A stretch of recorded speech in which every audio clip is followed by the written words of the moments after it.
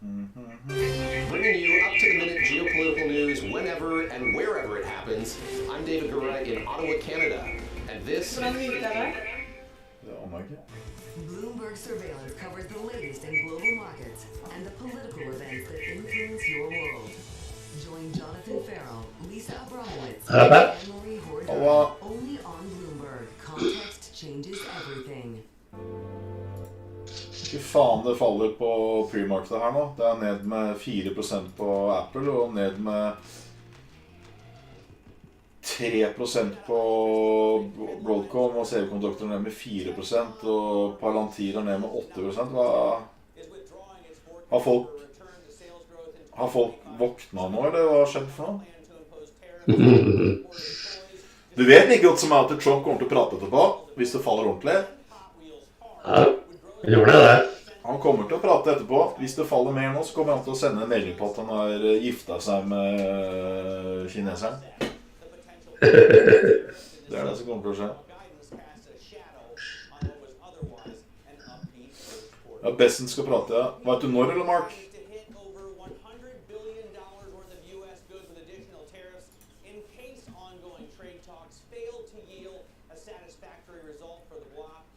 Og shorter han opp til det, Stig, så bra. Det dritbra.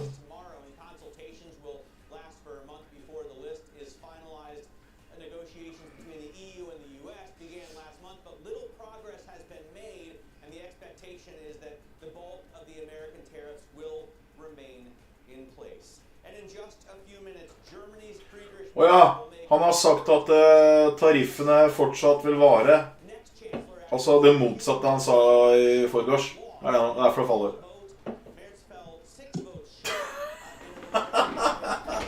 Har vi gått opp en uke på at han sier at det skal ordne seg med tariffene, og nå går han tilbake og sier at nei, det fortsatt 90 dager. Han jo helt koko. Hva det jeg visste? Jævla kødden.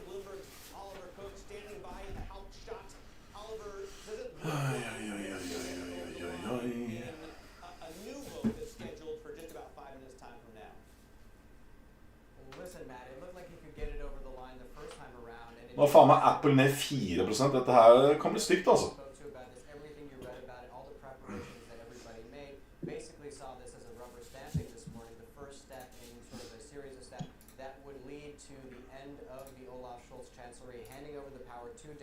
Gull går faen meg videre. 3004. Ja. Tipp må håpe å ha kalkulert ut fra forhandlingsperspektiv. Ja, det virker veldig sånn. Skal du ta tap hvis det faller litt til, eller skal du sitte? Jeg må se an markedet, men Nio, hvis du hørte hva som akkurat har skjedd nå, så sier Donald Trump at tariffene blir ikke i orden med det første likevel. De holder fortsatt 90 dager. Så alt som han sa hele uka nå reversert. Nå faller jo alt. Har du sett se pre-market da? Jeg har oversikt på pre-marketet på frontklokker. Se det da. Hvis det fortsetter så vi ned 5% før du skjønner det. Få opp og falle da opp til det. Ja, men igjen, vi har en president som snur markedet hele tiden. Det som Hans Lundberg sier, han en selger, ikke politiker. Ja, han en selger da. Jeg tror også han kjører på. Men det kommer like dårlige nyheter når vi falt 500 poeng, så snur vi. Nei, dette mye verre, Getson. Dette mye verre. Nå tariffen full fart igjen. Stikk motsatte. Det i dag verre. For nå har du både dårlig makro på torsdag forrige uke, og så har du tariffene som kicker inn igjen. Og jeg vet ikke om dere husker dette her, men Trump har sagt hver dag: jeg i dialog med Kina, jeg i dialog med alle, alle står i kø. Kina taper $5 billion every day. De konkurs. Det går til helvete. Alle elsker USA. USA skal opp. Han har sagt det hver dag nå. Og i dag så det stikk motsatt. Så får vi høre hva Bessent sier etterpå da. Han kommer sikkert til å si noe helt annet igjen som gjør at det går rett opp igjen. Men makromarkedet og makrobildet pisseråttent. Skikkelig dårlig. Jeg tror ikke la oss falle. Du, 1000 poeng, Gets. Jeg vet ikke om du helt skjønner det, ass. 1000 poeng er ingenting på Nasdaq. Det er 2 røde dager, det. Eller 1 rød dag. Det er ingenting. Du har falt 1000 før. Gått opp og valgt. Ja, det har gått opp flere På tusen. en dag, det er helt vilt, altså. Jeg vet ikke mye, men i forhold til traden vår. Vi satset jo på at det skulle komme dårlige tall som kom. Vi satset på at makroøkonomien var dårlig. Det kom en dårlig makroøkonomi. Vi satset på alt. Alt det skjedde. Donald Trump har pratet det opp, og nå sier han det motsatte. Nå må vi forholde oss til hva han sier. Nå sier Donald Trump at tariffen er full på igjen. Han har sagt hver dag i hele uka at den er av. Nå er den på. Nå har han ombestemt seg. Ja, og som vi har sett, så prater det rett opp igjen til 4 år. Ja, det stemmer, Gitson. Det stemmer. Jeg tror det er litt begrenset nå hvor mye han kan faktisk få dette her til, for nå tror jeg folk er drittlei. Det blir gjennomskuet. Han må jo bli gjennomskuet nå, ja. Er det ny del også? En ny del nå. Men det åpner opp om 10 minutter for sånn, sikkert sånn lite trøkk opp. Hva var nyheten som kom, sånn enkelt forklart? Enkelt forklart, så har han tatt tilbake alt han har sagt i en uke. Tariffen har fortsatt fullt på. Enkelt forklart. Så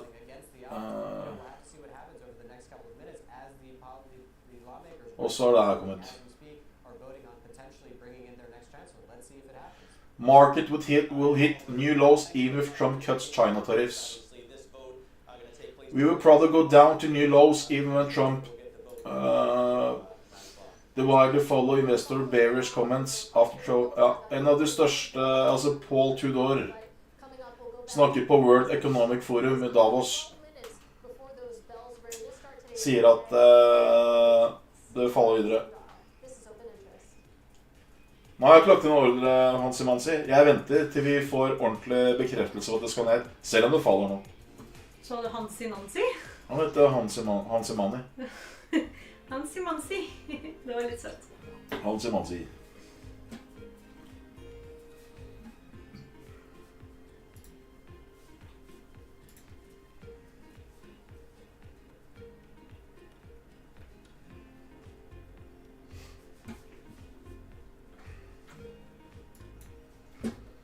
Vi kan jo falle ned som første gang til 19.500 i hvert fall. Så man bryter gjennom 19.370. Og så detter vi hele veien ned. Vi får bare se da. Men Apple alene er jo ned 4% der. Det er mye, ass. Apple er ned 4%. Microsoft leverte jo bra tall, så det er ikke klart den ikke faller. Nvidia er ned 2, så har du... Nvidia vekter jo... Er mye Nvidia vekter av hva?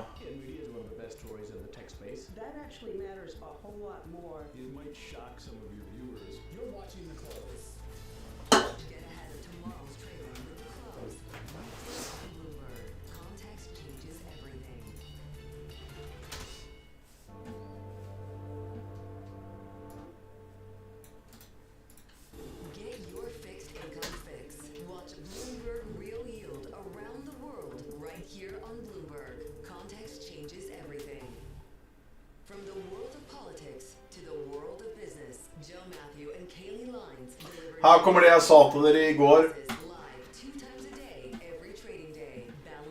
Her kommer det jeg sa til... Nei, 3 dager siden sa jeg dette her.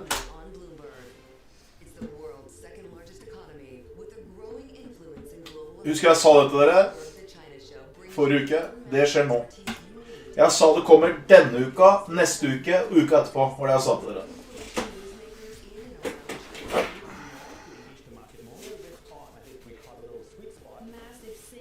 Nå kommer akkurat det som jeg sa. Så får vi se da, om han klarer å snakke det opp igjen i dag. Det vet jo ikke jeg da. Skal du ha brus? Det var en par dager der. Botox, når du vet sånne nyheter skal komme, hvorfor venter du ikke til nyhetene kommer? For du vet aldri når nyhetene kommer. Det er litt av greia med trading, da må jeg være før alle andre. Problemet mitt noen ganger da, er at jeg er litt tidlig ute. For det er sånn hodet mitt er skrudd sammen. Så jeg er litt tidlig ute noen ganger. På godt og vondt. Jeg kan garantere dere, det jævla mange i går som kjøpte på topp i går, før det falt. Nå sitter de 500 feil på en dag. Tenk deg de nå.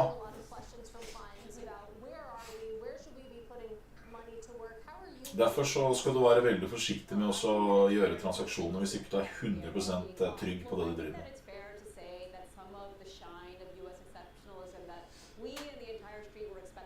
Jeg ikke en spåmann. Men det veldig mye lettere for meg sånn på aksjer. Der det veldig fordel å være tidlig ute. Men på indekser ofte så det litt sånn både og da. Det derfor man bruker tekniske tillegg. Men dette her ser jo blodjævlig ut. Apple jo nå... Skal sjekke Apple. Og jeg kan si dere en ting. Husker dere Roger Berntsen i går, som mente at dette her skulle rette opp? Og han jævla flink. Ikke sant? Alle tar feil i perioder. Det helt ok det.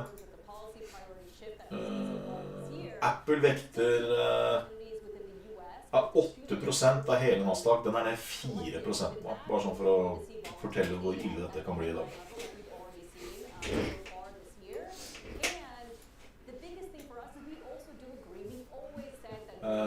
Og den ene traden jeg har inne nå i short, den jeg snart i pluss på. Jeg kommer ikke til å ta gevinst på den heller. Det virker som det var mer enn i dag klokka 24 nå. Ja, vet du hva? I natt så sov jeg, for jeg ga opp i går. Jeg var så utenfor i går. Så i natt så sov jeg. Jeg så bare på grafene klokka 4 natt, tror jeg. Så sov jeg. I går så bare ga jeg opp. Jeg gidder ikke mer. Donald Trump hadde pressemelding om Ukraina og Kina når han skulle prate om NFL. Bessent pratet piss. Så i går så bare tenkte jeg at dette gidder jeg ikke mer. Og så fikk jeg så mange henvendelser på Telegram og overalt. Jones, hvorfor kjøper du ikke? Hvorfor trader du ikke? Jeg orker ikke. Så jeg bare la meg opp. Tok ta på profiten. Ja, men det helt greit. Det kalles risk management, og det helt ok. Ta litt tap av og til. Husk på, nå vi et marked som veldig spesielt. Alt av makrotall, alt ser helt båndjævlig ut. Jeg har sagt det nå i faen meg en uke. Nå faller det som faen her.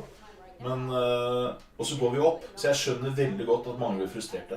Jeg forstår det veldig godt, for det folk flest, og så ser jeg ut som en sånn bola skjeggape-utligger. Så jeg skjønner at hvordan kan jeg vite alt jeg vet, og sikkert helt idiot liksom. Men her det eneste jeg kan. Jeg kan ikke noe. Jeg kan bare dette her.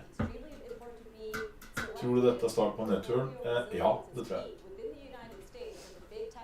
Jeg tror det vi hadde i forrige uke, og teknisk også, så passer det helt perfekt ut fra hva Stig sa. Vi skal også tappe opp på 2002 eller 2003.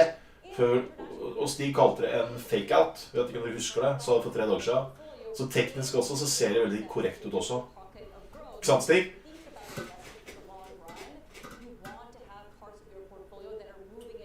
Ja, han tweetet jo ekstremt mye i går. Ja.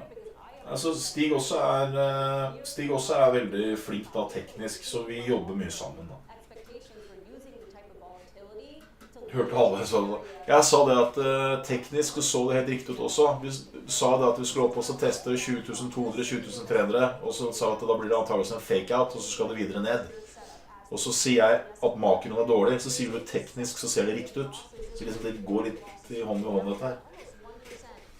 Skal ikke ta intervjuet i morgen, for han kommer til å få ganske mye harde spørsmål. Det jeg tror da, dette min mening om Powell. Jeg tror Powell kommer til å gjøre, jeg tror han kommer til å gjøre oppgjør mot Trump. Jeg tror Powell kommer til å si i morgen, vi følger markedsdataen tilsier at vi ikke skal sette ned renta. Da går han imot Trump, da forteller han verden at jeg blir ikke presset på Donald Trump. Donald Trump kan ikke presse meg. Det det jeg tror han kommer til å gjøre i morgen. For det siste runden han Fed-sjef. Så jeg tror han kommer til å også gjøre et poeng, for Trump har snakket dritt om han nå i et år. Jeg tror han kommer til å gjøre et poeng og si at nei, Trump har fucket til markedet selv, men ikke med de ordene da. Så kommer han til å si, Trump har fucket til markedet selv, det får han ta ansvar for. Jeg jobber min som jeg skal gjøre. Jeg tror det essensen hans blir i morgen. Det det jeg tror. Jeg tror ikke det blir rentekutt. Han kommer til å legge skylda over på Trump, for det er han som har satt i gang det helvete-greiene her. Å, fy faen, nå gjør de 1700 da. Oi, nå gjør faen han det mye her. Ikke nok, men.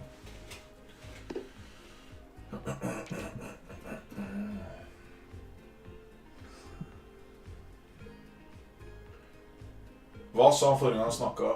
Folk sier vel lilla slips, markedet skal opp og gult skal han ned. Nå åpner vi 2 minutter. Nå kan du komme opp og ned og være her. First time, got to many times go visit with Steve Jobs to try to get an Apple box to be our box. And we were trying to merge boxes. And of course they have Apple TV, we have our box. Never actually happened. In one of the meetings he said, well, you should give up because we're going to win that. You should put Wi-Fi in all your boxes. And that's how you win. You should be the best pipe. And he said the best dumb pipe. So I went home, went to our chief technology officer and said, what's Wi-Fi? And today we have the nation's biggest Wi-Fi network. And we have more customers. And 90% of your cell phone usage, 90% is Wi-Fi. Hva sa han forrige gang han snakket? Han sa akkurat, sa bare det at økonomien har ikke kjørt seg ned enda, fortsatt sterk. Ikke noe vits å kjøre rentekutt. Det har bakt inn 4 rentekutt i år. Det det han sa forrige gang. Donald Trump sa noe helt annet. Donald Trump sa at Fed kan ikke en dritt. Donald Trump kan mer om renter enn Federal Research kan. Det var det han sa. Det var det Trump sa. Han sa han var dum. Så sa han at jeg kan mer om renter enn hva Fed kan. Det var det han sa ordrett det. Welcome back to the opening trade. This is Bloomberg Technology. This is the Asia trade. This is Wall Street Week. Welcome to Balance of Power. This is Bloomberg Television. U.S. jobs numbers are released. Bloomberg has the report and surveillance with crucial data. Hva sa Pavel han sa? Det var akkurat det han sa. Han sa at økonomien er for sterk. Vi kan ikke sette ned renta. Det var akkurat det han sa.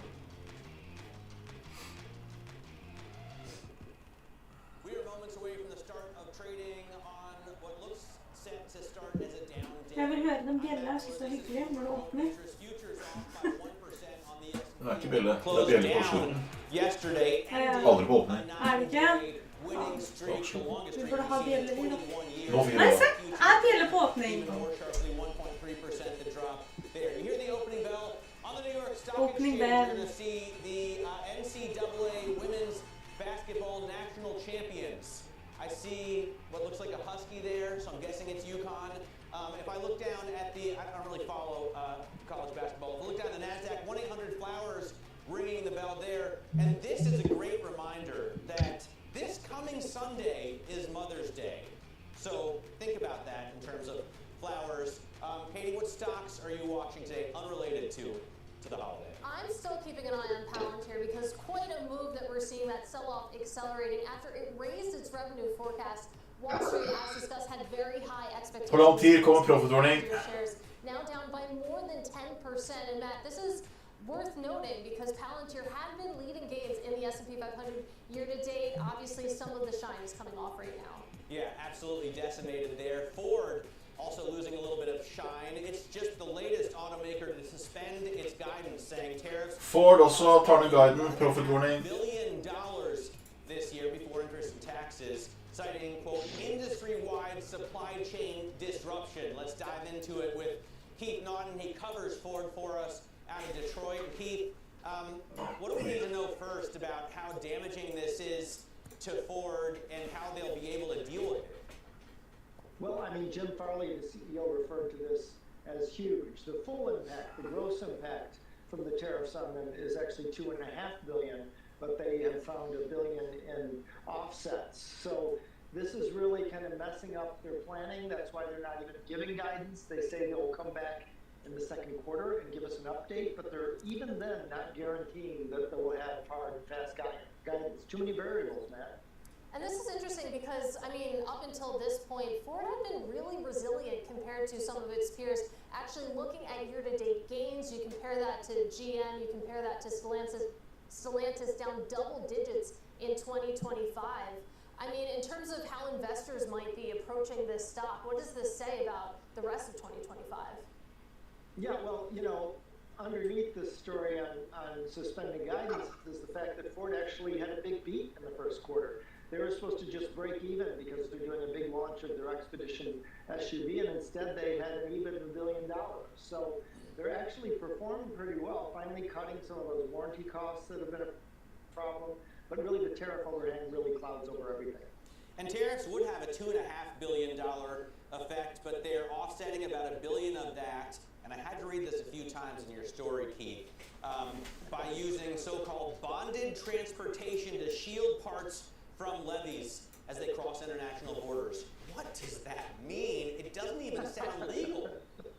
It doesn't, does it? Well, you've heard the story about car seats crossing the Canadian, Mexican, U.S. borders several times as they're being built because so many different parts come from so many different places.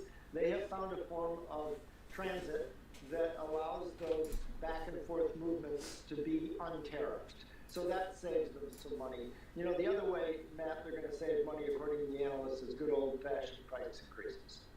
All right, Keith, really appreciate your reporting. That is Bloomberg's Keith Naughton. I will point out that Ford shares actually inching back to unchanged right now, Matt Miller. They had been down over 2% in the pre-market. It'll be fascinating to see how they settle up today. But And they're up year to date yes. as the broader index is down. Yeah, exactly. So they've actually done okay in this environment, especially relative to some of their peers. But let's broaden out this conversation because still with us, I'm pleased to say we have JP Morgan Private Bank Head of Alternative Investment Strategy, Sitara Sundar. And I just want to ask the broad question. You think about this market, it feels like trade policy, tariffs, that uncertainty, it touches every single industry. But is there anywhere to hide right now? Is there anywhere that is really sort of insulated from some of the headwinds that we keep talking about? So I think that it's difficult to say that because we don't know what the future policy in terms of like trade, fiscal, the confluence of different factors are going to be in the future. I think it's difficult to say that there's going to be one specific place to hide. However, I do think, we were talking about this a little bit earlier, that there are ways in terms of how we're advising clients to create a portfolio that is resilient across market cycles. And that concept tracks in public markets and it tracks in private markets as well. And that's how we've been talking to clients. So what does that mean? On the portfolio resilience front, it's the international diversification point. It's the diversification within U.S. equity markets to ensure that you have growth and value exposure, tech and defensive exposure. And especially within the tech side, leaning a little bit more into software versus semiconductors, where the tariff and the looming uncertainty around what the tariff impact is going to be on the hardware side, coupled with the fact that we've seen a shift, or what we perceive to be a shift from the hardware to the agency side, the application software side. So building resilience that way. But even when we think about the private markets and advising our clients, infrastructure is an area that we've been leaning into pretty heavily, honestly, for the bulk of this year and last year as well, because you have two different things. One, from a resiliency perspective, infrastructure tends to be pretty durable over time. You have inflation protection that is embedded within these really long-term contracts. And then two, when you think about these secular trends like artificial intelligence and the amount of money that is likely going to be inputted and invested into the energy infrastructure, digital infrastructure, and power part of the ecosystem, which is now 60% of global infrastructure, you have a secular tailwind,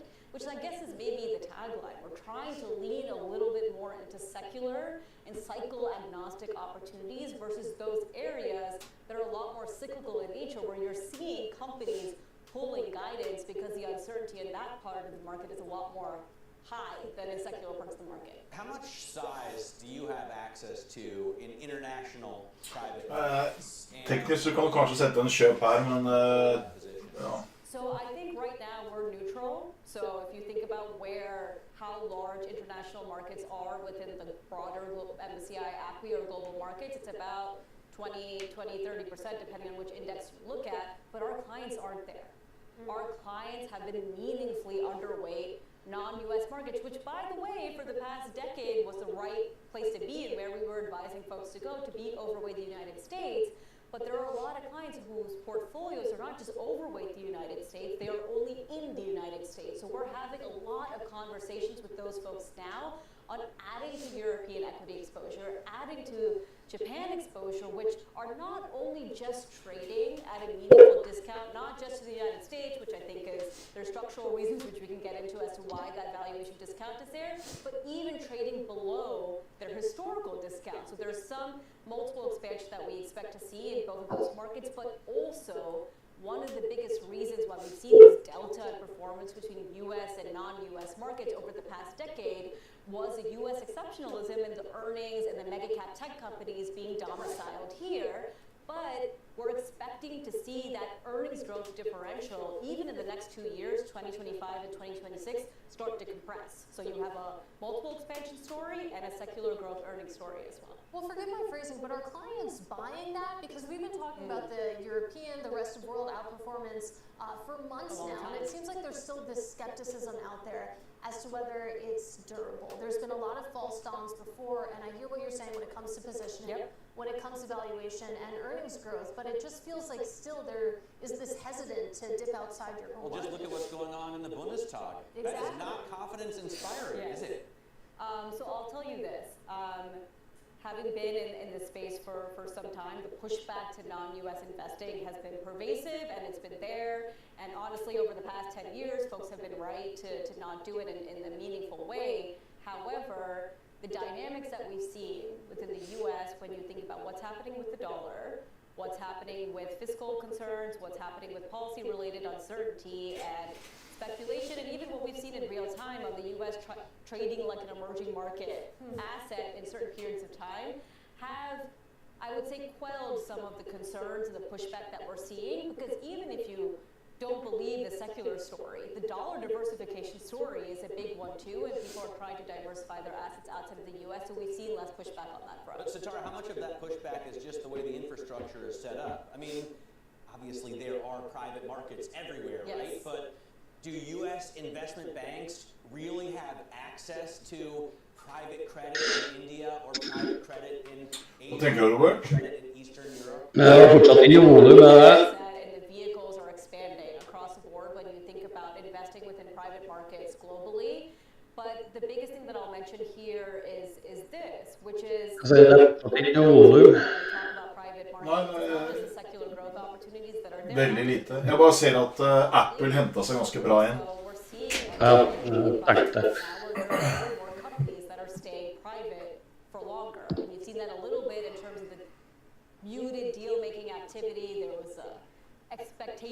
Hvis vi lager ny bunn her nå, så det ganske negativt. Da klarer vi ikke ta imot, da bryter vi bare videre ned.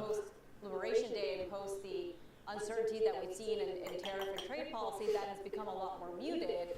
But that idea of a majority of the companies in the United States being private, and therefore you want to make sure that you have access to the real economy at the end of the day, and private markets is a big way for our clients to be able to do that. That story exists within Europe and Japan as well, and like the APAC region, where a majority of the companies in those areas, not just staying private for longer, but a majority of the companies in those markets are private. So when we think about portfolio resilience over the long run, ensuring that you have access to the actual return and earnings drivers across the board is going to be extremely important, and you need access to publics and privates to be able to do that. All right, Sitara, we have to continue this conversation soon. Really great to see you. That is Sitara Sundar of JP Morgan. Meanwhile, we have some other movers on our radar because DoorDash is buying British delivery company Deliveroo, as well as U.S. restaurant hotel reservation company 7Rooms. You can see shares down almost 8% or so as traders digest some of the price tags there.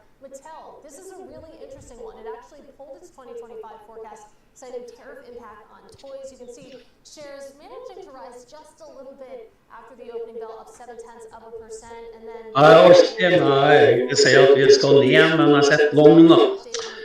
Jeg har prøvd med en Fibonacci på det siste legget, og det vil da si at hvis den går ned til 61,80, så vi på 18,540, og da vi like over det gapet. Så da blir vel det tatt ut om, men det skjer jo ikke i dag da. Mark Lipschultz. And happening right now, German lawmakers are voting again on the next chancellor hours after Friedrich Merz didn't get enough votes in the first round. You can continue to follow the vote in real time by going to Live Go on your terminal. You can see those Germans casting their votes in a secret ballot. This is Open Interest.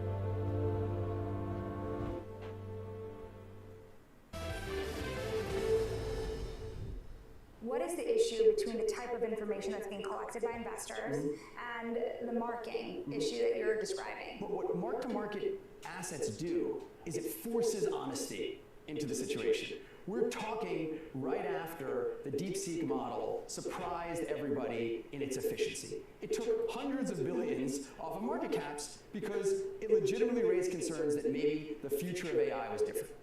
I guarantee you that if you look at other portfolios that aren't marked, they didn't move. If private assets are going to eat the world, as they say, with the equity market halving in the number of names, you come to a world that is increasingly an echo chamber. Imagine you have a firm that has some public assets and some private assets. If you see your public assets in AI going down by 20%, you're going to be thinking very, very deeply about what your private assets are worth differently than someone who just has the latter.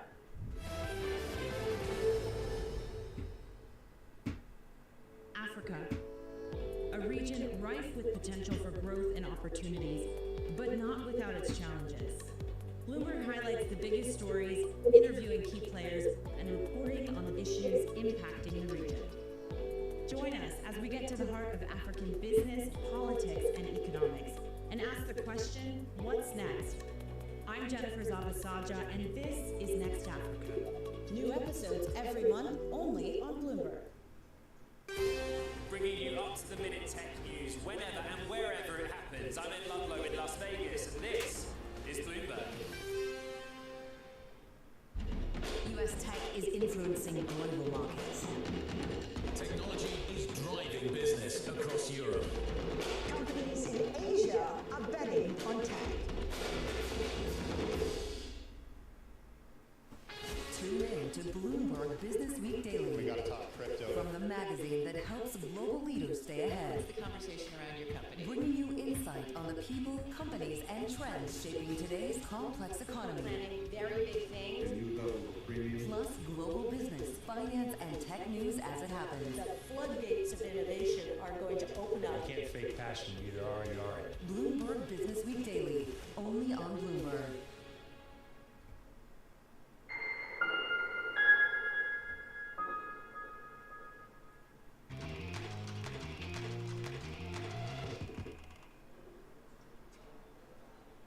I'm Shanali Batsick, and this is Bloomberg Open Interest. I'm here at the Milken Institute Global Conference in Beverly Hills. Joining me now, Mark Lipschultz, Blue Owl co-CEO and co-founder. And it's an interesting time to talk to you, Mark, because you heard it from the Treasury Secretary. He's got his eyes on private credit. More activity has moved out of the banking system into firms like yours. What did you make of his remarks? Well, it's great to be I couldn't be in a better place than with you at Milken. And what incredible people here talking. You know, I think the role of private credit, which is acknowledged in those remarks, is a good one for the economy. Of course, we want a healthy banking system, and you and I have talked about this. We're happy to have banks in the market and be active. But private credit has clearly proven its mettle and proven its worth. We are a big part of stabilizing available capital in the marketplace. And you can see it over the last 5 years. Every time there's been a meaningful disruption, and the public markets, even this last month, right? We had syndicated markets go for the longest time in 10 years without launching a syndicated transaction. We're open for business, we have capital, and we're lending. Well, to that end, it's interesting. A few days ago, you had told me when I asked if there are restructuring opportunities, will you step in? Will you step in with large dollars into those types of financings? And you unequivocally said yes. So my question is, how much do you think you're going to be deploying this year in terms of helping companies navigate this storm? Yeah, and I love that phrase because that's what we often talk about. It is about navigating the storm, and storms come and storms go. It may be severe, but the key, of course, is to navigate to the other side. So we're very available, very front-footed. We're lucky because our portfolio is in great shape. So we start from a really healthy place, and we have a lot of capital to invest. So we'll be very active. Now the question, of course, will be how big is the storm, and that's hard to know. But that's also, again, from a Blue Owl point of view, sort of why we exist, which is to deliver for investors results that are stable, predictable, protected from that kind of storm. What type of storm do you expect? You know, look, sitting here today, trying to be bottoms up and data driven, at this point, things are still going well. Companies are still performing well. Now, we're a very domestically focused firm. So I always like to acknowledge, one's perspective obviously influences, the view. And so from where we sit, we have most software is a big part of our business. Software doesn't have a supply chain. We have insurance services. We have business services. We have healthcare services. And so these are really domestic-oriented businesses that are less impacted by the sort of vicissitudes, magnitudes, timing of every trade deal. Now, of course, the global economy affects our business. But sitting here today, companies are really healthy. I looked last quarter, and on average, the EBITDA growth in our portfolio was higher last quarter than the quarter before. So let's talk more about the potential impact here of tariffs, because over and over you're seeing one CEO after another say, okay, we're getting a clearer picture generally that tariffs will be higher, that they might be lower than those initial Liberation Day shocks that we saw to the system. Where do you think this ends up? How do you plan for it? And do you like it? So I'm hopeful that we will see some trade deals. And I don't think it's overly optimistic to say soon. And of course, we heard that from the Treasury Secretary and other officials from the administration. There's clearly a lot of dialogue. Går ny lov nå. And I think some early trade opportunities with Korea or with India would be really significant to advancing us down this next phase of the post-Liberation Day resolution. So it's interesting because when you hear the words from the Treasury Secretary, a lot of Wall Street has taken a lot of confidence in him. They have really hung their hat on his plans. Now, it's interesting. The bond market is actually telling a different story this week. You had a 7-day decline in the 10-year, and then you've had a 4-day increase. We're watching day by day now because it is reacting. It's maybe the most important Tidningen stikker av. what's happening with the administration as it pertains to Wall Street. 435. Gull holder seg greit. Is where we are today. Krypto If faller. you were a betting man, is that higher or lower in a year from now? So I built a business. Alt peker at det skal videre ned. Med mindre Trump prater etterpå. Bare ha det jævla klart, da. Trump kan si noe etterpå. Hvis det faller mer nå etterpå, så kommer det til å bli pressemelding. We are fantastic. China is fucked. We will go up. Og så går det opp etterpå. Hvis han holder kjeft, så faller dette til nye bunner.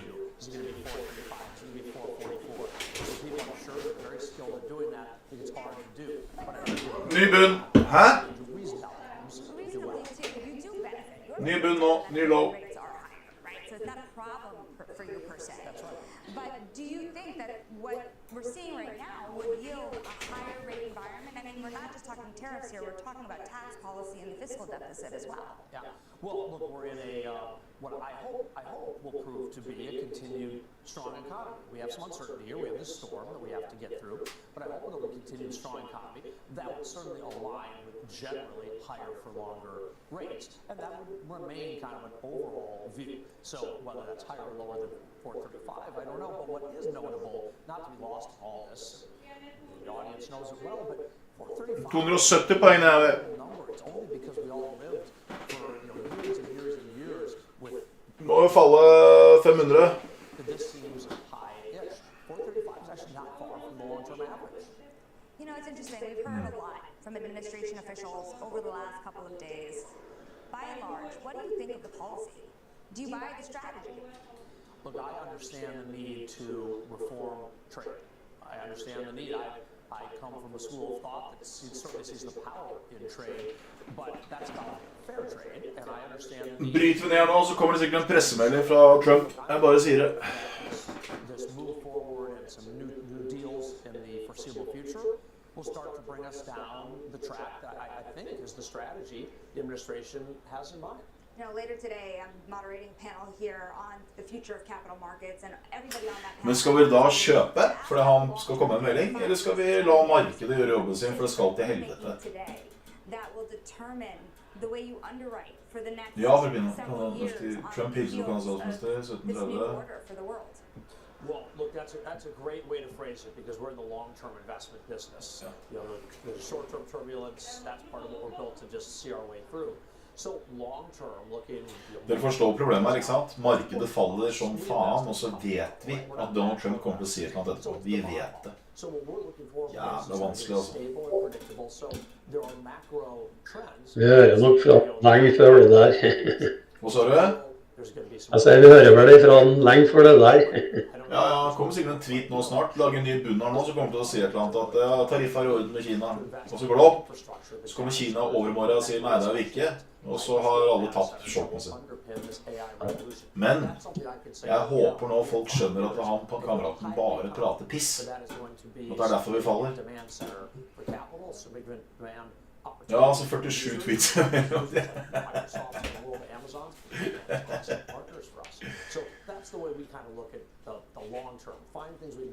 håper det, Slumdog, for jeg har sett ut som en dust i en uke nå.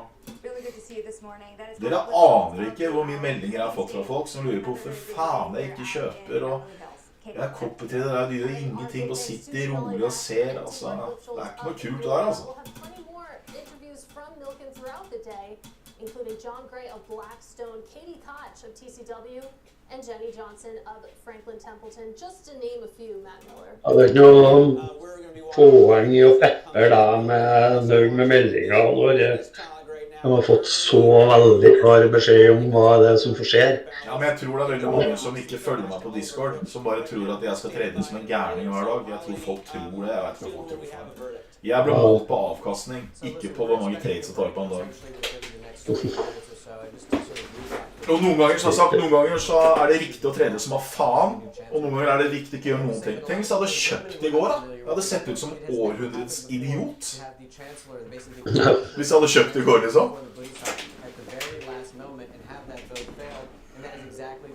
Nei, det er sant for pinne. Several hours in which they were debating whether or not they could have another vote today. Potentially, they thought it was going to delay it to tomorrow or later in the week. They are Og det her jeg sier nå, det er bleina meg. Det der, det sa jeg for 3 dager siden. Det der, det greiene der. 3 dager siden sa jeg det. Og nå faller vi på det. Skulle falt for en uke siden. Sort of what the political message here, whether it was from the SPD who were not happy with some of the compromises, the left of the coalition, was it from the right, the further right wing of the right party? Nå var nede og testet ny lov. Jeg må hente hodet på meg, jeg har så huket der. It ushered a new era in for the political German establishment, one that took us away from high instability from the three-party coalition into this two-party coalition of stability, of fiscal spending, and dealing with all of the challenges with the German economy, and that did not happen today. We'll see if it happens in the next 20 minutes. All right, Oliver, appreciate your reporting. That is Bloomberg's Oliver Crook joining us from Berlin. You can continue to follow the vote in real time by going to LiveGo on your terminal. Meanwhile, a quick check on these markets. The S&P 500 down over 1% right now. We're hanging out near session lows. It's a wipeout across the board. On the S&P 500, only 62 stocks in the green right now, Matt. So really broad breadth when it comes to this sell-off. Yeah, we had breadth on the way up, and now we're looking at breadth on the way down. I wonder if there's an opposite of this slide breadth thrust indicator. We come back. Treasury Secretary Scott Bessent is set to testify at a House Appropriations Committee hearing. We're going to bring you that live in the next hour. This is Bloomberg.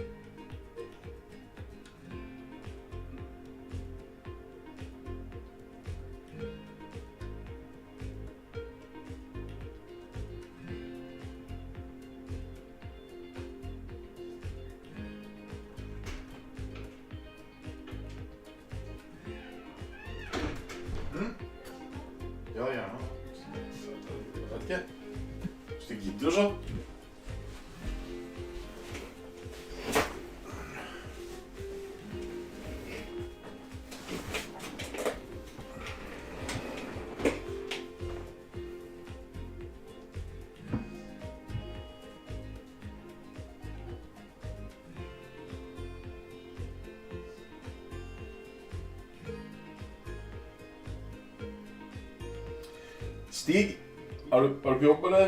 Ja, det er du sikkert. Kan du se hvor mange som har long og short i dag på statistikken? Kan du se det, Robert? Political volatility emanating from the United States perhaps undermine the bull case for Mexico. Is that a scenario you've plotted out? Bra, fall, sier Ray. 2K. Ja, skal du ha 1000 poeng til. On the macro side, it is a very 55 long og 45 kjøpt. 45 long? 55 long. Samme med posisjonsverdi. Ok, så det er 55 som er long nå. Du fremstår så profesjonell som du viser, ikke til noe annet de som ikke forstår det, vil forstå det. Tusen hjertelig, Pro. Det setter jeg veldig pris på. Tusen hjertelig takk.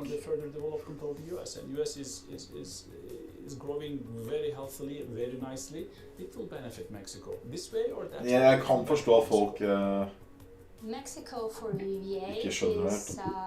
a source of resiliency of earnings, and it generates and complements the diversification that we have from the footprint. But there's another topic that is very important, which sometimes we don't focus a lot about, and why we're so convinced that Mexico is going to continue to do well, which is the leverage in the country. Because the leverage in the country is only 33%. And when you've seen Mexico grow, her er pluss på den ene shorten min, her. Jeg kan sette den til dere der, så dere kan se. Her er jeg pluss på shorten. Det er 670, 71, 70. Der er jeg pluss på den shorten min.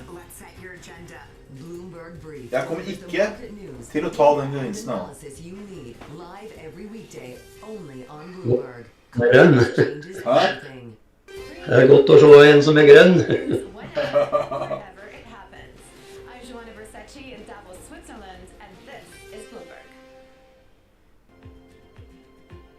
Sentimentanalyse. Det var bra navn, det likte jeg. Vil du kjøpe K-kvartal fremtid? Jeg har ikke så mye å si. Jeg tror ikke de tallene vil gjøre det ene eller det andre. Det er hele segmentet som kommer til å dra dem oppover. Med restrukturering, bilindustrien, rentekutt, alt. Swap penger minus. I know. Nå jeg kommer til å sitte med fortsatt, Reiki. Halla, Stig. Hello. Vi har savnet deg. Hei, Robert sa at det var 55 long, 45 short. Hvordan ser statistikken din ut på de du bruker? Jeg sendte jo bildet på chatten. Hva faen? Jeg er ikke med. Der da. Sentimentanalyse. Jeg leser jo ikke. Omtrent samme. But over the weekend, when President Trump was asked if he will talk to Carney about making Canada a Han fin en shortman I natt, synes jeg. Du traff bra der, da. Ja. Så bra ut der, ja. Har du tatt den, eller sitter du fortsatt? Nei, jeg tok den på litt over 200 points ned. Jeg hadde 200% på den traden, altså. Ja, det er dritbra. Gasser du på noe jævlig, eller? Nei, jeg har risikert 15% på den der. Ja. Det er noe som jeg gønner på litt ekstra, den så jævlig fin ut, så tar jeg litt ekstra I. Ja, for det var litt risk, da. Ja. Ja, jeg gjør som regel ikke sånne risky trader, det gjør jeg ikke, men når jeg så sikker på at jeg skal ned, da tar jeg litt ekstra. CBS's Christina Fan reports. If you show up to the airport tomorrow without a valid ID, the Department of Homeland Security says to expect delays, additional screening, and also the chance that... Det blir spennende om vi klarer også å lage... Vi kommer til å dette ned til 19.500 da. Det kan jo fort skje. Israel's military has launched airstrikes against Iranian-backed Houthi rebels in Yemen. Sikkert Trump ute og twitterer igjen. Skal vi sjekke her. In the capital.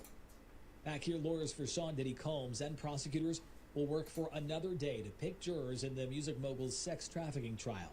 CBS's Sharika Duncan has been in court. More than 24 potential jurors were questioned yesterday. They ranged in age from early kommer 30s sikkert to snart. mid-70s. They were asked about their experience with domestic violence and Kjøp en sexual K for assault, 8 and kroner, if they had eller any tror du det går views ned i on morgen? hip-hop artists. Jeg tror And court totalmarkedet skal said ned i with his morgen, lawyers hvis dette wearing a fortsetter. sweater over a Men jeg tror det kan være smart også bare hamstre litt på koa, bare sånn sakte, men sikkert.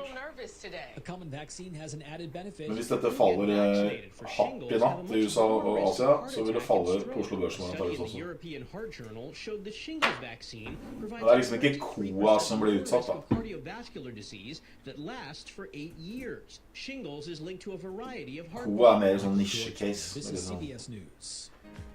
Det er ikke den jeg har vært mest bekymret for, tror jeg.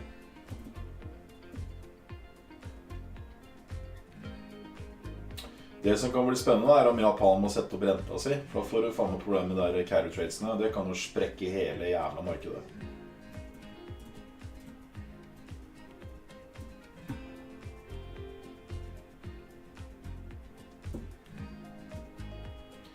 Det er et spørsmål.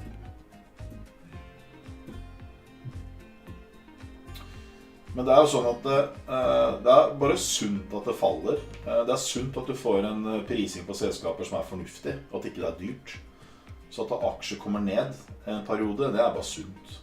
For da kan du på en måte begynne på nytt igjen, holdt jeg på å si. For sånn som det er nå, så er det veldig mye av disse selskapene her som er så jævla høyt priset, at det er jo klin umulig å regne med. Spesielt tech-sektoren. Og så er det stikk omvendt på Russell 2000. Der er det jo masse aksjene er jo priset til konkurs omtrent. Så det var veldig sånn A Kentucky det var woman veldig finds diff, herself da. stuck with thousands of dollars worth of unwanted lollipops. Vanligvis da, så er jo indekser safe. Nå er det ikke det lenger. Trump melder garantert noe til møte, eller melder for et år for eksempel at Trump tar med midler. Ja, garantert. Jeg har funnet seg på kontoen at det finnes noe just det. Jeg kunne tenkt meg også senke eksponeringen, men vil ikke ta tap. Jeg venter på å ta tap mindre, sette ned penger, vil jeg se det sikkert ikke each on Amazon. LaFavor's asked for a refund, was turned down. Then she found some people willing to buy some of the dumb. Jeg hadde satt en mer The situation is over. Du må se på marginene fremtid. Hvis du har bra marginer, så gjør det ikke noe å sitte litt minus. Sold to charity. Steve Kathan, CBS News. Former Vice President Kamala Harris made an appearance at the Met Gala last night. In an interview with Vogue Ja, han Paris snakker ahead godt of the piss. event, she emphasized the importance of art and how it intertwines with politics. Matt Piper, CBS News. This is Bloomberg Intelligence with Alex Steele and Paul Sweeney. The real outperformance has been in U.S. corporate high yield. Are the companies lean enough? Have they trimmed all the fat? The semiconductor business is a really cyclical business. Breaking market headlines and corporate news from across the globe. Do investors like the M&A that we've seen? These are two big-time blue-chip companies. The window between the peak and cut changing super fast. Bloomberg Intelligence with Alex Steele and Paul Sweeney on Bloomberg Radio. Good Tuesday morning from the Bloomberg Interactive Broker Studio in New York City to our worldwide audience. We're also streaming live on YouTube as well. Alex Steele and Paul Sweeney. This is the Bloomberg Intelligence Radio program. Coming up, we're going to check in with Ira Jersey, Bloomberg Intelligence Chief Interest Rate Strategist. What's his Fed going to do? How are they looking at some of this economic data that we've been seeing over the last several days and weeks? Oliver Crook, Bloomberg Europe correspondent, will get us the latest reporting coming out of Germany.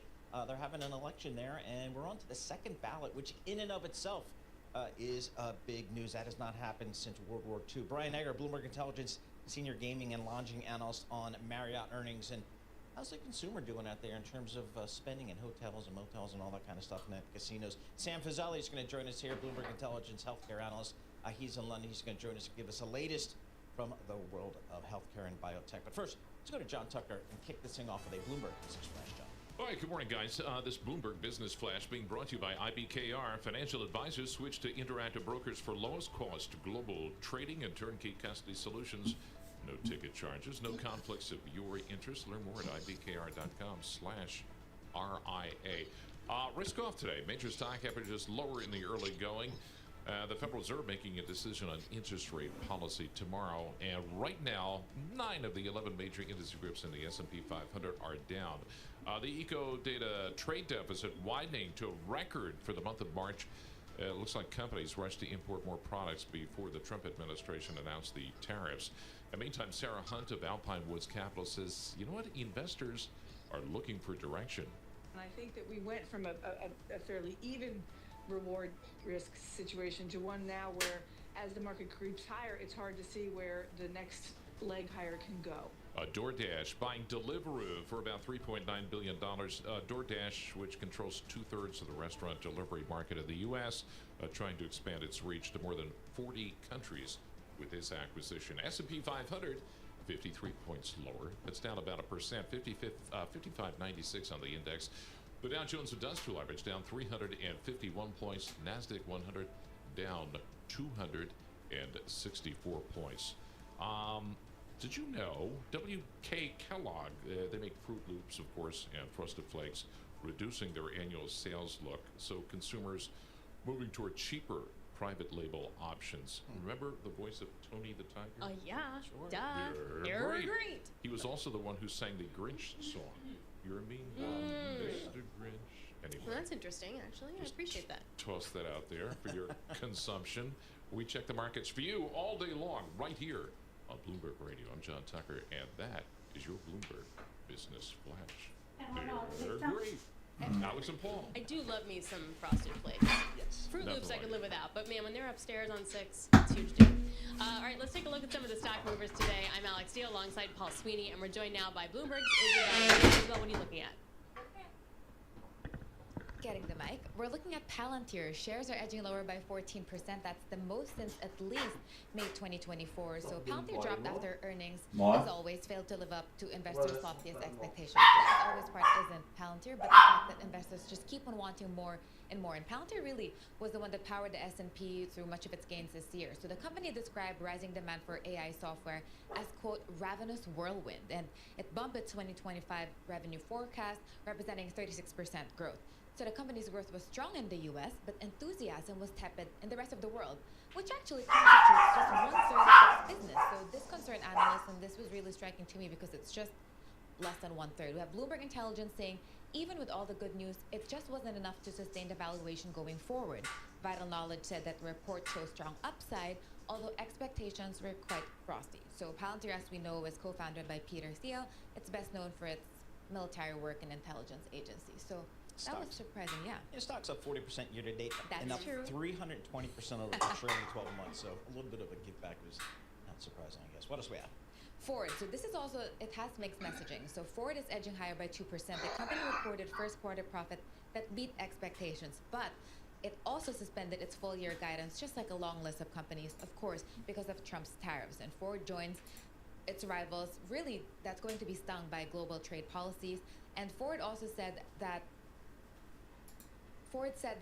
it expects the levies to reduce 2025 adjusted earnings before interest and taxes, and it gave a number. It expects that to reduce its impact to $2.5 billion. So this is why I think it's not as down, because we have Jefferies saying that we felt management handled the public call better than previous events. We have Barclays saying that, okay, while guidance is pulled, there's favorable cost commentary, and they expect that they will have more clarity in the years to come, in the months to come. And Ford did say that they plan to provide an updated outlook when it reports its next earnings. I mean, there's always the trade too. Like, is it just already baked in, right? Is the bad news baked in, or it's not as bad as potentially expected? All right, last up, what are you looking at? Constellation, right? Constellation Energy, definitely. It's edging higher by almost 8%. So we have the stock reporting adjusted profit and EBITDA that fell short of expectations, but the company maintained its full year profit guidance. So I think that's really what's boosting investors. And the midpoint of the outlook is missing the average estimates, but still we have Bloomberg Intelligence saying that the group's performance will likely hinge on outlook for data centers. And in April, BI wrote that Constellation controls more than 20% of U.S. nuclear capacity, and they're going to be one of the biggest beneficiaries of the Inflation Reduction Act. Yeah, I was talking to a CEO of a utility company, and I was sort of pressing him on, will we see big nuclear plants again? Like, and he's like, maybe. Right. Which would be an insanely different picture than it has been in the last couple decades. Yeah, I'm kind of like, some of those people come in and they pitch you some of those smaller nuclear modular. That seems reasonable. So strategy. yeah, they're called SMRs, and the idea is that they're Huh? designed sort of. not Ja, bespoke, er det right? oppe nå? So you can be like, I'm going to build it here and then plop it down over there. Okay. Build one here and plop Greit. it down Jeg in må være her, another jeg. location. But that's not necessarily proven yet on an economic basis. Can you really scale it up? Is it actually efficient? Bare gi beskjed. Sounds like cool technology to me. All right, Isabel Lee, thank you so much for joining us there. For more conversations like this, listen to our new Stock Movers podcast. Subscribe for 5-minute episodes of the biggest winners and losers in the stock market. Listen to Stock Movers on Apple, Spotify, or anywhere you get your podcasts. Let's go to Ira Jersey, because we've had a lot of economic data. We've had bonds in the treasury market. Ja, get sånn er det. Moving around, yields moving around. Nå kom det nye banksystemer I går og foregårs som jeg så. Ira, what are folks in your market, the treasury market, what are they looking at these days? What's kind of the trade, the prevailing trade, do you think? Well, there's not a prevailing trade in the long end. You know, people have been making a big deal about, you know, the bond market selling off a little bit the last few days. But really, we're stuck in ranges. If you look at the long bond, the 30-year Treasury, we're probably going to stay in 4.60 to 5% range until we get some clear picture as to what the tariff situation and how that's going to affect inflation is going to be, and also what the Fed's going to do, because there's still a lot of uncertainty around both monetary policy and the economic effects of some of these other policies coming out of the Trump administration. So I suspect range-bound markets. The front end, though, you know, when you look at like 2-year yields having gone down a bit lately, is a sign that the Federal Reserve might ultimately be cutting interest rates at some point this year. You know, currently we're priced for a cut come July. I think that might be a little bit too early, but nonetheless, you know, that's what the market's currently pricing. So Ira, yesterday we got a 3-year. It seemed to be okay. The demand was there as long as yields were a little bit higher, and we get the 10-year today in an auction coming at 1 p.m. What's been your takeaway on the auctions? Yeah, so auctions, you know, we had a really bad 3-year auction last month. It was in the middle of all of that volatility. So I think the fact that we had an okay 3-year auction yesterday, as you said, Alex, like that was as average as you could get. In fact, our model gave it a B grade. So you know, pretty average there overall. The 10-year, I think, will probably go okay. There's this big question about whether or not overseas investors are going to be participating as they have in recent years in the long end and long end auctions. Keep in mind, the foreigners have only been about 10% of the demand at different treasury auctions, 7-year, 10-year, 30-year in particular. So if that slips to like 8%, it's probably not a big deal. But if that goes way down, right, that goes down below 5%, then that means that someone else has to be picking up that demand, and that means that you'll probably have to do so at higher interest rates, at higher yields, in order to attract those incremental buyers domestically. I don't think that that's likely today, but that is something we have to look out for as we get more and more supply going into the summer months. Yesterday, Ira, Treasury Secretary Scott Bessent at the Milken Conference touted the U.S. as the, quote, premier destination for global capital. We've seen a lot of volatility in the Treasury market. We saw some folks were saying some international selling. What's your market telling us about, I guess, international investors' appetite for U.S. Treasuries? Yeah. You know, what's interesting, everyone keeps on saying, like, you know, what happens if international investors kind of stop buying? The international investors that in the financial markets, as opposed to like the real economy, you know, Secretary Bessent was talking about people bringing capital over here to build factories and the like. But when it comes to portfolio flows, it's really been private investors that have been big buyers, and that's where some of these trade flows and some of the angst around all of the tariffs is really showing itself. So we have, you know, I talked to a number of overseas investors, and they're like, look, we're just slowing down our purchases, but there's economic reasons that they want to buy treasuries, and that's because if certain investors buy treasuries and then hedge back their currency risk, they can still make more money buying treasuries than they can their local government bonds. And I think that until that situation changes and shifts, there's still going to be at least some incremental demand for treasury securities as long as it's economically beneficial to the investor.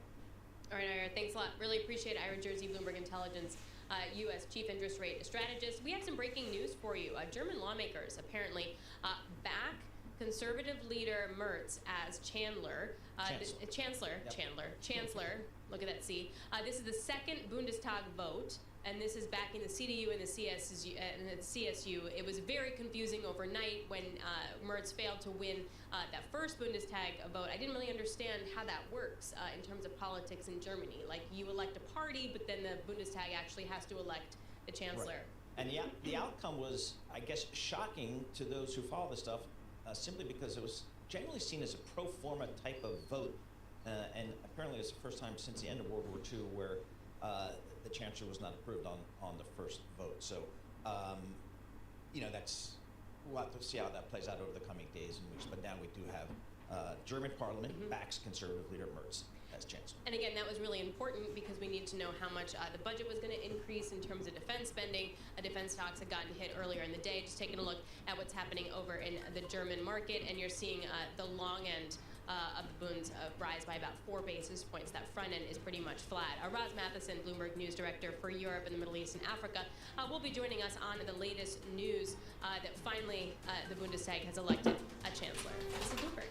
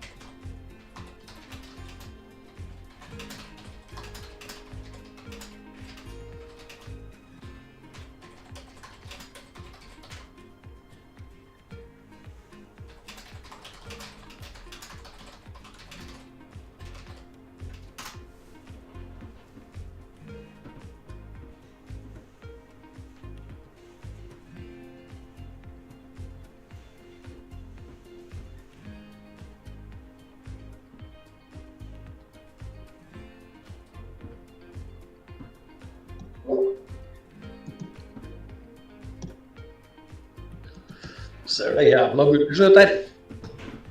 Tok imot der nede. Mye topp. Eller tok det i hvert fall i forhånd.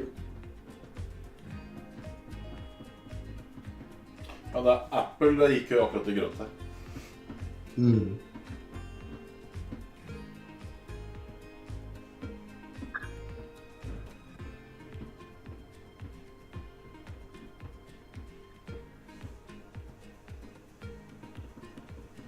Var det fallet vi fikk i dag, liksom? 220 poeng, og så skal vi rette opp igjen?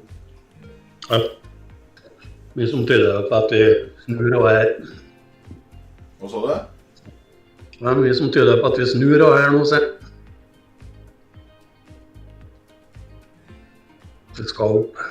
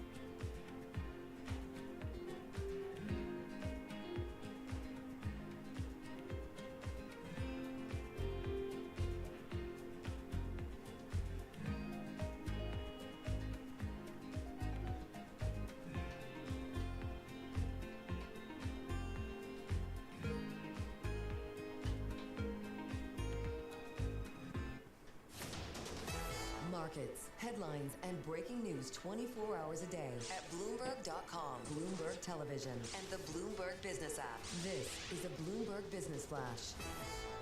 And I'm John Tucker in the Bloomberg Newsroom with this Bloomberg Business Flash. I'd say uncertainty in earnings in the driver's seat for investors right now. The major averages, right now they're all pushing lower, but off the worst levels of the session. Worst performing stock of the S&P 500, that belongs to Palantir Technologies. The shares they're sinking, its results failed to live up to some of the elevated expectations. It's down over 14.5%. And then the best performing stock, we'll go to Constellation Energy. Crummy earnings, but they're keeping their guidance, and they also say their Calpine deal, that is still on. And Ford Motor suspended its guidance, also said auto tariffs will take a toll on profit. But Ford this morning, those shares up 3.9%. Overall, the S&P 500, 28 points lower. That's down 0.5%. We're at 56.21 on the index. The Dow Jones Industrial Average down 173 points. That's a decline of 0.4%. And right now, the NASDAQ 164 points lower, and that is down 0.8%. So Instacart thinks this is a new way, apparently, to throw a party. They're launching an app for multiple users to contribute to one order. You pay for your own stuff and have it all delivered together. So, you know, usually I just bring a bottle of wine or some shrimp. Box. It depends on the party I'm going. If I'm going to the Hamptons, it's a bottle. Jersey Shore, it's a box. Anyway, This is all fair. we check the markets for you all day long right here on Bloomberg Radio. I'm John Tucker, and that's your Bloomberg Business Flash. Alex and Holden. All right, John Tucker, thank you so much. We appreciate that. Alex Steele, Paul Sweeney live here in our Bloomberg Interactive Brokers studio. We're streaming live on YouTube as well, so check us out there. So it took longer than expected, but Germany now has a chancellor. Ross Matheson joins us, Bloomberg News Director for Europe, the Middle East, and Africa. Ross, like most Americans, I woke up to this news and then I was like, is that a big deal? Apparently it's a big deal not getting kind of elected on that first ballot. Can you give us the context there? Well, that's right. I mean, it was supposed to be a pro forma moment. It was just a set piece best som prater? For him to be formally confirmed by lawmakers as chancellor. Then he would Prater best nå? start cabinet, and he was due to go to Paris tomorrow to meet with the French leader. So it was all supposed to roll off from there. And of course, he'd already done the work to get these big changes through Parliament, moving the debt brake on Germany. Det rart at markedet reagerer på det, synes jeg spesielt. Theory to be voted through as chancellor by Parliament. The question is, who voted against him, and if so, why? So we det algo. Det må være algo som drar opp. Got over the line. He needed 316. He got a 325, so they got there. And now he will, of course, go off and be chancellor. But the fact this happened is just a really negative sign for the start of his administration and for the difficulties that will lie ahead, potentially getting stuff done with Parliament. So would we so he already didn't have a mandate. So then now is it like an extra non-mandate? Well, I mean, he does have a coalition with his bloc and the centre-left Social Democrats. So he's got a functioning coalition in Parliament, but it just shows again that there are lots of strands against him, even within that coalition, and that some lawmakers may object to certain policies. It could be quite difficult to negotiate changes to policy, including with the Social Democrats, with whom which they're in coalition. And what was the intention of these lawmakers in voting against him in this minute was to send a signal that, you know, they are going to be hard on some policy platforms with him, that they're not particularly happy that he's chancellor. It's really hard to know what happened here today, and therefore the signals from it. But it's not a positive start of confidence really in his administration, you'd have to say. Roz, what is the job one here for Mr. Merz and his government now? Well, obviously he's worked already to get that debt lifted, which is a really important step for Germany to be able to unshackle itself fiscally and to get these infrastructure and defence packages ready. But also they've got to now work out how to spend the money. You know, there's a lot to spend on with infrastructure, but there's a lot of red tape also involved and bureaucracy. And so how do you get this money flowing and going where it needs to really structurally kickstart the German economy? Obviously a lot of external headwinds that, you know, this is Europe's significant economy to grapple with in terms of the Trump administration, tensions on trade, you know, what's happening in the next steps in Russia's war in Ukraine and so on, and Germany needs to be a big voice in all of that. So it's sort of internal pressures around the economy. But there's also the far-right AFD, which is the biggest opposition group in Parliament, could be pushing him along on things like migration. So he's got a bunch of domestic challenges, and then he's got the external environment, which is like trade and Ukraine and much, much more.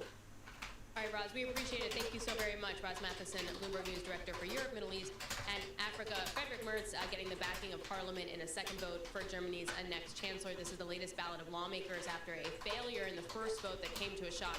As everyone, market participants and politicians alike. We're looking at a live shot there of the Bundestag. Yes, very good. Awesome, all over that. I spoke to Matt Miller. He's got some strong opinions there because he lived in Germany for a number of years. So he was trying to impress upon me how big a deal it was that he was not approved on that first vote. That's just a question, as you mentioned, what does that mean for the mandate for Mr. Merz as Germany continues to move forward? Let's get back to these markets here. Talk about the fixed income market. One of the folks we'd like to chat with a lot on that is RJ Gallup, senior portfolio manager at Federated Hermes. He's there in Pittsburgh. Hey, RJ, I mean, I'm thinking about you guys in fixed income, and you're always on the different floor. I go to the equity floor. But you guys on the fixed income floor, you had a solid first quarter. I think it's got a little dicey in April. Talk to us about what you're seeing in fixed income space. Sure. Good morning. Look, the Liberation Day moment was a potential break point in a lot of longer run trends.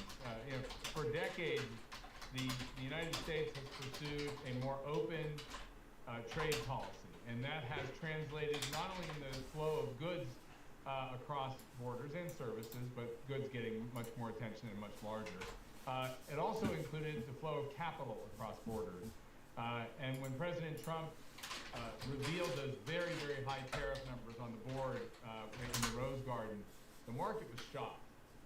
And I think it led to not just the stock market, but all markets, some fundamental questioning about what is next with respect to the capital flows. Because we have a huge trade deficit with the rest of the world, but a big capital account surplus with the rest of the world. I mean, we have a lot of money flowing into the United States from China, from Japan, from a lot of our partners who export a lot more to us than we export to them. And that means they end up owning a lot of fixed income and other assets in the United States. And erecting tariff walls to correct a trade deficit can also cause big changes in the capital account flows. And I think the bond market was struggling with that through much of April. As the dollar fell, stock prices fell, and bond prices fell, the focus became, are we in a sell U.S. moment? Is that capital account surplus being reallocated away from the U.S.? Getson, That was a pretty shocking. i alle dager, jeg kan ikke dette her. Du må spørre på support, på IT, ikke meg. Jeg aner faen ikke hva det er for noe. I realize that maybe we need to reconsider and open up the idea of negotiation. Now they're saying they were going to do that all along. I personally think the stresses in the markets, which were pretty profound, especially in bonds, got them to try to go into a cooling off period, which is where we are now, and the bond market has found its feet again, which is more encouraging. If the dollar continues its decline, can yields still go higher? At some point, does this correlation go back to normal? I think they could. I don't think we're at that aha moment where much of the rest of the world that lends plenty of money to the United States, both in the private and the public sectors, in terms of accumulating bonds or treasuries and real estate or whatever. I don't think they're about to turn off the spigot completely. That's not the point. Prices are determined on the margins, right? So if the marginal investor says, I'm not interested in owning a treasury at a 4.30 yield, I want it to be higher. I think I should get more compensation for the fact that it is denominated in a currency that's become more volatile and has been falling, then yes, you could continue to see periods where yields up, dollar down. That's a credit comment. That's sort of regarding the United States as a credit risk. That is not traditionally where the United States has been. The United States capital markets typically have benefited from being deemed the risk-free asset. And people didn't really worry about credit risk in the United States. But when you have a large trade deficit, when you're borrowing from the rest of the world, and you're confronting your trading partners in the manner in which we have done so, that can prompt some reallocation. So on the margins, I think the answer to your question, Alex, is that we could see in moments where that confidence in the U.S. wanes again, depending upon what the Trump administration does next, where the dollar weakens, bond prices weaken, yields higher. RJ, I think if you ask most investors on the street, they feel like the market's riskier now than it was several months ago. Where do you find the risk reward maybe attractive in your world today? Now by the market, I think you're referencing fixed income, not the stock market. Yes. Right. Yeah. So I would think. So Federated Hermes, we manage a lot of different assets. You know, we have a huge operation in what we call the liquidity space, money market funds and very short-term. Postet enda mer nå, eller? The theme that I've been Nå den på igjen. this conversation has been, deeming the United States as a credit risk. Now, we're still a pretty high-quality credit, but if people on the margins are going to view us as a somewhat deteriorating credit over time, then that should steepen out yield curves. That should mean that investors want greater compensation to own a 10 or a 30-year versus a 2-year. Men tror vi I dag at han klarer også å kjøre markedet opp på alle disse tweet? Ikke det, blir det ikke bli litt sånn old nå, egentlig? Når det bekreftet at det han har sagt laget piss igjen, tror du vi skal fortsette å gå opp at han driver og twitterer som da faen?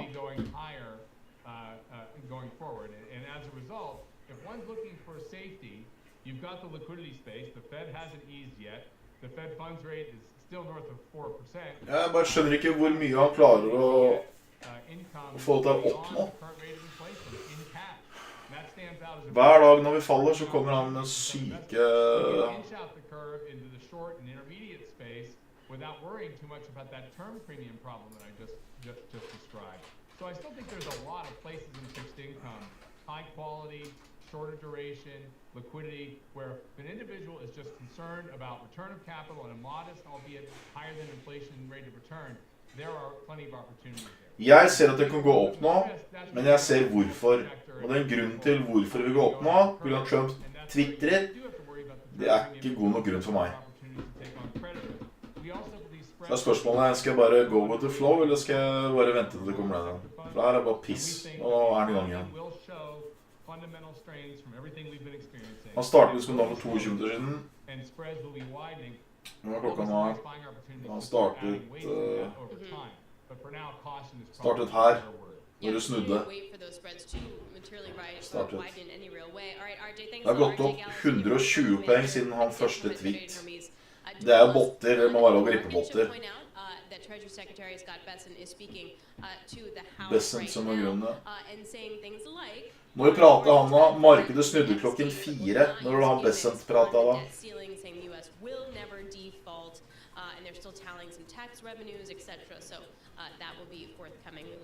Jeg tror Trump har så store penger I svingene at...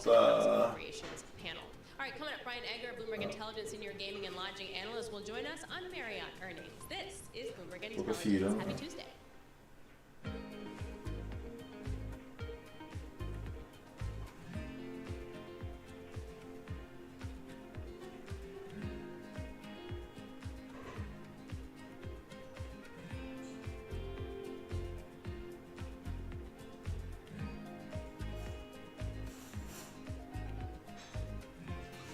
Jeg skjønner ikke hvorfor jeg overrasket, det det samme hver dag. Hver gang han faller som faen, og så åpner han kjeften sin, og så går det opp.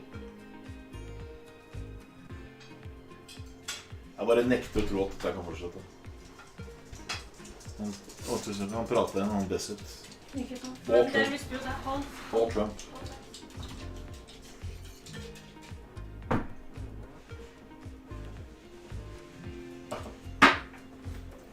Beste buddiesene. Vet så godt ut.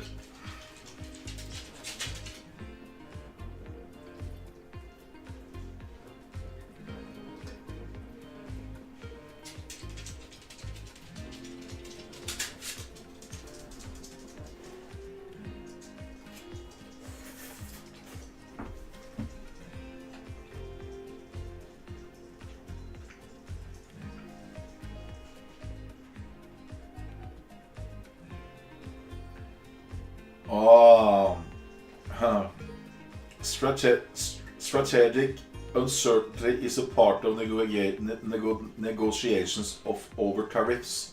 Så sier de at uroen i markedet ikke noe problem, det litt av pakka. Ikke vær redd for at det faller, det han sier. Basically det han sier. Hvilken dag det da?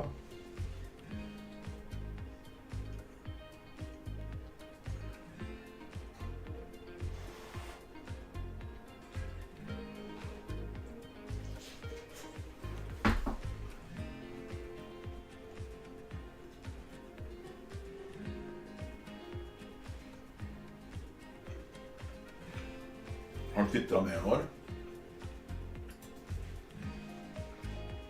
Ja, enda en.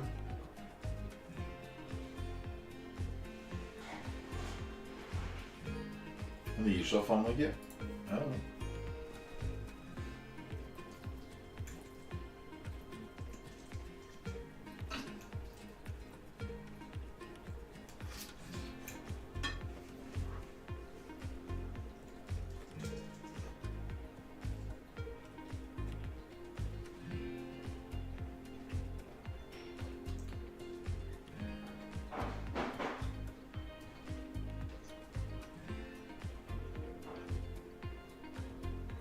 Og jævla godt svar.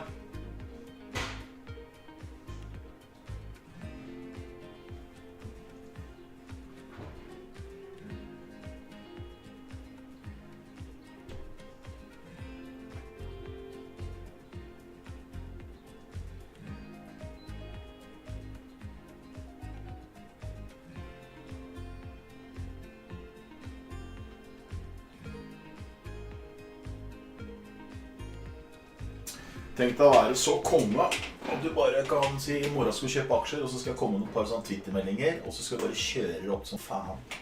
Og så tar vi gevinst, og så lager vi litt urolighet til neste uke, skriver noe sånn dritt, og så ramler det, så kjøper vi mer her nede. Det akkurat sånn å holde på.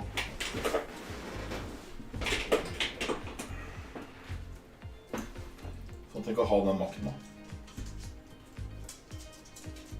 Faen, hva sier du?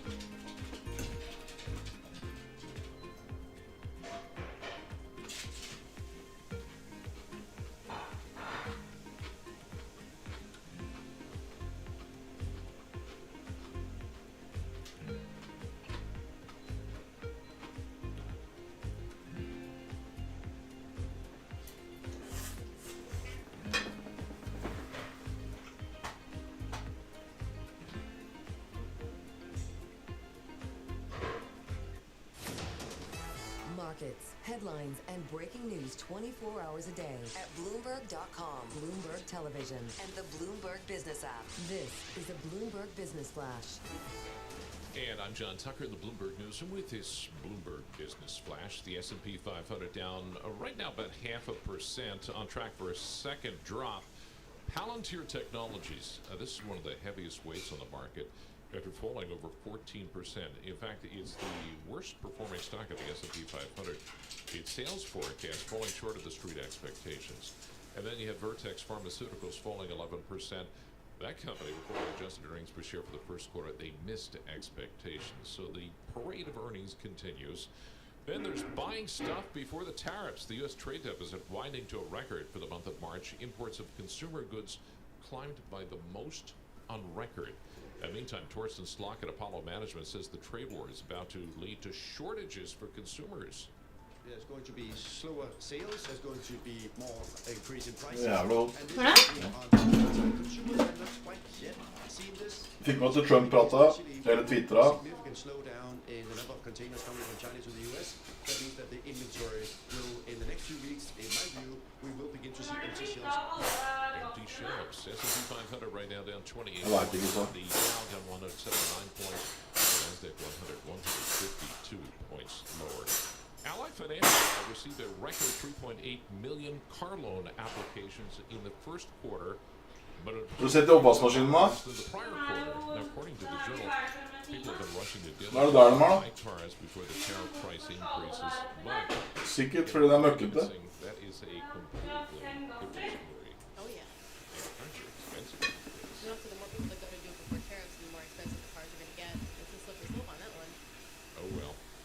Gonna stick with the Subaru a few more years, I Me suppose. too. We check the market. Do you drive a Subaru? I do. Okay.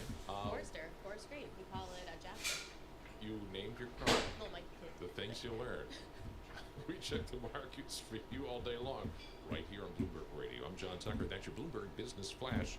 Alex and Paul. All right, thanks so much, JT. Alex Steele here alongside Paul Sweeney. This is Bloomberg Intelligence Radio. We bring you all the top news in business, economics, and finance through our lens of our Bloomberg Intelligence folks. They cover 2,000 companies in 130 industries all around the world. All right, let's get to some earnings here with Marriott. The stock is up 2.5%, despite the fact the company lowered its estimates for revenue growth, projecting a 1.5 to 3.5% increase in revenue per available room in 2025. So the majority of the hotel guys are all lowering those full-year guidance. Brian Egger, Bloomberg Intelligence, senior gaming and lodging analyst, joins us now. Brian, explain. They lower guidance, but stock is up. Yeah, I think the big surprise here, Alex, was that the RevPAR guidance reduction was actually more modest than some of the other hotel companies like Hilton and Hyatt. So I think that was a bit of a sigh of relief. They did acknowledge there's some U.S. softness for certain customer segments, but at the same time, they're seeing kind of pretty consistent international demand. So I think it was just the relative magnitude of the reduction that probably was viewed as being somewhat favorable. So across Marriott and Hilton and Hyatt and all those other companies that you cover, Brian, are they seeing it to the extent they're seeing any softening? Is it from the leisure travel, the business traveler, both? Yeah, good question. It's really from, I'd say, three primary customer categories: independent leisure travelers, extended stay, kind of the lower tier limited service customers, and then government employees, which are a customer base of some importance for Marriott. And offsetting that is somewhat greater strength in things like group bookings. So there's a bit of divergence across segments. What about geographically? What's holding up? Because one can make an argument if you're tight on budgets, you're not going to go to Europe, but maybe you'll travel within the United States. Yeah, so to the extent that Marriott did trim guidance, all of their guidance cut was related to U.S. and particularly those segments I mentioned. Internationally, they have not changed expectations at all. You know, there's been some concern about inbound travel from international markets to the U.S., but within those non-U.S. markets, Asia, Europe, etc., they have not changed or in any way trimmed their expectations. Put on hold, or are they still moving ahead? I'm sorry, Paul, I missed part of that question. Just in terms of expansion plans, are the hotel companies still planning on maybe developing new hotels or building new hotels, or are they kind of put their growth plans on hold? Yeah, so the unit growth expectations in terms of the rooms are unchanged. They're still as they were. They have not really observed, and I'm speaking particularly about Marriott, which reported about an hour ago, they haven't really observed any changes in terms of construction starts. So there's really not been a material change. Obviously, in an uncertain economic environment, it's something that we're watchful of, but to the extent that we're looking at that, there's been no change in terms of their room expansion pipeline or development plan. Well, what competitors do you feel like are okay, let me ask it a different way. If we wind up getting more calm and more indecision is thrown by the wayside, right, and we get clarity, which hotel lodging is best set up for that? Right, so that's a good question. I think to the extent that we're talking about the big wild card being independent leisure travel, it extends fairly broadly across the companies. So to the extent that we look at the degree of, let's say, cuts, we can probably cut the most, and they're deeply in the extended stay segment. Maybe you would see a little bit more bounce back there to the degree that they've reduced expectations more. But I think across the board, they all have some degree of exposure to the segments that have been a little weaker, which is independent leisure travel, certain types of Dette er så jævla irriterende, ass. and things like government. Hver gang vi faller, så kommer det tweet fra han og Bessent og alle helvete. Data suggesting that Inbound. Vi var ned 220 poeng i stad. Etter han prata, så gikk det opp med 120 poeng. Term data, maybe not any long-term trends. What are your Det companies skjer saying hver dag. Yeah, that's been a concern of ours for a while, that you would see a reduction, particularly from inbound travel from Canada and Europe. And I think to some extent, we've seen Tariff slump widens nearly all US exports. Canadian Drittfall. bookings for US stay Drittfall. were down about 5% year over year. Så prater Bessent. Nei, dette er etter planen. Dette er ikke noe problem. Inbound travel from other markets. Og And Trump also, også går det fremover. yesterday, or a few days ago rather, Hilton mentioned that Canada represented only about 1.5% of their total company revenues in terms of Canadian customer stays at U.S. hotels, right? So the exposure to some of those inbound markets is relatively small, but there does seem to be some puts and takes where they're getting some relief from other markets, even though across the board, Canada inbound tourism to the U.S. is down. It's just not a particularly material percentage of the overall customer base. So that's sort of the lodging side. What about the gaming side? What have we noticed in terms of an earnings or forecast, or just any sort of read-through there? You know, not really much of a change in terms of markets like Las Vegas, which is really principally a domestic audience. Really not any material change in terms of expectations there, although those companies' guidance metrics are a little bit less specific in the case of the Las Vegas companies. We were watchful of the sector because at least one company, Churchill Downs, delayed a capital spending plan at the Churchill Downs racetrack, which just had the Kentucky Derby last weekend. And they were planning on a fairly large expansion project there, which they've delayed amid economic and trade uncertainty. But that does not seem to have extended to other companies. So no major changes in terms of capital spending plans or bookings trends for some of the major gaming operators. So by and large here, what are the stocks telling you, Brian, here across the lodging space? Have they been selling off or underperforming the market? What are they telling us? There were some of that. I mean, it's interesting to see, Marriott maybe up a little bit today. I think there's been certainly some expectation of an economic impact from both the trade and economic uncertainties. And we did see, for some of the recent sell-offs in the market, lodging companies were certainly hit. And so by the time we got to the companies like Hyatt and Hilton actually reducing guidance, the reduction, the follow-on stock price behavior was not particularly pronounced, because I think there's been some anticipation that we'll see a little bit of a slowdown amid the uncertain economic environment. All right, Brian, thank you so much for joining us. Brian Egger, he covers all the lodging companies, the gaming companies, all the fun companies. And we had Marriott, again, bring down their guidance a little bit, but as Brian suggested, maybe a little bit less than expected relative to the peers. So the stock's actually, and Marriott trading up a little bit here. So you would think that those consumer-facing companies like the casinos, hotels, they would be a pretty good gauge as to what's going on out there. For certain individuals. Did you have your Vegas trip? You did. You did have your Vegas trip, right? No, I didn't. I ended up not going to that because we had a last-minute little hiccup. You had a snafu. Oh my goodness. Yeah, that was a bunch. I missed seeing the Eagles. So I'll have to put that back on the schedule at some point. Oh man. All right, Sam Fazeli joins us next. This is Bloomberg.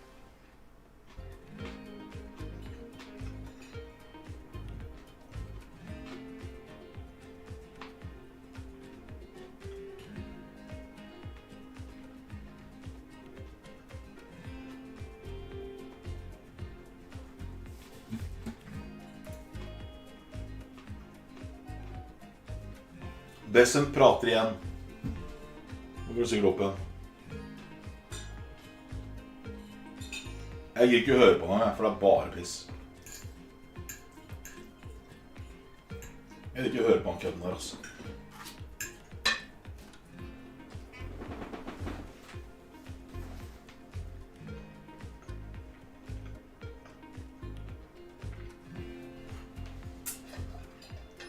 Hallo, jeg må høre på.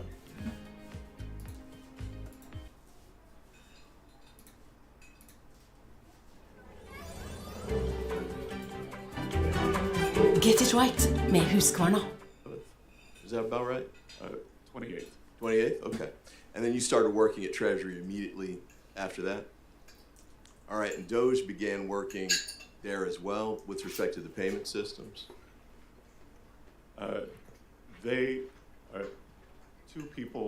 Two individuals from Doge who were actually Treasury employees were on site. Okay. And I believe you were approached by the highest-ranking career official at Treasury, David Lebrick. Am I pronouncing his name correctly? I believe it's Lebrick. Lebrick. Okay.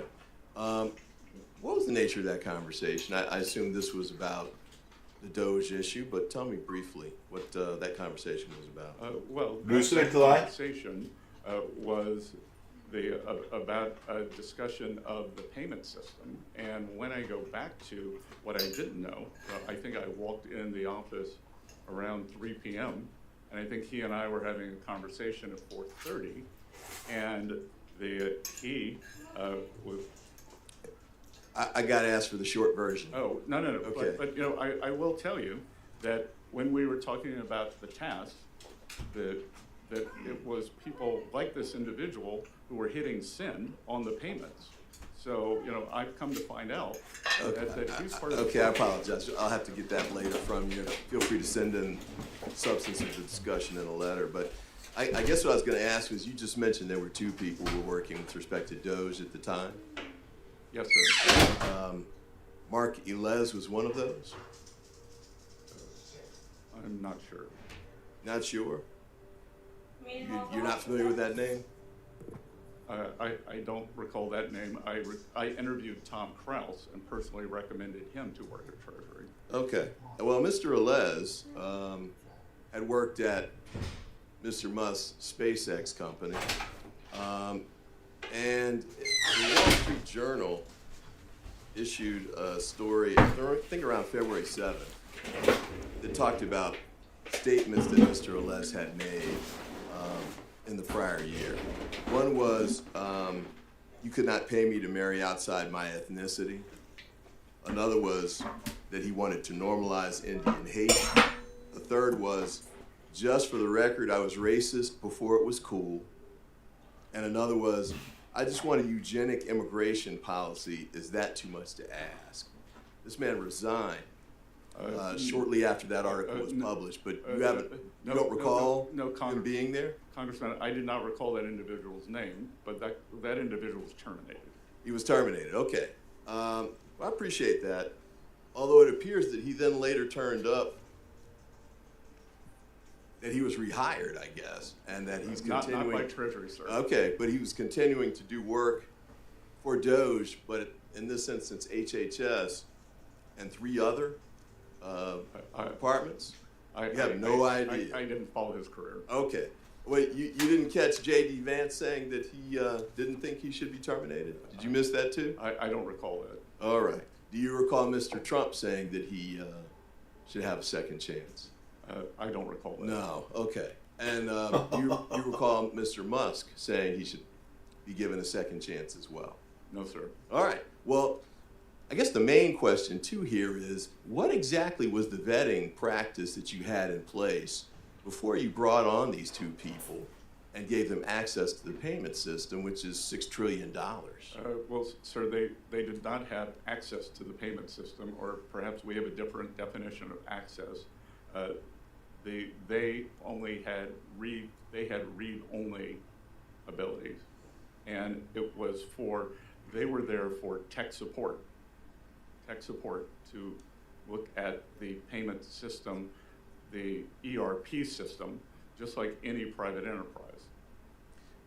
Is this an individual that you would have brought on even in that capacity if you'd known that he'd made these statements prior to him becoming part of that team? Congressman, that I think it's very difficult to monitor everyone's social media. That's not what I asked. If you knew that he had made these statements, would you have brought him on in the capacity that he had at the Department of Treasury? I think the Office of Personnel Management would have flagged that. Would you have brought him on? Sir, again, I'm not going to speculate. The chair now recognizes the gentleman from New York, Mr. Lilota, for his 5 minutes. Thank you, Mr. Chairman. Good morning, Mr. Secretary. Good to be with you this morning, sir. I'd like to use my time to talk about taxes and trade. As head of Treasury, you advise the President on taxes and trade, sir? On both, sir. Among many other things. Yes. Of course, yes. And Mr. Secretary, in your estimation, how did President Trump's 2017 signature tax bill affect American job creation, employment, and wage growth? Mr. Vice Chair, it provided a substantial non-inflationary impetus to the economy, which resulted in real wage gains on a non-inflationary basis for the American people and a robust economy. I would add, I'm with you 100%. I'd add some data into there. 4.9 million jobs between the passage of the tax bill and the COVID pandemic. Employment rates dropped from the 4s to the 3s, and we had a lot of wage growth, especially within the middle class. And that sets me up for my next question. Congress now is considering extending those tax cuts, which expire at the end of this calendar year. Would that be a good idea, Mr. Secretary? Congressman, what Congress is considering is making them permanent, which is a better idea. We're considering a lot on that tax bill. We're also considering SALT, which I think is an awesome idea as well. But nevertheless, on the greater bill, public polling suggests that you're right, and that 8 of 10 Americans agree that extending those tax cuts are a good idea, recognizing that they help grow wages, they help lower employment, and help personal wealth. But I want to use the remainder of my time to talk about trade policy, Mr. Secretary. Is it true that America's trade deficit is about $1.2 trillion? Approximately, yes, sir. And with China, Mr. Secretary, about $300 billion? Yes, and I believe it may have increased. Yeah. And Mr. Secretary, what impact is China's exploitation of child labor and near slave-like labor? What impact does that have? De er venner, de to der, I hvert fall. Well, sir, it creates an unlevel, aside from the values problem that Americans do not believe in this behavior, that it creates an unfair trading advantage. And we can see that from the size of the deficit, but more importantly, from the size of the large surpluses they're accumulating. And Mr. Secretary, what impact does China's notorious theft of America's intellectual property have on our $300 billion trade deficit? Well, I think that is a problem for not just the U.S., but for every other country. And to the extent that they are able to leapfrog, whether it's with technology, whether it's with products, then that creates a huge advantage that has given them, it's back to one of the cornerstones of the problem of trade, that if you don't have to spend money on R&D, then you can spend it on manufacturing, cheap manufacturing. And Mr. Secretary, are tariffs a tool to reduce America's trade deficit, specifically with China? Yes, sir. And are they also a tool to protect American jobs? Nå prater de opp markedet. Det gir bare bra poeng. And Mr. Secretary, you could probably tell by how far I sit in the dais. Du vil bli kvitt barnearbeid. Hvordan gjør vi det? Bla, bla, bla, bla, bla. Offends me, and there's a lot of double talk and hypocrisy in this town. I'm going to read you a couple of quotes, Mr. Secretary, and I'd like you to tell me if you think President Trump or somebody from the administration has said it, or if you think Senator Schumer has said it on tariffs.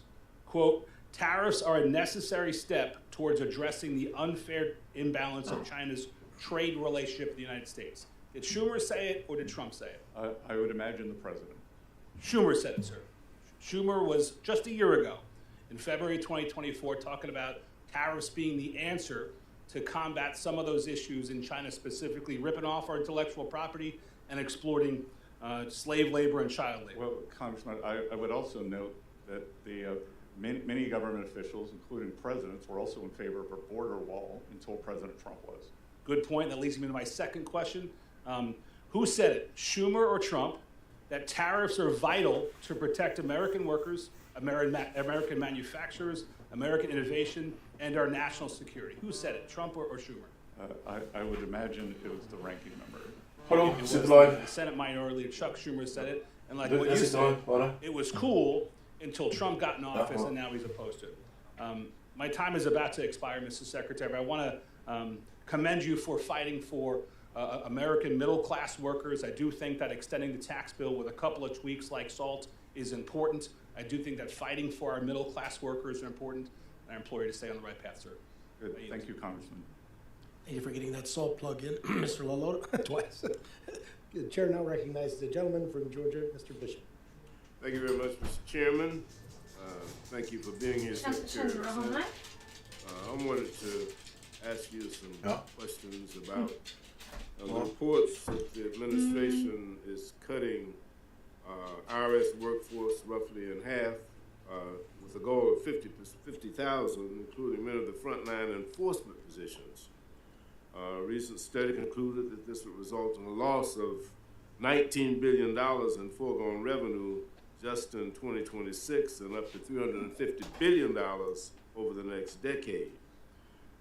Such substantial cuts in staffing could cause reductions in voluntary compliance as taxpayers will feel emboldened to cheat on their taxes. And an IRS official previously testified that a simple 1% decline in the compliance rate translates into $30 billion in lost revenue for the government. If the administration is truly concerned about reducing the federal deficit, as you indicate, why would it consider staffing reductions that reduce the IRS's capacity to collect much needed revenue that can be used to reduce the deficit or pay for critical services? A recent Treasury Inspector General for Tax Administration's report indicates that the IRS compliance workforce would be drastically hit 31%, with revenue officers at 18%.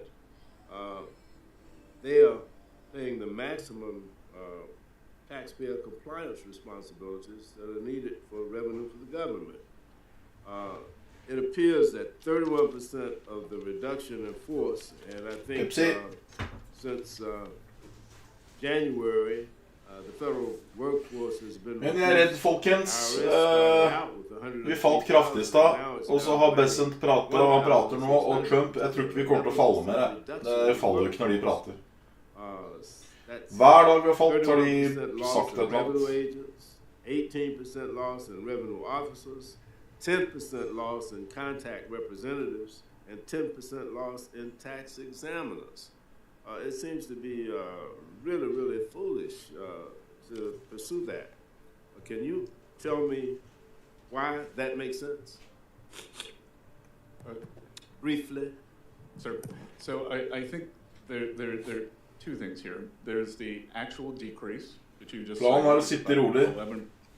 the 11%, and then if you could tell me where you're getting this number where there's going to be a 40 or 50. The IG's report. Sorry?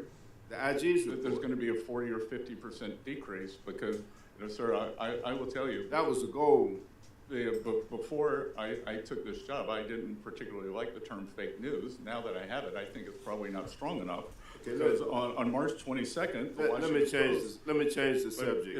Let me move to another subject, Mr. Secretary. Thank you. Mm-hmm. If you want to elaborate, you can. You can. I'll be happy to have my office. Let me say that since this administration has come to the White House, the price of groceries has increased by 5% in only 2 months. According to a recent report by the Groundwork Collective, the price of meat, poultry, fish, and eggs has grown the fastest, up 2.9% since January of 2025. Eggs at a record high of $6.23 a dozen, up from 26% in January 25 alone. What is the administration doing to bring down the cost of food? What is the administration doing to ensure that the impact of the tariffs don't disproportionately fall on our nation's farmers? I've got a list of headlines from farmers all across the country that are complaining about the impact of the tariffs on their capacity to sell their products. Can you tell me what the administration is doing to bring down the cost of food? Well, a couple of things, Congressman. First of all, you may or may not know I am a farmer. Secondly, that we inherited a momentum. Food prices, like monetary policy, have long and variable lead times. The price of eggs was up substantially during the Biden administration. It has been brought down 52% in the past few months. And it just went up the last 2 months. I just told you. No, sir, I think that's not 100%. Since January. And finally, We are 26%. We are bringing down energy costs. And energy Han sier at det har gått opp 32%. Så sier han Bessent at det er ned med 52%. Across the country Faen skal du stå og tro på? And that will result in lower food prices. Chair now recognizes the gentleman from North Carolina, Mr. Edwards, for any questions he may. Thank you, Mr. Chair. Mr. Secretary, thanks for being with us this afternoon. Earlier this year, I co-sponsored a bill, the Anti-CBDC Surveillance State Act, that would prevent Han hadde kun hentesveis. Sånn sveis vil jeg ha. bank digital currency. Many of the folks that I represent are concerned about the security of such a currency and the Sånn sveis som det der vil jeg ha. information or such Det er kult sveis. Can you give me your perspective and maybe the administration's perspective on the place for digital currency? Sir, we believe that digital assets belong in the private sector, and my personal view is that having a central bank digital currency is a sign of weakness, not strength, because really the reason, if there is a reserve, say a reserve manager or a foreign central bank holds US dollars, then there is a wide variety of US assets they can invest in. You would create a central bank digital currency just for ease of use because there are no good choices for underlying assets. And so you're saying you would not be in favor of the Federal Reserve issuing such a currency? No, sir. Oi sann, der fikk kryptoen problemer. Skal vi se om det faller på det da? At what point do you believe that our debt levels would no longer be sustainable? Han er ikke for at skal ha noe reserve-cash med krypto. What would that look like if our debt were no longer sustainable? Er ikke det hele bitcoin har gått på? To the American family. We talk a lot about debt up here. We put forth some elaborate graphs and charts, and we hear all kind of economists. Var ikke han som pro-krypto? I need to be able to describe to the people back at home what that might look like in their lives where we no longer sustain. Well, it would look like a sudden stop in the economy as the credit would disappear, as markets would lose confidence, and I'm committed to that not happening. And again, a tipping point in debt sustainability is very difficult to pinpoint, but what is not difficult to pinpoint is a trajectory, and the trajectory is unsustainable. When the when and if Koster ikke noe? Det så bra. Hvor er det? Og naboen her? Og naboen bare, faen, jeg har fått kødda til den døra. Kan jeg ha fått kødda til den døra? Kan jeg hjelpe meg å stille den der døra inn, eller? Sier han. I think it's very important not to go on the warning track, and we've got to get to the other side of this and start reducing the debt. And the debt numbers are indeed scary. But du kan egentlig bare flytte den her, egentlig. Secretary Yellen and I both agree that it is the debt to GDP that is the important number. So we are trying to both control the absolute level of debt Nå sa han nettopp noe som jeg tror gjør at krypto kan falle. And so Han sa nettopp at give us an idea of vil ikke kjøre noen reserver på krypto. For det var ikke trygt nok. Again, sir, I think what the market, having been in markets for 35 or 40 years, skal dere siden du mener at markedet ikke skal være? Nei, det er ikke det jeg sier. CMS. Jeg sier markedet skal til helvete, tror jeg. Men jeg tror det kan gå opp mens de prater. Jeg ikke gjør en ok, jeg skal si det. Jeg gjør ikke en transaksjon på støy. Det der er støy. Når han er ferdig å prate, så går det ned igjen. Nå prater han. Markedet går sånn, utifra hva han sier. Jeg gjør ikke noen transaksjoner på det. Jeg gjør transaksjoner på dette her. Så nå skal vi se. Jeg gjør transaksjoner på det. Dette er reelt. Tariffene ødelegger alt det eksport. Hele veien står her. Det gjør jeg en transaksjon på. I think those or any other measure to constrain is det gjør jeg transaksjon på. Ikke på at han prater at det går opp 100 poeng og detter 200. Det rører jeg ikke. ranking member Så jeg gjør ingenting. Mentioned Venter. we do not have a revenue problem. We have a spending problem, and we have to bring this spending under control. Thank you. I've got just a few seconds. Can you tell us what keeps you up at night regarding cyber threats to our Treasury system? Well, it's cyber threats across the entire financial system, sir. And that's why at Treasury we are leading the effort for more resilience within the entire financial system, whether it's across the banking system, the payment system, and the Treasury system. As you would have seen, Treasury was hacked last year. We've just discovered an OCC hack that discovered last year. So these hacks are real and dangerous. Thank you, Mr. Chair. I'll yield. Thank you. The chair now recognizes the ranking member of the full committee, Mrs. DeLauro, for any questions that she may have for 5 minutes. Thank you very much, Mr. Chairman. My apologies for being late, and apologies to you, Mr. Secretary. Fine farmen du vil ha her og sånt noe Just vansker og a sånt couple of noe. points, and I want to ask my question. It's just a sånn, opp på tenkeute. on this IRS piece. Skal vi I think komme it's på very interesting fredags ettermiddag? well, first of all, I Med totally olje, disagree liksom. with you, Mr. Secretary. We have a revenue problem, and that's where the IRS Hvor er det fin olje på bas? and we think about the debt. Jeg tar We sjekke think ut, about the $2.3 trillion Olje med farge? that Ja. was the debt really built up with Også the kanskje tax to cuts forskjellige da, at det ikke to er samme farge på the gulv wealthiest and the og biggest corporations gelender, liksom. in 2017. We're now looking Så at blir an Muppeten additional da? $4.5 trillion 90 år in med tax blått og cuts, svart hår. which are making their Det way der er again to the garantert richest lesbe. and to the Ja. biggest corporations. Garantert. That is debt, and that is something that I don't know about yourself and others in the administration who refuse to see that kind of debt. And the almost unbelievable piece of this is the IRS 2024. We invested in it, able to recover more than $1.1 billion from roughly 1,600 millionaires. Projected at the time of investments in high-end enforcement data and analytics that an additional $851 billion would result in revenue over the next 10 years. The Inspector General has said IRS lost 30% of auditors under Elon Musk's illegal purge. People who are wanting to ensure that millionaires and billionaires are paying their taxes. And the issue is that we're going to pay for those taxes by taking it out of the hide of Medicaid and of children, of low-wage workers, and of seniors.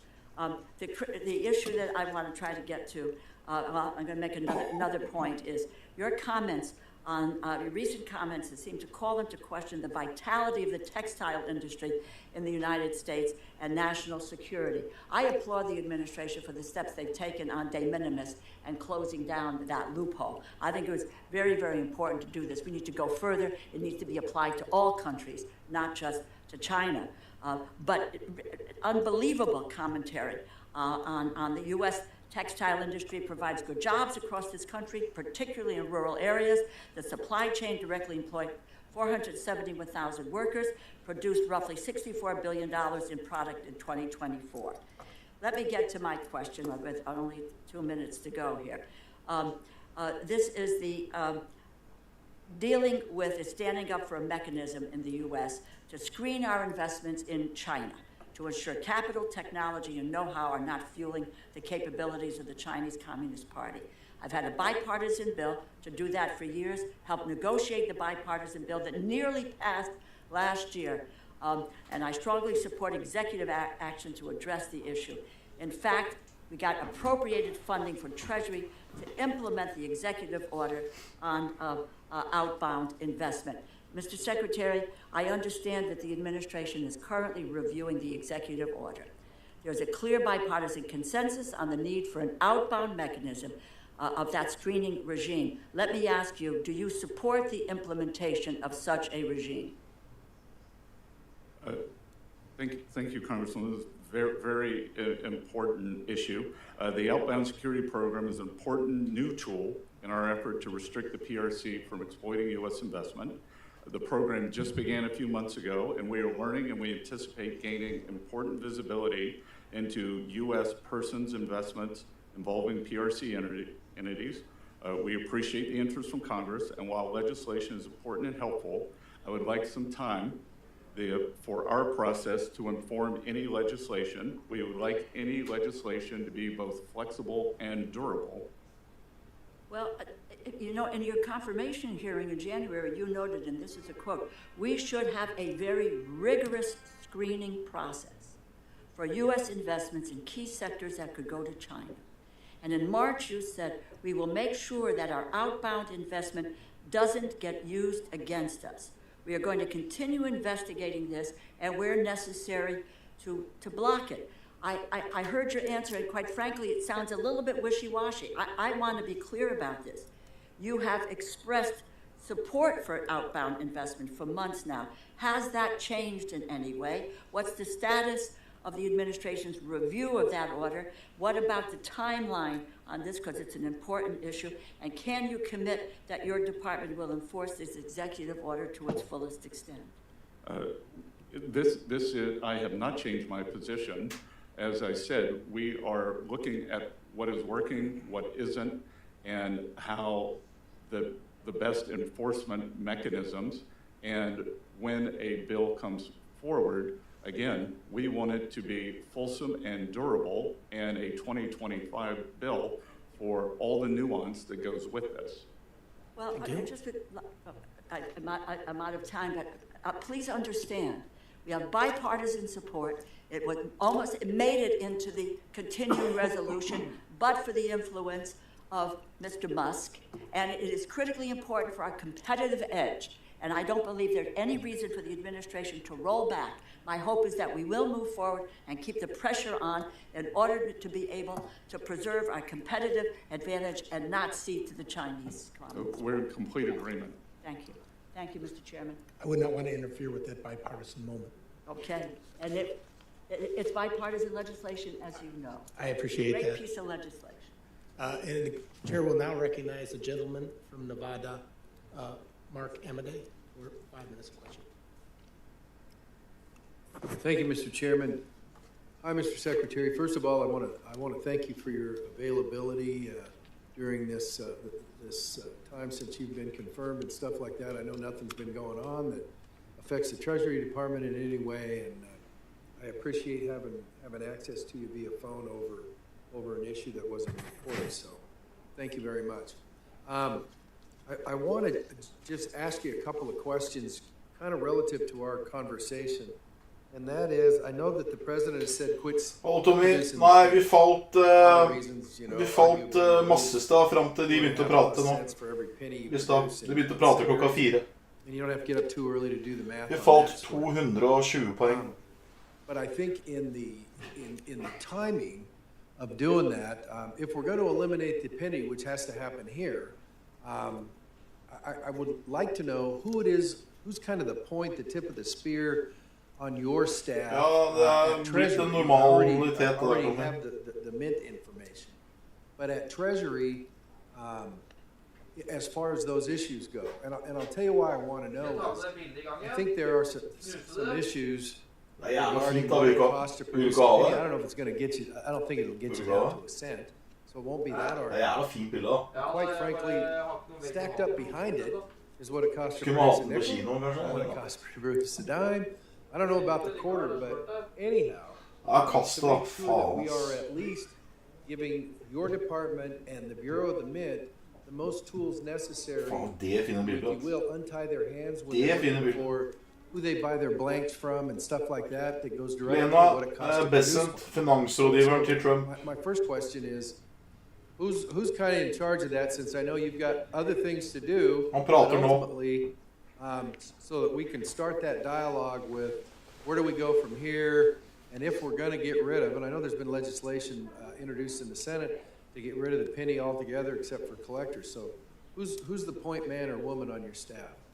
Congressman, it would be my recently confirmed deputy, Mike Faulkner. Okay. And I would also say, with the nickel and the dime, the nickel costs more than a nickel to produce, but we are looking at material changes in the materials that would reduce the cost to or below a nickel, and then I believe the dime is profitable. And I guess that brings me to there is legislation. You might want to warn your recently confirmed deputy. HR 1278, bipartisan, gives you guys the chance, without coming to us every time, to basically make changes in the middle of that sort of stuff so that you can keep ahead of those sorts of things. So if you would, unless you're sitting here or whatever, it's like, hey, we're going to be calling you up. The idea is to solve the problem, if it's solvable, and move on from there so you guys can do other things with your time. Yes, sir, we've been reviewing that. Good. Glad to hear that. So have you taken a look at the Senate bill that says no more pennies? And I guess other countries have rounded up to the nearest 5 cents. And my research says, well, it wasn't the end of the world, so. Well, sir, we are also encouraging rounding down. Okay, that's good. Great answer. You know what? I'm going to reward good performance. I yield back, Mr. Chairman. Certainly appreciate that, Mr. Amodei. I understand you have the hard stop at 11:30. I'd like to honor that. I want to be fair to my fellow committee members, though. In doing so, not all of us will be eligible for a second round, but certainly my ranking member, Mr. Hoyer, would request that he have a chance to ask you another question before we start. Secretary, first of all, let me say that I believe the Congress is being taken for granted in the policies being pursued. I think, frankly, some illegal things are being done, not by you. I'm just talking about the administration in terms of federal employees. I represent 77,000 federal employees who came here to work for the government. That's why they're here. I've worked very well with Republicans throughout my career, which is now in its 45th year. I want to do that some more because I think that's the best interest of the country. I believe you're one of those who has a shot at keeping us on a somewhat even keel. I mean that as a compliment, but obviously it was also a concern.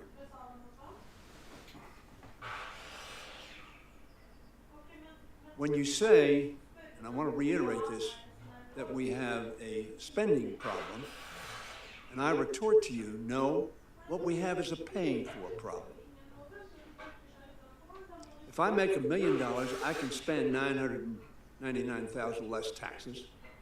But if I make $500,000 and I spend $1 million, that is a paying problem because I don't pay for it and I accumulate debt. That's how it is. Now, I was here in the Reagan administration some period of time ago. We were told that the tax cuts that were passed in 1981 were going to pay for themselves. They did not. Perhaps will surprise you, maybe you know this figure. The largest increase in the national debt was the only president who had a triple-digit, 189% increase in the national debt during the course of his term. It might also surprise you that Clinton is the only one who was 30% or lower since Ronald Reagan. Clinton is the only one who balanced the budget. Now, one of the reasons we did so is because we had bipartisan objectives. The Republicans wanted to cut taxes, which is their mantra, and we wanted to invest, as we call it, as opposed to spending, in children's education, in people's health care, in safety, et cetera, et cetera. If we continue this logic that we have a spending problem and discount taxes as spending, when we did the tax increase under in 2017, you may recall, the Republicans gave themselves a $1.5 trillion headroom. The reason it was limited to that is because the senator from Tennessee wouldn't go higher than that. So in other words, a $1.5 trillion unpaid for headroom to give a tax cut. That is spending, because you're cutting prices while increasing costs. That's what costs you deficits. Some, my Republican friends, I'm a strong supporter of national defense. But I do not delude myself that raising $150 billion in national defense expenses don't cost taxes.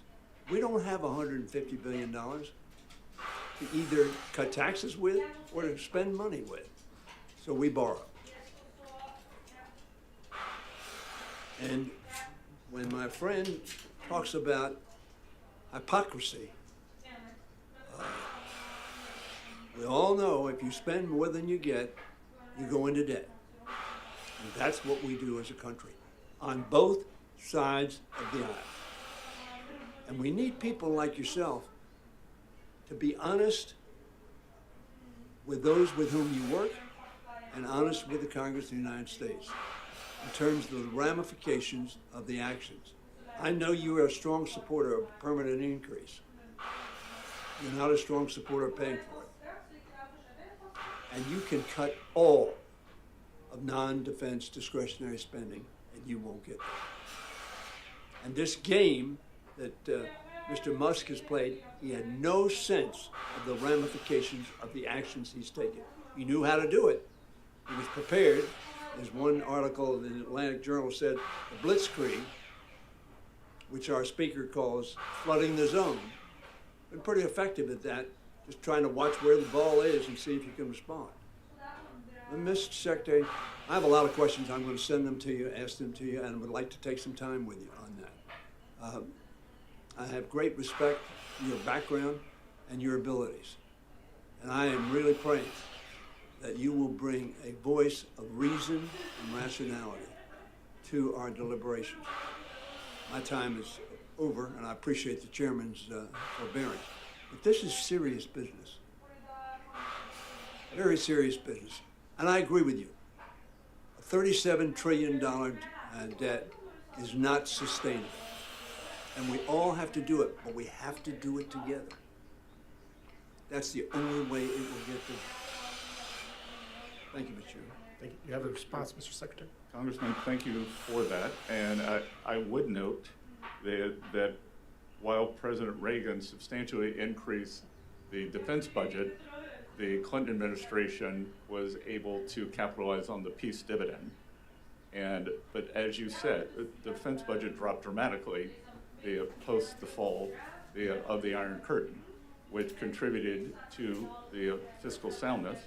And through, as you said, through bipartisanship, working with Speaker Gingrich, they worked together. So I would hope that we could do that again. Which, by the way, cost Gingrich's job. The right wing of his party was incensed that he did that. And what it did was had a rational policy because both sides... Nå skal Trump prate samtidig som Bessent skal prate. I see him quite often. And look, there are ramifications.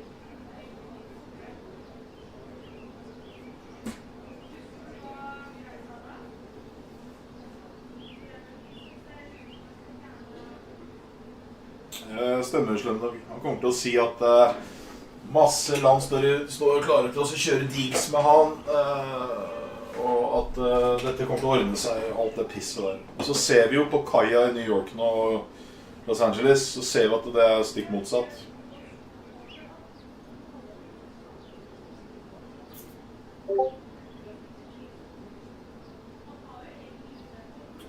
Hva tenker du om at de snakker begge to samtidig? Nei, jeg tenker at dette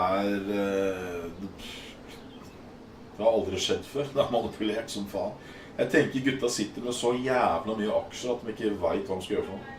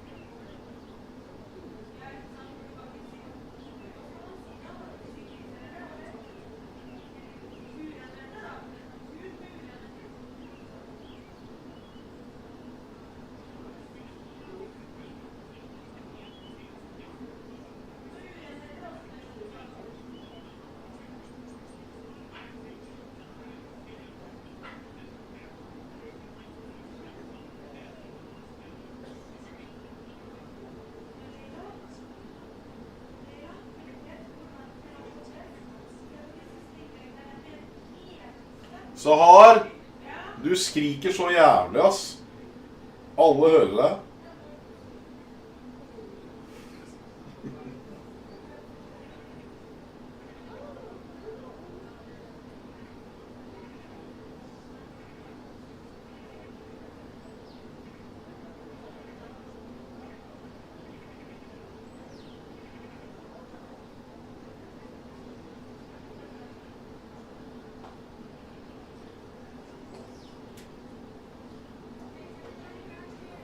Når kommer den oransje maiskolben da? Kommer den ikke? Nå kommer Trump. Skal vi se om det går opp da.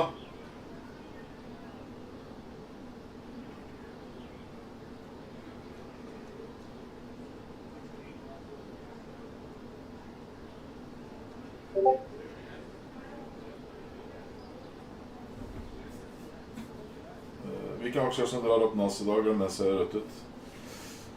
Apple og Microsoft. De som er størst på hele Nasdaq.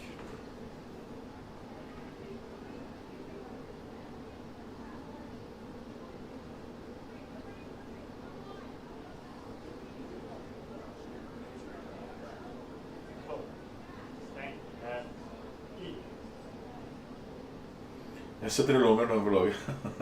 Jeg vurderer det selv, Tommy, men det blir så jævla feil, ass. Jeg kan jo sette 1 også, for vi vet jo hva som skjer nå. Men liksom, skal man liksom...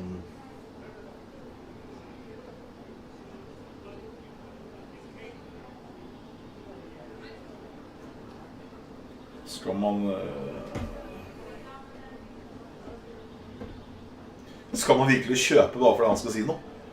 Det forandrer jo ingenting.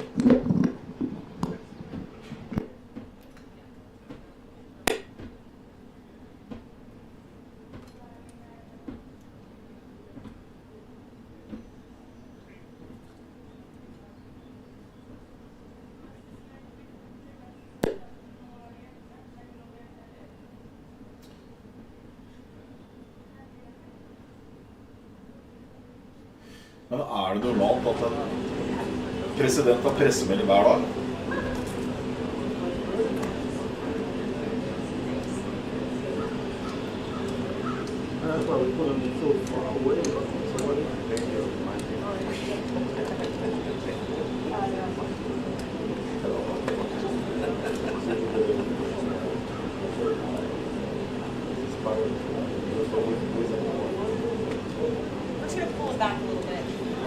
Just pick them up and bring the okay, that's fine. Whatever you want to do. Yeah, I mean, they're all unplugged. They're not.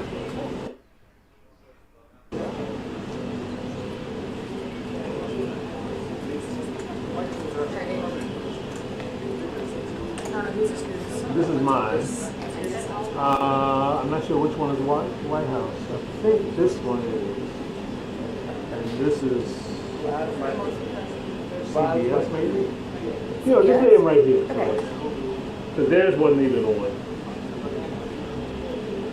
Got a call transmission to tell them that you guys don't plug. Yeah, the White House is expecting that.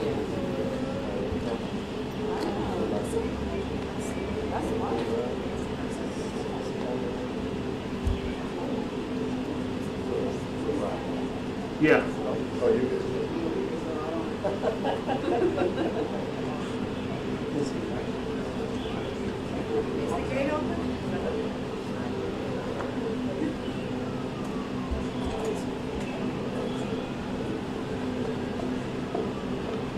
Hey, Jason Rodney here over at Stakeout at the White House West Wing. Hey man, how you doing? We had your microphone over at a strategic location and the staff unplugged it, so you won't hear any audio. Yeah, it's gone. They unplugged it. Well, I don't know. That's something you guys gotta talk to them about. Sorry, man. Okay, bye.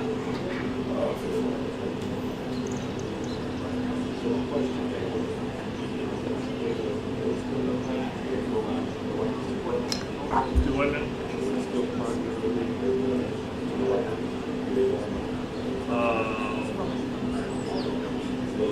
Take all of them. Could be.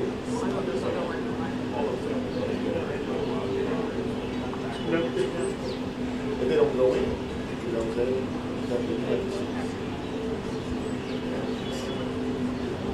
There's ways to do stuff. One. Within the rules, you still do. Yeah.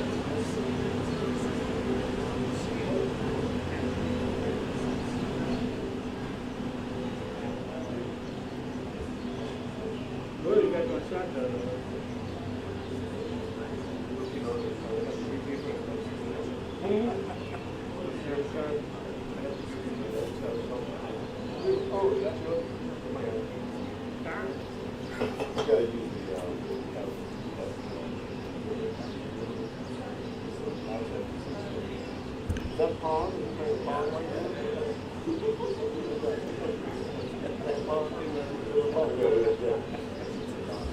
That's not true. My mom made sure I knew. Right about that one. I waited.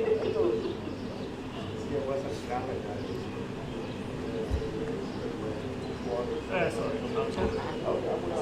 No, that's right.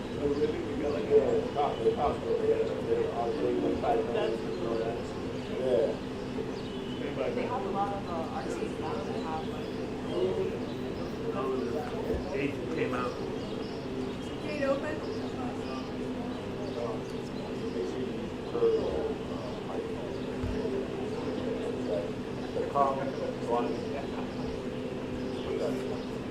Yeah. Curveball.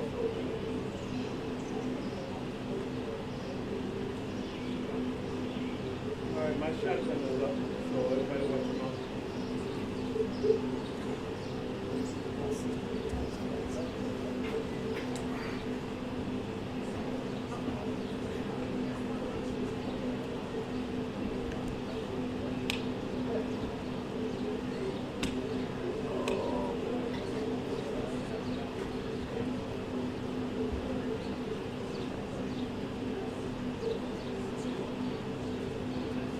You looking for your cable? Looking for our microphone. The microphone's right here. They unplugged it. So there's no mics? I wasn't, we had it under the bush over there. And they came and undid it. We're gonna have one. Who should you do, sir? I don't know which one's ours. I'm guessing it's this cord. I think, oh. Shit. I think they let the cable is still there, the cable on. Oh, yes, go plug into one of the cables and I'll let you know if I hear it or not. Because one's mine. Trump. Plug into the cable.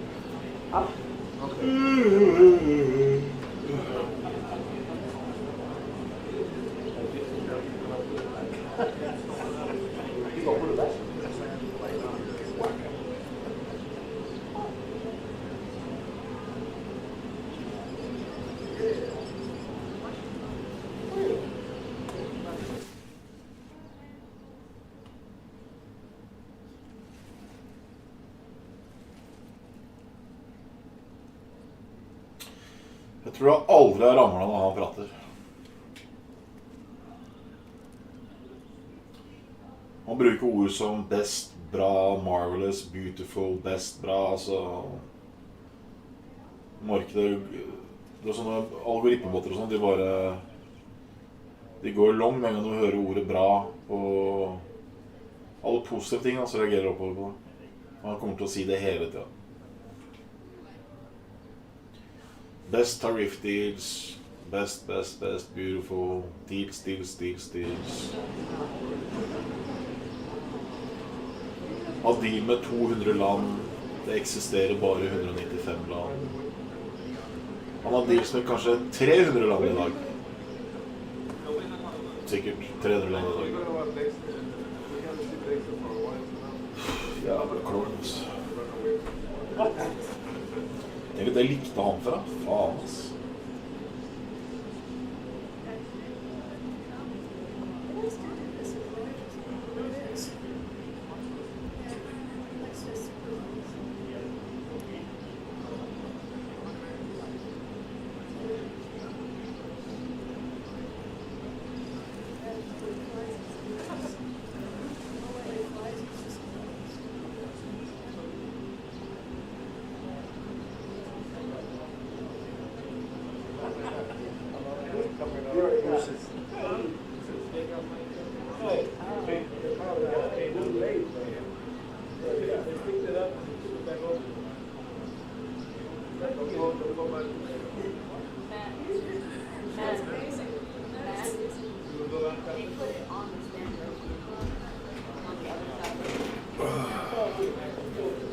Stig, kan du se om fordelingen på short og long har økt, eller? Det er noe man kommer til å ta med drøft noe hver gang og gjette om Norge er falt da.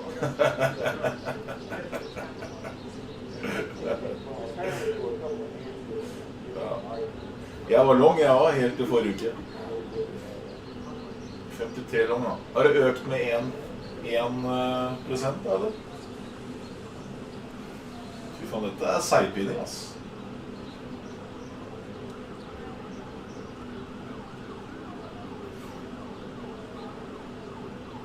Det har økt med 1%. Det er ganske fascinerende, det der. Faktisk. Lager vi ny bunn nå, så skal jeg ta med en dram.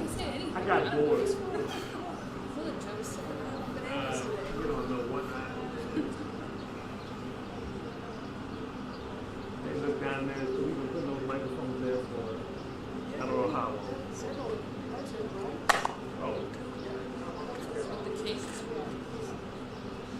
Set on the back. Oh, okay. And it doesn't affect the car? Oh, okay. Yeah, but some, you know. Okay.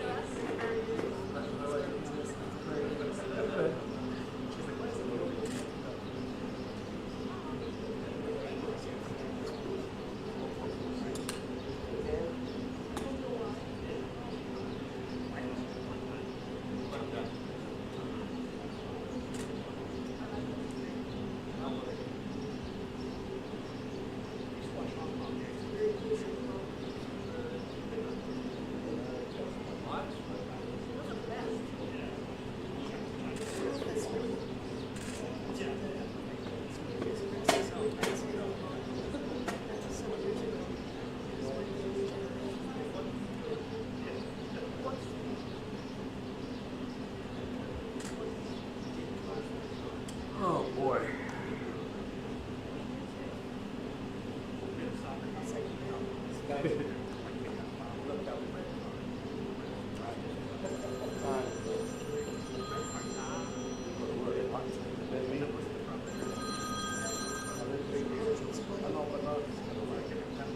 Hello.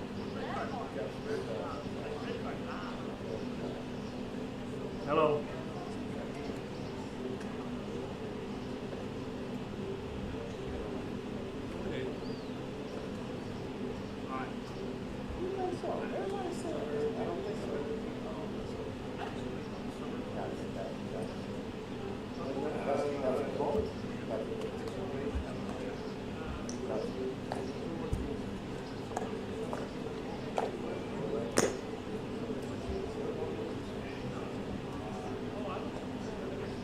Er det klokka 6 han skal prate, eller bare sitter vi her og hører på?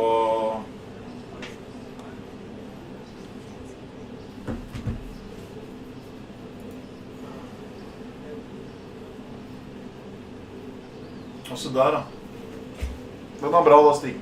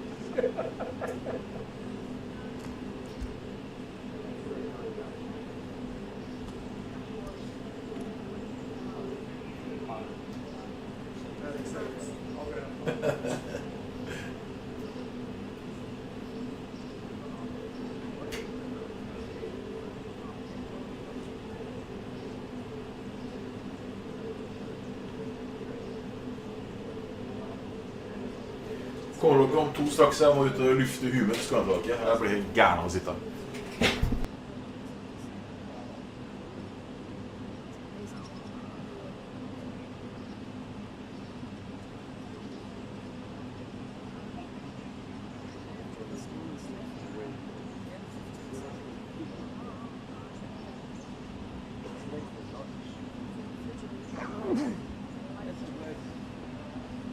Thank you.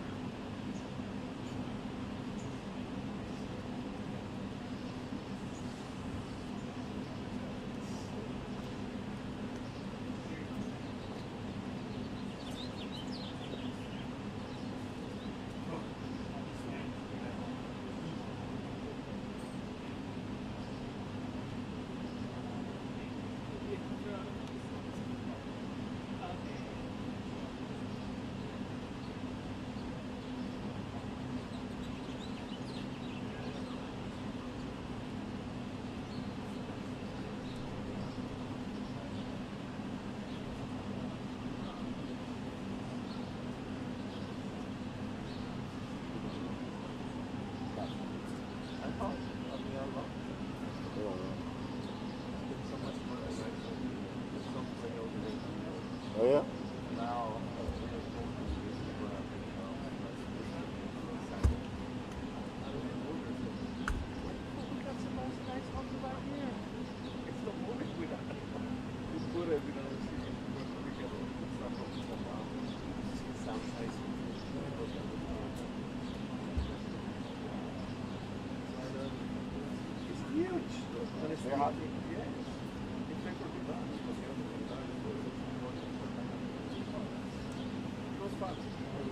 Still got his equipment.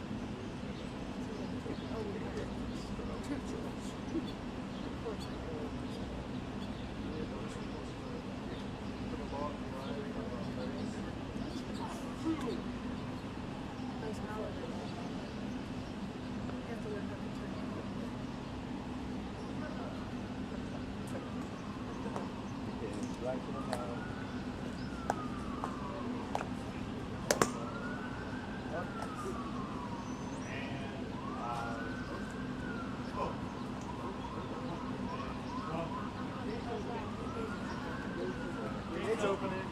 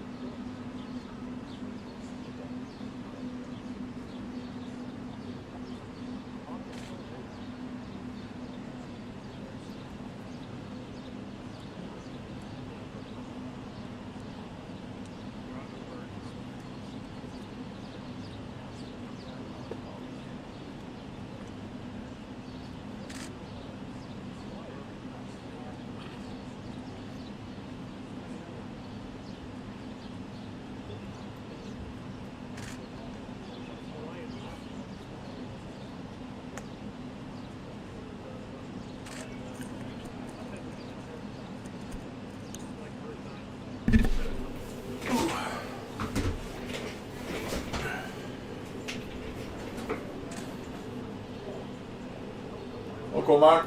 Nå får vi se det skyter opp her. Hello! Hello! Beautiful! Everything's perfect! Og så kommer det til å si Biden! Biden! Sleepy Biden! Crooked Biden! Det er det han kommer til å si. Og så går vi opp.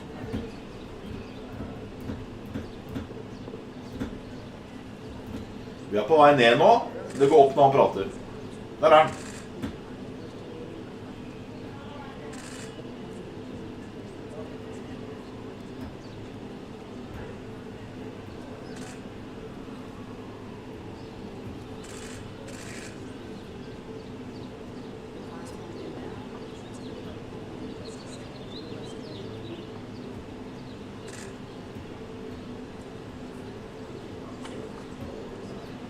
De som har baller, de setter en long her nå.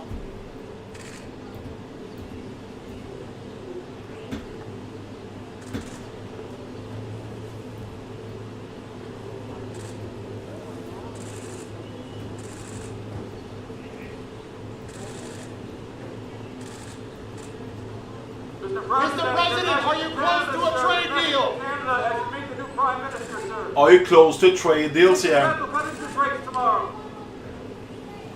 What? What the fuck?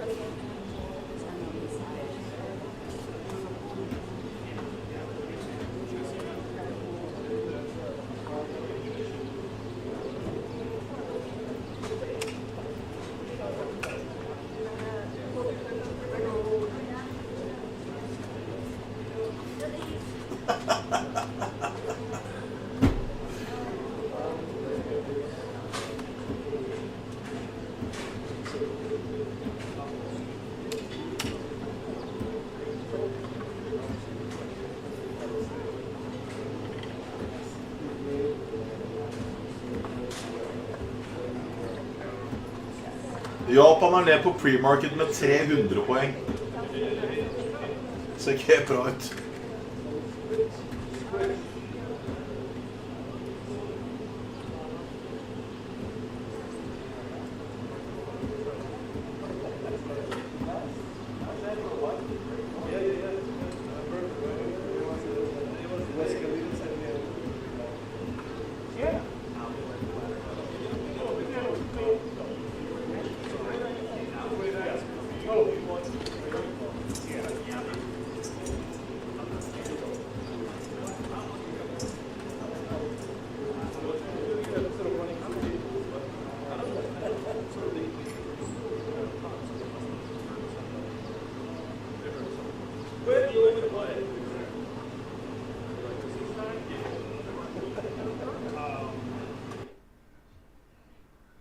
Var det det, liksom?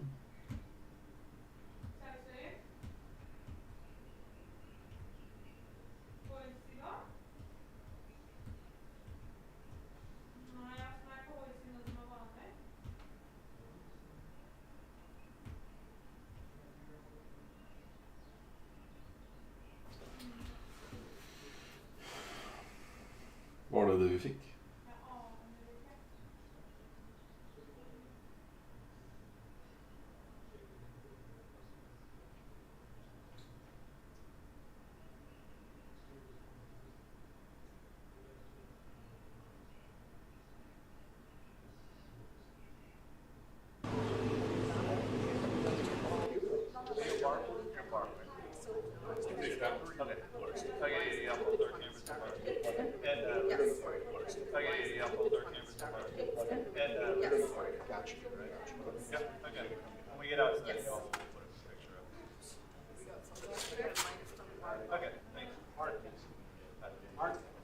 Yo, I got Gabe here.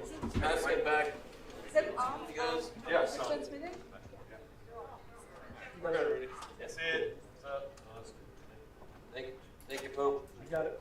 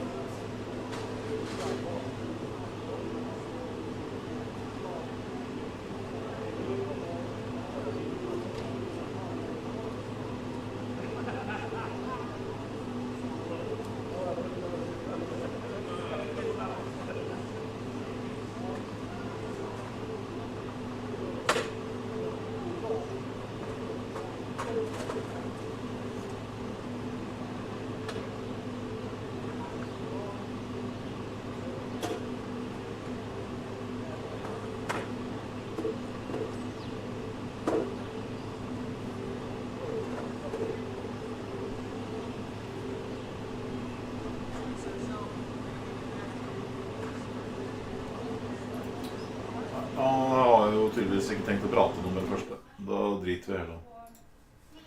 Jævla klovn. And on YouTube as well, David Gura in for Joe Matthew and Kaylee Lyons here in the nation's capital in Washington, D.C. As we are paying close attention to what's taking place at the White House this afternoon. The Prime Minister of Canada, Mark Carney, 24th Prime Minister of Canada, making the trip down from Ottawa to Washington to meet with President Trump. A couple of items on the agenda, a meeting one-on-one between these two leaders and a luncheon as well. Anticipate we're going to get some comments from both of them as the afternoon unfolds. Of course, we'll bring those to you live. Scott Bessent, the Treasury Secretary, up on Capitol Hill today, testifying before a House panel just a day after he appeared at the global conference organized by the Milken Institute, talking to investors directly, making the case for American exceptionalism as this trade war continues. We're going to go back to the Milken Institute a little bit later this afternoon. We anticipate hearing from Jenny Johnson, the CEO and president of Franklin Templeton. But before we get to all of that, let's get a Bloomberg Business Flash with Amy Morris. Amy?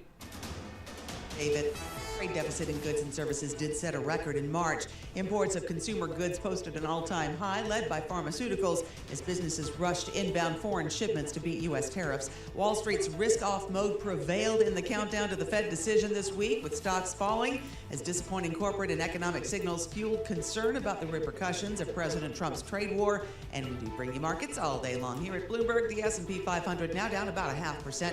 NASDAQ about 0.7% lower. The Dow is down 0.6%. The 10-year Treasury yield at 4.34%. The 2-year yield at 3.79%. Jeffrey Rosenberg at BlackRock says investors still don't have enough certainty. We're, having a nice little rebound from the April, Liberation Day surprises, and we're not out of the woods in terms of the uncertainty here, and it's tough to measure. BlackRock's Jeffrey Rosenberg and Frederick Merz got the backing of Parliament, a second vote for Germany's next chancellor. It comes as Germany's economy stagnates and support for the far-right alternative for Germany is strengthening. For on-demand news 24 hours a day, subscribe to Bloomberg News Now wherever you get your podcasts. I'm Amy Morris. That's a Bloomberg Business Flash. Now we go back to Balance of Power with David Gura. Amy, thank you very much. David Gura here in for Joe Matthew and Kaylee Lyons, again watching the action at the White House, waiting to hear from Prime Minister Mark Carney of Canada, who's visiting Washington today, and President Donald Trump, having a meeting in the Oval Office and a luncheon after that. I want to dig into sort of the import of that meeting, which comes just about a week after the latest federal election in Canada, and some heated words exchanged verbally and via social media posts between these two leaders, and President Trump setting the table today for this conversation, posting on Truth Social this morning. I look forward to meeting the new Prime Minister of Canada, he writes. I very much want to work with him. He then says, we don't need anything they have other than their friendship, which hopefully we will always maintain. They, on the other hand, need everything from us. So again, the president setting the table for this conversation. We'll see if the issues of sovereignty comes up in addition to talking about trade and tariffs policy. Nathan Dean joins me here in the studio in Washington, senior U.S. policy analyst for Bloomberg Intelligence. Let me start with a broad question. What does each of these leaders want out of this meeting today? There was a lot of bombast from Mark Carney on the campaign trail. Sovereignty was not a negotiable thing, he said over and over again.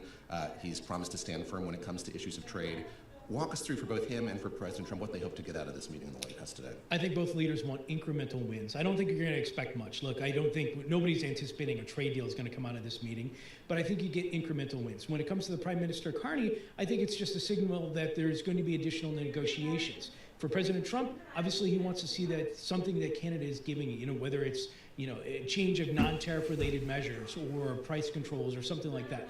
And when President Trump says on Truth Social that, there's nothing that we don't need, well, our analysts think differently. I mean, when you talk about the energy sector, the agricultural sector, Steve Mann was just on talking about automobiles.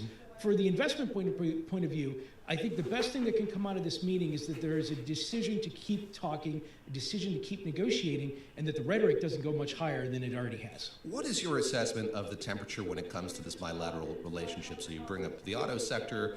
You and your colleagues have been tracking all of kind of the changes and walkbacks and postponements and pauses when it comes to these trade deals.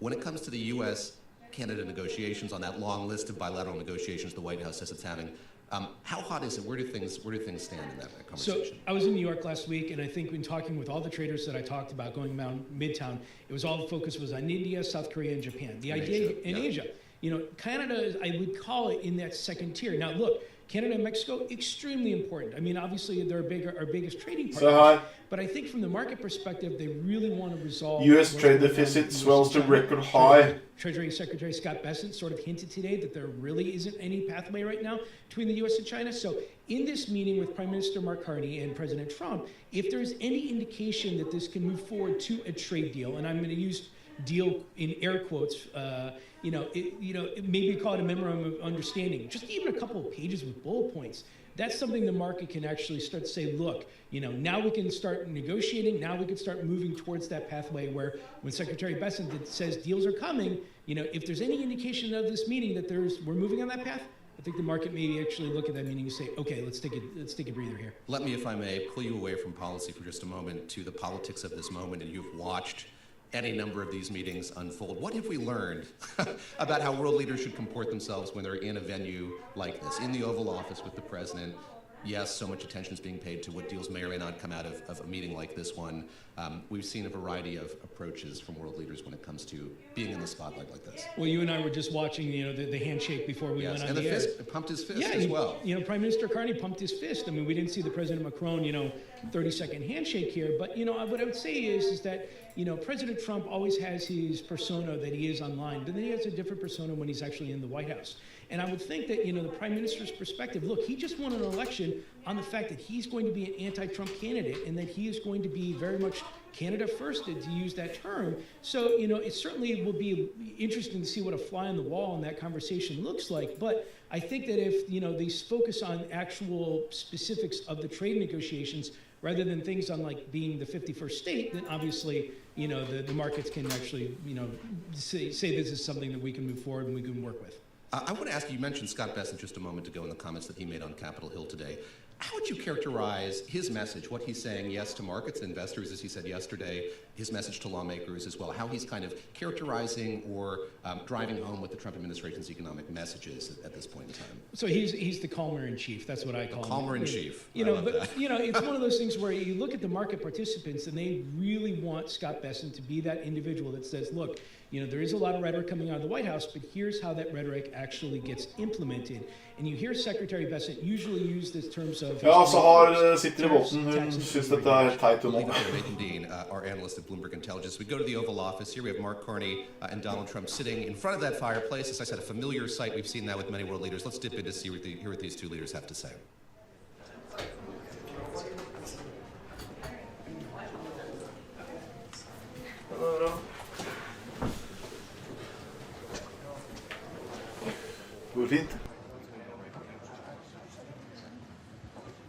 And we see here a traditional pool spray, so a small group of reporters and photographers, they're in the Oval Office taking photographs. Thank you very much, everybody. Now, the President of the United States. It's a great honor to have Prime Minister Mark Carney with us. As you know, just a few days ago, he won a very big election in Canada. And I think I was probably the greatest thing that happened to him, but I can't take a vote. The party was losing by a lot, and he ended up winning, so I really want to congratulate him. It was probably one of the greatest comebacks in the history of politics, maybe even greater than mine. But I want to just congratulate you. That was a great election, actually. We were watching it with interest, and I think Canada chose a very talented person, very good person, because we spoke before the election quite a few times. And it's an honor to have you at the White House and the Oval Office. And you see the new and improved Oval Office as it becomes more and more beautiful with love. We handle it with great love and 24-karat gold. That always helps too. Right? But it's been a lot of fun going over some of the beautiful pictures that were stored in the vaults that were for many, many years, in some cases over 100 years. They were stored in vaults of the great presidents, or almost great presidents, all having a reason for being up, every one of them. So it's very interesting. But I just want to congratulate you, and ran a really great race. I watched the debate. I thought you were excellent, and I think we have a lot of things in common. We have some tough points to go over, and that'll be fine. We're going to also be discussing Ukraine, Russia, the war, because Mark wants it ended as quickly as I do. I think it has to end. We had some very good news last night. The Houthis have announced that they are not, or they've announced to us at least, that they don't want to fight anymore. They just don't want to fight. And we will honor that, and we will stop the bombings, and they have capitulated, but more importantly, we will take their word. They say they will not be blowing up ships anymore, and that's what the purpose of what we were doing. So that's just news. We just found out about that. So I think it's very, very positive. They were knocking out a lot of ships going, as you know, sailing beautifully down the various seas. It wasn't just a canal, it was a lot of other places. And I will accept their word, and we are going to stop the bombing of the Houthis, effective immediately. And Marco, you'll let everybody know that, okay? Do you have something to say about that, by the way? It's a pretty big announcement. Yeah, this was always a freedom of navigation mission. These guys, these are, a band of individuals with advanced weaponry that were threatening global shipping. And the job was to get that to stop. And if it's going to stop, then we can stop. And I think it's an important development. And we'll have maybe before we're going to, as you know, the Middle East, Saudi Arabia, we're going to UAE and Qatar, and that'll be, I guess, Monday night. Some of you are coming with us. I think before then we're going to have a very, very big announcement to make, like as big as it gets, and I won't tell you on what, but it's going to, and it's very positive. I'd tell you if it was negative or positive. I can't keep that at. It is really, really positive. And that announcement will be made either Thursday or Friday or Monday before we leave. But it'll be one of the most important announcements that have been made in many years about a certain subject, very important subject. So you'll all be here. Han skal komme med verdens viktigste nyhet på onsdag, torsdag, fredag eller mandag. Da går det opp på det. Verdens viktigste nyhet på mange år. Da gikk vi opp 60 poeng på verdens viktigste nyhet, som altså kommer på mandag.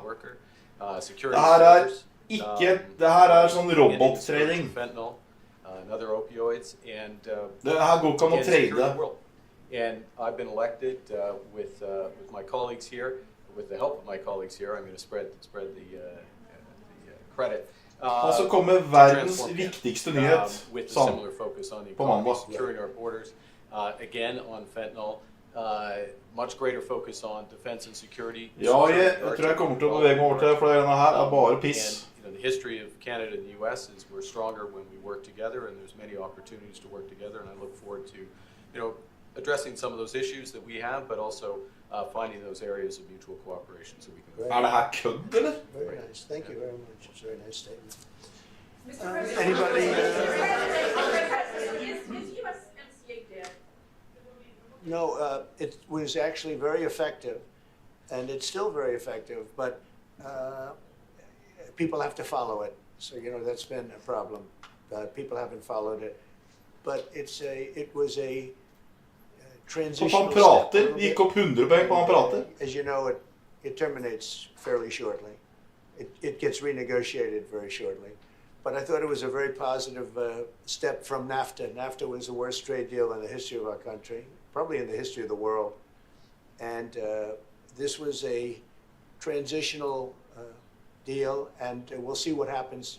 We're going to be starting to possibly renegotiate that if it's even necessary. I don't know that it's necessary anymore, but it served a very good purpose. And the biggest purpose it served is we got rid of NAFTA. NAFTA was a very unfair deal for the United States. Very, very terrible deal. It should have never been made. It was made many years ago, but it should have never been made. Vi gikk opp 120 poeng på han som kommer med verdens viktigste nyhet på... I would love that. Look, I have a lot of respect for this man, and I watched him come up, in a sense, through the ranks when he wasn't given much of a chance, and he ran a really great campaign. He did a really great debate. I think that debate was very helpful. I was going to raise my hand. I don't know if that's good or bad. I shouldn't say that. That might hurt you. But no, he ran a really great election, I thought. And yeah, something could happen. Something could happen. Yeah, please. What's the top concession you want out of Canada? The top concession. Dette her er jo ikke ekte. Concession? Dette er det sjukeste jeg har sett. Oh, we're going to be friends with Canada. Ja, han sa han også kommer med verdens viktigste nyhet på mandag. Canada is a very special place. Den viktigste nyheten som noensinne har kommet. My parents had relatives. Ja, han sa det. Det kan være at Canada blir en ny stat. Det kan være atomavtale med Iran. Jeg tror ikke det har noe med tarifføre. Jeg tror han lurer pressen med det. Very good hockey player right here on the Capitals, who I have a lottery. He is a big tough cookie too. Just broke the record, and he's a great guy. And you know, we had the team here, and I got to know a lot of the players. But now Canada is a very special place. Yeah, please. Mr. President, Mr. Prime Minister, I'd like to get your response to this too. Mr. President, you have said that Canada should become the 51st state. No. Well, I still believe that, but you know, it takes two to tango, right? But no, I do. I mean, I believe it would be a massive tax cut for the Canadian citizens. You get free military, you get tremendous medical cares and other things. There would be a lot of advantages, but it would be a massive tax cut, and it's also a beautiful. You know, as a real estate developer, you know, I'm a real estate developer at heart. When you get rid of that artificially drawn line, somebody drew that line many years ago with like a ruler, just a straight line right across the top of the country. When you look at that beautiful formation when it's together, I'm a very artistic person, but when I looked at that beauty, I said that's the way it was meant to be. But you know, I do feel it's much better for Canada, but we're not going to be discussing that unless somebody wants to discuss it. I think that there are tremendous benefits to the Canadian citizens, tremendously lower taxes, free military, which honestly we give you essentially anyway because we're protecting Canada if you ever had a problem. But I think it would really be a wonderful marriage because it's two places that get along very well. They like each other a lot. Well, if I may, as you know from real estate, there are some places that are never for sale. That's true. We're sitting in one right now, you know, Buckingham Palace that you visited as well. That's true. And having met with the owners of Canada over the course of the campaign last several months, it's not for sale, won't be for sale ever. But the opportunity is in the partnership and what we can build together. We have done that in the past, and part of that, as the President just said, is with respect to our own security. And my government is committed for a step change in our investment in Canadian security and our partnership, and I'll say this as well, that the President has revitalized international security, revitalized NATO, and us playing our full weight in NATO, and that will be part of it. And they have, I must say, Canada is stepping up the military participation because Mark knew, you know, they were low and now they're stepping it up, and that's a very important thing. But never say never. Never say never.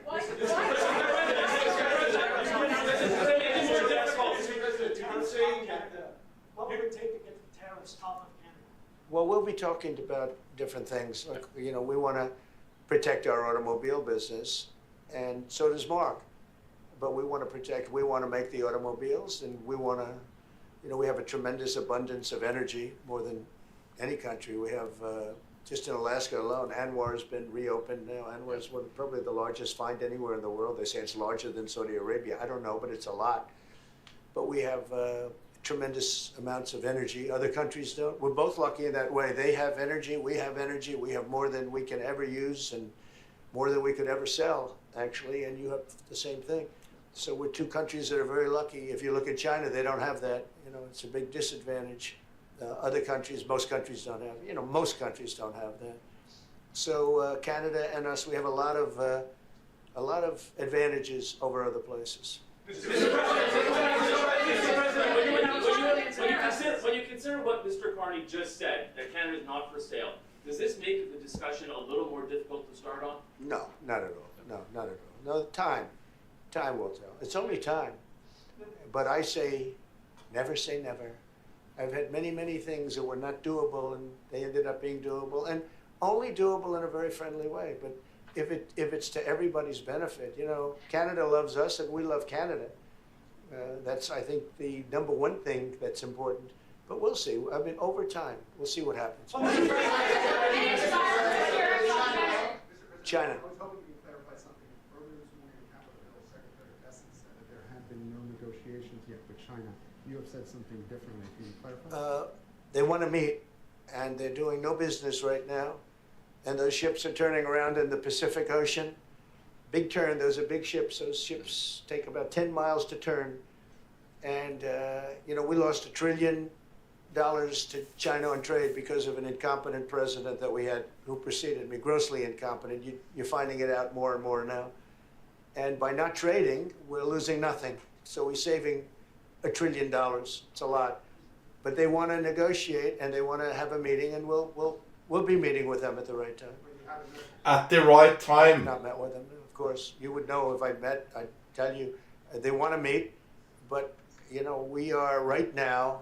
Look, they're suffering greatly. Their economy is suffering greatly. Nå snakker du mot seg selv. Han sa han var I dialog med dem. Nå du ikke det plutselig da. Don't kid yourself. They don't make the money off other countries like this. And they were making. We had a trade imbalance. We had a deficit, or they had a surplus. Another way of saying it, of more than $1 trillion. Think of it, more than $1 trillion. And because of 145%, that's the only reason, but because of, they have now 145% tariff, there's no trading. You can't trade with 145%. We are, therefore, making, in a certain way, I guess, $1.1 trillion. In other words, we're not losing $1.1 trillion. Our deficit is much better. When I started, I say we were losing billions of dollars a day on trade. That's rapidly turning around. We looked at numbers this morning. So we were losing, the United States during Biden was losing more than, I won't even give you numbers because they're so embarrassing, but billions of dollars a day on trade. Those numbers are rapidly turning between the tariffs. Don't forget, we're now getting 25% on cars, 25% on aluminum, 25% on steel, and maybe more importantly, massive numbers of companies are moving into the United States. Honda, we have tremendous, the car companies are moving in at levels we've never seen before. The biggest investment ever made in the United States is being made right now. Trillions of dollars. I would say we could be at $9 trillion. You could go back to other presidents, they haven't had $1 trillion for their entire term. Look at Biden. He had bad numbers. People were leaving. They weren't coming in. They were leaving with Biden, and he didn't know the difference. The only thing he knew is people coming in. You know who they were? Illegal immigrants. Okay, from prisons, from mental institutions, from all Nettopp sorts of Slumdog, places. men jeg tror ikke han selv skjønner hva han sier. Venezuela. They were coming in and there were criminals and murderers, 11,888 people that murdered, and at least half of them murdered more than one person. This is what Biden led into our country. I'm bringing in big companies. We have Apple is investing $500 billion. We have Jensen, as you know, is going to be 500 biggest chip maker, or chip thinker, I call him.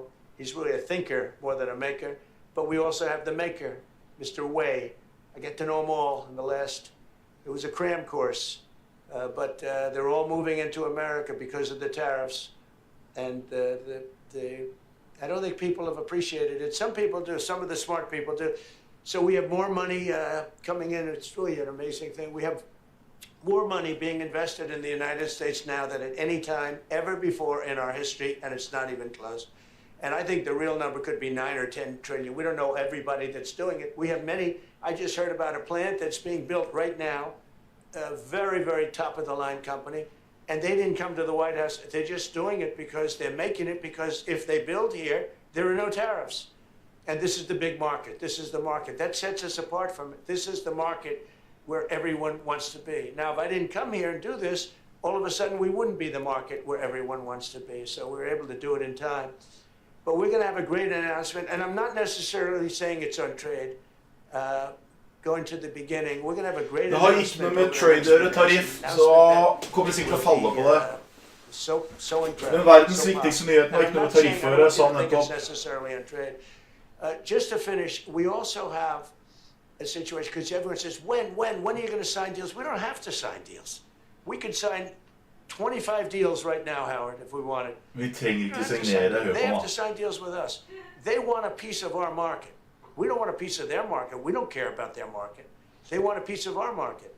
So we can just sit down, and I'll do this at some point over the next 2 weeks, and I'll sit with Howard and Scott and with our great vice president who has done a really good job. We have some good news to report on a lot of fronts.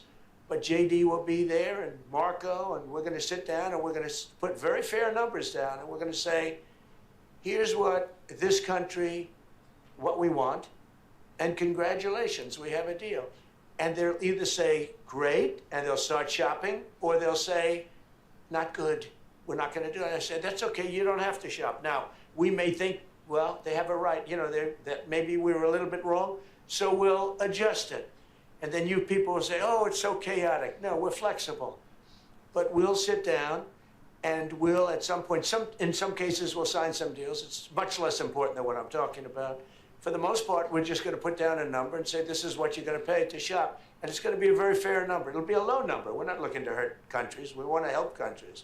We want to be friendly with countries. But you keep writing about deals, deals. When are we going to sign? When? It's very simple. We're going to say, in some cases, we want you to open up your country. Det han som sier deals, deals hver dag. Det derfor jeg har gått opp hele uka. It's one of the highest tariffs in the world. We're not going to put up with that. And they've agreed already to drop it. They'll drop it to nothing. They've already agreed. They would have never done that for anybody else but me. So we're going to put down some numbers, and we're going to say our country is open for business. And they're going to come in, and they're going to pay for the privilege of being able to shop in the United States of America. It's very simple. It's very simple. So I wish they'd keep, stop asking, how many deals are you signing this week? Because one day we'll come and we'll give you 100 deals. And they don't have to sign. All they have to do is say, oh, we'll start sending our ships right now to pick up whatever we want or to bring whatever we want. It's very, very simple.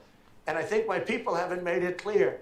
We will sign some deals, but much bigger than that is we're going to put down the price that people are going to have to pay to shop in the United States. Think of us as a super luxury store, a store that has the goods.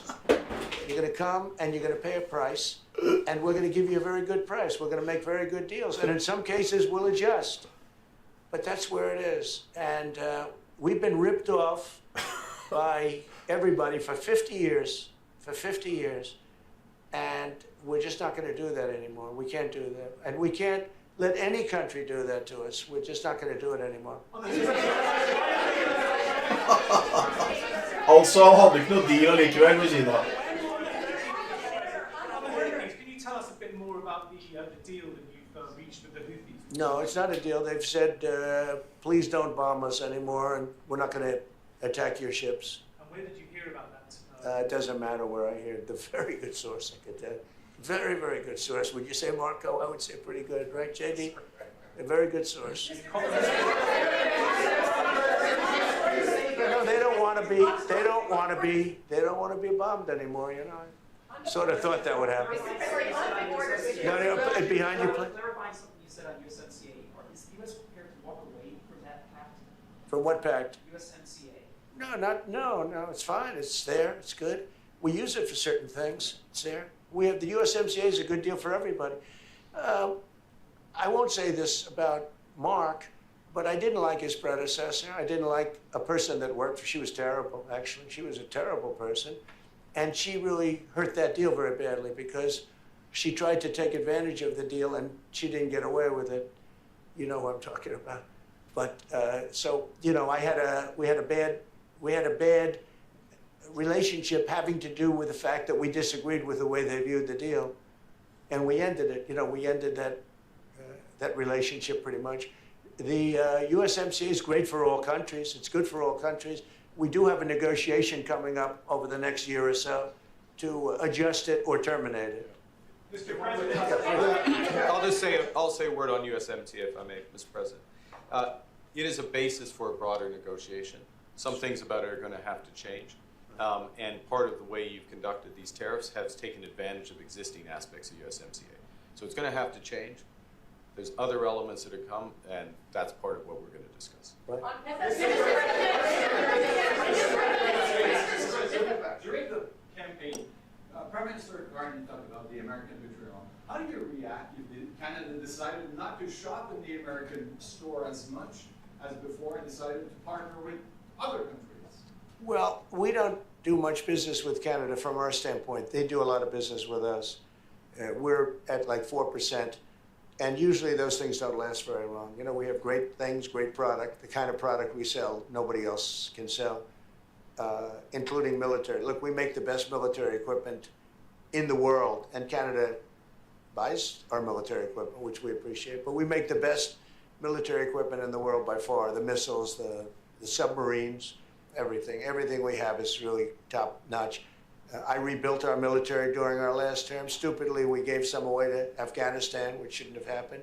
But that was, I think it was the most embarrassing moment in the history of our country. It was just very incompetent people. But if you look, the man that's now at the head of our Joint Chiefs, he led the attack on ISIS for me. That's why he's the head of the Joint Chiefs. And Raisin Kane, he was unbelievable. And as you know, we defeated ISIS in 3 weeks. It was supposed to take 5 years. We did it in 3 weeks. And he ran the campaign. I said, I like him. But I knew him before. I went to Iraq, and we agreed to a plan, and that was the plan. And as you know, we did it in record time. So we have, you know, we have the best equipment in the world. We have the best, a lot of things. And but Canada does a lot more business with us than we do with Canada. Yeah. Mr. President, when do you think the investments that you've announced, the trillions, will finally hit economic data this year? When you're saying about the tariffs? No, about the investments that you've announced. Oh, it's hitting right now. Look, they're already starting AI plants. These are not people that look for financing. That's a good thing. You know, in real estate, you get a site, then you have to look for financing, you have to get your zoning, you know, 5 years later you start building, you get a bank, then the bank's no good. These people have massive amounts of cash. The CHIPS Act was a ridiculous thing because that doesn't get them to build. All we did is hand very wealthy companies money. The CHIPS Act that was done by Biden. Billions, we give them billions of dollars. They don't even have to do anything with it. And then if you weren't, if you didn't have, and I don't want to be a wise guy, but if you didn't go with the DEI, if you didn't go with all of the different things woke, if you weren't woke, you couldn't even use the money. You had to have a certain percentage of this and that and that and that. It's impossible to have. The companies actually complained to me. They said they gave me all this money, but nobody can get these people to do anything. I mean, look, President Obama, and if he wanted help, I'd give him help because I'm a really good builder and I build on time, on budget. He's building his library in Chicago. It's a disaster.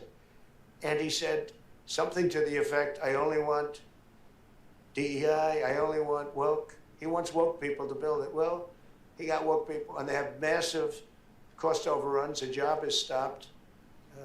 I don't know, it's a disaster. And I don't like that happening because I think it's bad for the presidency that a thing like that should happen. He's got a library that's a disaster. And he wanted to be very politically correct, and he didn't use good, hard, tough, mean construction workers that I love, Marco. I love those construction workers. But he didn't want construction workers. He wanted people that like never did it before. And he's got a disaster in his hands. Like millions of dollars, really many millions of dollars over budget. And I would love to help him with it, or somebody else. I could recommend professionals, but it was not built in a professional manner. By the way, nor was in California a little train going from San Francisco to Los Angeles that's being run by Gavin Newsom, the governor of California. Did you ever hear of Gavin Newsom? He has got, that train is the worst cost overrun I've ever seen. It's like totally out of control. So then they said, all right, we won't go into San Francisco. We'll stop 25 miles short. And we won't go into Los Angeles. We'll stop 25 miles short. It's hundreds of billions of dollars for this stupid project that should have never been built. And then they realized that it would have been a lot less costly if we just gave limousine service back and forth and gave it free. They would have saved hundreds of billions of dollars. They have airplanes that go there for one 1/100th the cost, and they have cars. They have a thing called the highway that goes back and forth that's not fully utilized. And they got involved with this project, and Gavin, you know, I always liked Gavin. I had a good relationship with him. I just got him a lot of water. You know, I sent in people to open up that water because he refused to do it. And we just got him a lot of water. If they would have had that water, and if they would have done what I said to do, they wouldn't have had the fires in Los Angeles. Those fires would have been put out very quickly. But if you think about it, and you got to take a look at this project, it's the worst cost overrun I've ever seen. I've watched a lot of stupid people build a lot of stupid things, but that's the worst cost overrun I've ever seen. What's happening between San Francisco and Los Angeles. And you ought to ask about that, because this government is not going to pay. I told our very great new Secretary of Transportation, he's doing a good job, Sean Duffy, I said, we're not going to pay for that thing. They are just, it's out of control. This is something that you don't have things like this. It's not even conceivable. Like 30 times over budget, 30 times. It's the craziest thing. And now it's hundreds of, it was supposed to be a simple train. And I think the media should take a look at it. And I'd love him to run for president on the other side. You know, I'd love to see that. But I don't think he's going to be running, because that one project alone, well, that and the fires and a lot of other things, pretty much put him out of the race.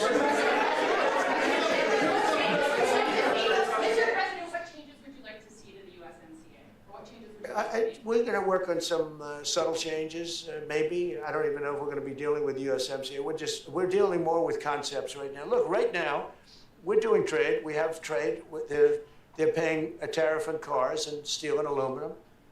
And I think we have a baseline of 10% or something like that for the tariffs. But we're getting along very well. Right now, going no further, but we have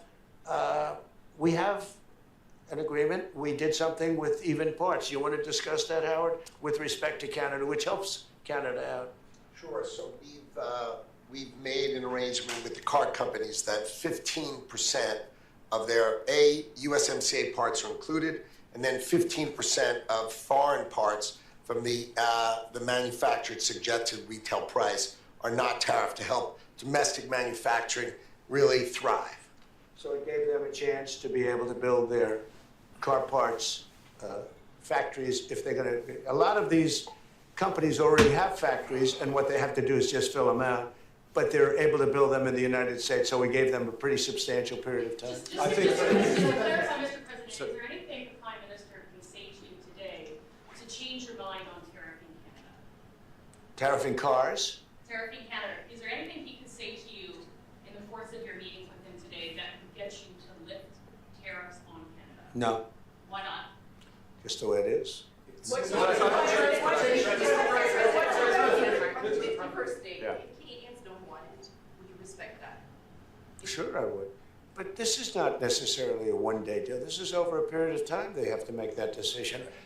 Yes, go ahead. Yeah, if I may. Well, respectfully, Canadians' view on this is not going to change on the 51st state. Secondly, we are the largest client of the United States in the totality of all the goods. So we are the largest client of the United States. We have a tremendous auto sector between the two of us, and the changes that made have been helpful. 50% of a car that comes from Canada is American. That's not like anywhere else in the world. And to your question about is there one thing? No, this is a bigger discussion. There are much bigger forces involved, and this will take some time and some discussions, and that's why we're here, to have those discussions, and that is represented by who's sitting around the table. See, the conflict is, and this is very friendly. We're not. This is not going to be like we had another little blow up with somebody else. That was a much different. This is a very friendly conversation, but we want to make our own cars. We don't really want cars from Canada, and we put tariffs on cars from Canada, and at a certain point, it won't make economic sense for Canada to build those cars. And we don't want steel from Canada because we're making our own steel, and we're having massive steel plants being built right now as we speak. We really don't want Canadian steel, and we don't want Canadian aluminum and various other things. because we want to be able to do it ourselves. And we, because of, you know, past thinking of people, we have a tremendous deficit with Canada. In other words, they have a surplus with us. And there's no reason for us to be subsidizing Canada. Canada's a place that will have to be able to take care of itself economically. I assume they can. I will tell you that Trudeau, when I spoke to him, I used to call him Governor Trudeau. I think that probably didn't help his election. But when I spoke to him, I said, so why are we taking your cars? Why are we taking your, we want to make them ourselves. I mean, I said, and if the price of your cars went up, or if we put a tariff on your cars of 25%, what would that mean to you? He said, that would mean the end of Canada. He actually said that to me. And I said, that's a strange answer, but I understand his answer. But no, I mean, it's hard to justify subsidizing Canada to the tune of maybe $200 billion a year. We protect Canada militarily, and we always will. We're gonna, you know, that's not a money thing. But we always will. But you know, it's not fair.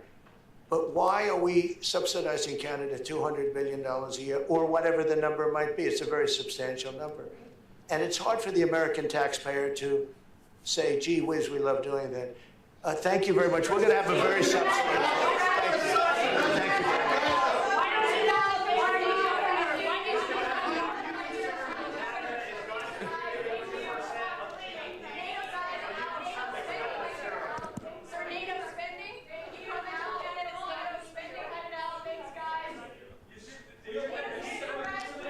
President Trump there is sitting next to Prime Minister Mark Carney of Canada, flanked by many of their top advisors in what President Trump called the new and improved Oval Office. He took a moment to point out the new gilded frame surrounding the artwork that he's put up in there, but characterized the conversation that he plans to have here with the Prime Minister as a friendly one. He stressed over and over again that the two of them are getting along very well and had a lot of praise for the president. Jeg tror han har jo agenda, Lena. Han sitter og han trener. And during the election last week as well. Touched on a number of major issues, a handful of them in foreign policy, said there's agreement among these two leaders when it comes to Ukraine, for instance, spoke about the Houthis in the Middle East, talked about China as well. There was a question about what Treasury Secretary Scott Bessent said on Capitol Hill today with regard to the status of meetings or negotiations with China. The president said meetings had not happened, but they could happen at the right time, stressed that China wants to meet. And they could sign 25 deals right now if they wanted to, but very much positioning the United States, positioning this administration as in the catbird seat as those negotiations continue. Notably, during those comments, we saw the strengthening of the Canadian dollar and the Mexican peso as well when the president spoke about the USMCA, that trade deal that supplanted NAFTA. And the president had a lot of praise for that deal, didn't have a lot of criticism of the deal over the course of those comments. He said that it's good. There are subtle changes that could be put in place there. They might be talking about concepts of what that succeeding trade deal might look like, but said it's sort of the basis of a negotiation, the words of Prime Minister Mark Carney. There was some talk about sovereignty here. The president has threatened Canada's sovereignty over these last many months, referred to it as a potential 51st state. President Trump saying they're not going to be discussing that today. Prime Minister Mark Carney indicating that it should be something that's never discussed, trying to rule it out entirely. The President of the United States saying... På den spiken der så sa han skulle på mandag neste uke komme med verdens viktigste nyhet noensinne. Det er ikke opp. Og så vi kan spørsmål, har det noe med tariffer å gjøre? Nei, ikke nødvendigvis. Derek, great to have you with us, and I wonder if you could just speak to me about the body language that you witnessed there. I think there was a lot of uncertainty about kind of the posturing we would see from these two world leaders at this first meeting between the two of them. With Mark Carney, now the 24th Prime Minister. What stood out to you about sort of how they approached this and the way that they spoke to one another and indeed characterized the conversations that are taking place? I mean, I think the thing that stood out... Og så sa han videre, som jeg tror litt av grunnen til at de kan si så mye rundt det. Han sa, lager dere en avtale med Kina snart? Nei, vi trenger ikke. Vi tjener penger på å ikke lage avtale med Kina, sa. Jeg tror vi kommer til å falle på det. You know, over months, including things that, you know, don't really have a, much basis, like the $200 billion subsidy and so on. We talked about, not wanting Canada's cars, all these things that we've heard from Trump.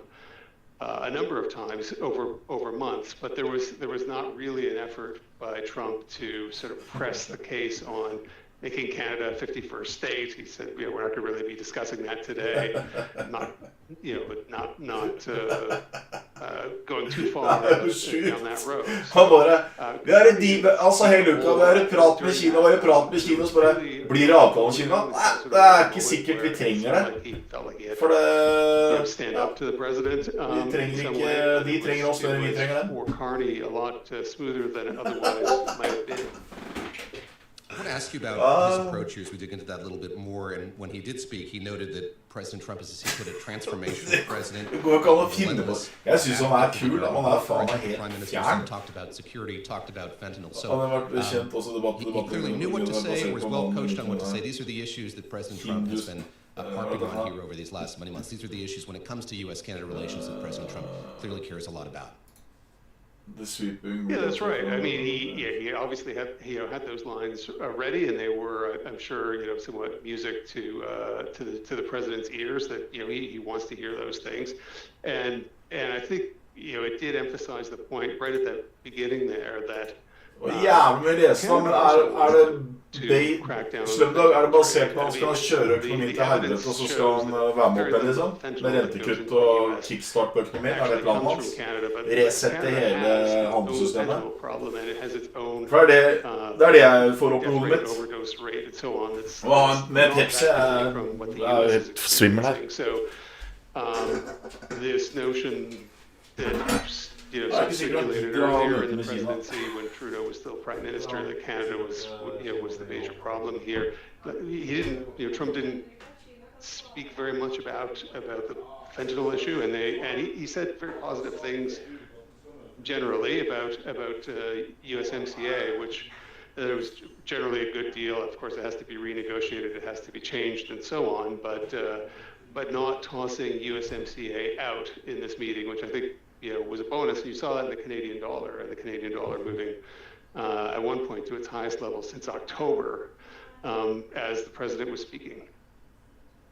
I want to ask you just a bit more about that. So yes, I noted the strengthening of the currency of the Canadian dollar and the Mexican peso as well, and sort of beyond the remarks about their friendship and the relationship between these two leaders, we heard the president kind of wax nostalgic about his Trump roots in Canada, having some relations who lived in the country, brought up Wayne Gretzky as a famous Canadian that he has a lot of affection for, brought up Mr. Ovechkin of the Washington Capitals, who I don't think has any Canadian roots or history, but buried within all of that was a lot of talk about this trade deal, and it's one that after it was negotiated by the first Trump administration, the president was very proud of. What is your sense of, as you think about the nuance or changes that might be made there, what the prospects for that look like? Do we have any kind of indication of sort of what granular changes might be approached here by the president and the prime minister? Well, I mean, I doubt very much that there will be a lot of sort of really granular stuff dealt with today. But in the Jeg bare sier det igjen, longer bare så course folk of har fått time, med seg hva som skjer der. Han har sagt nå at Kina avhengig av USA, og at de ikke avhengig av Kina. Det har han sagt nå. Han har hele uka sagt det at det kommer en avtale med Kina, det dialog med Kina, det dialog med Kina, det kommer en ordning med Kina, det dialog med Kina. Han har sagt hele uka nå. Markedet har gått opp på det. Nå sa han, ikke sikkert de kommer til å ha en dialog med Kina, for det haster ikke. For de tjener penger på å ikke gjøre deals med Kina, for de taper penger på å gjøre avtaler med Kina.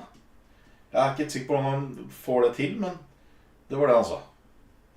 Så dere som følger med litt i timen nå, så har han altså løyet i 2 uker på at det blir Kina-tariffavtale. At den skal gå ned med tariffen, at den for høy, det bla bla. Nå sier han at han, basically, vi ikke avhengig av Kina i det hele tatt. Så alt det han har sagt hele uka nå, stemmer jo da tydeligvis ikke. Hva han oppnår med dette her, jeg aner ikke. Man blir bare mye mer forvirret. Mye mer forvirret. $200 billion, he brought it up again here during the course of that meeting, then said whatever that number might be, but the U.S. has been subsidizing Canada. Again, for those who haven't been following this closely, what is the president referring to there? Help us make sense of that line of attack that we keep hearing from the president of the United States. To be honest, nobody's quite certain what he means when he says $200 billion. He's never fully explained it. Now, if he's talking about the U.S. trade deficit with Canada, that number last year was $36 billion, goods and services. It's a little bit higher on the goods side because Canada sells a lot of energy into the U.S. And then the U.S. actually has a trade surplus with Canada. When you net it all out, that's $36 billion. I mean, you could decide for yourselves whether a trade deficit constitutes a subsidy, but that's the number from last year.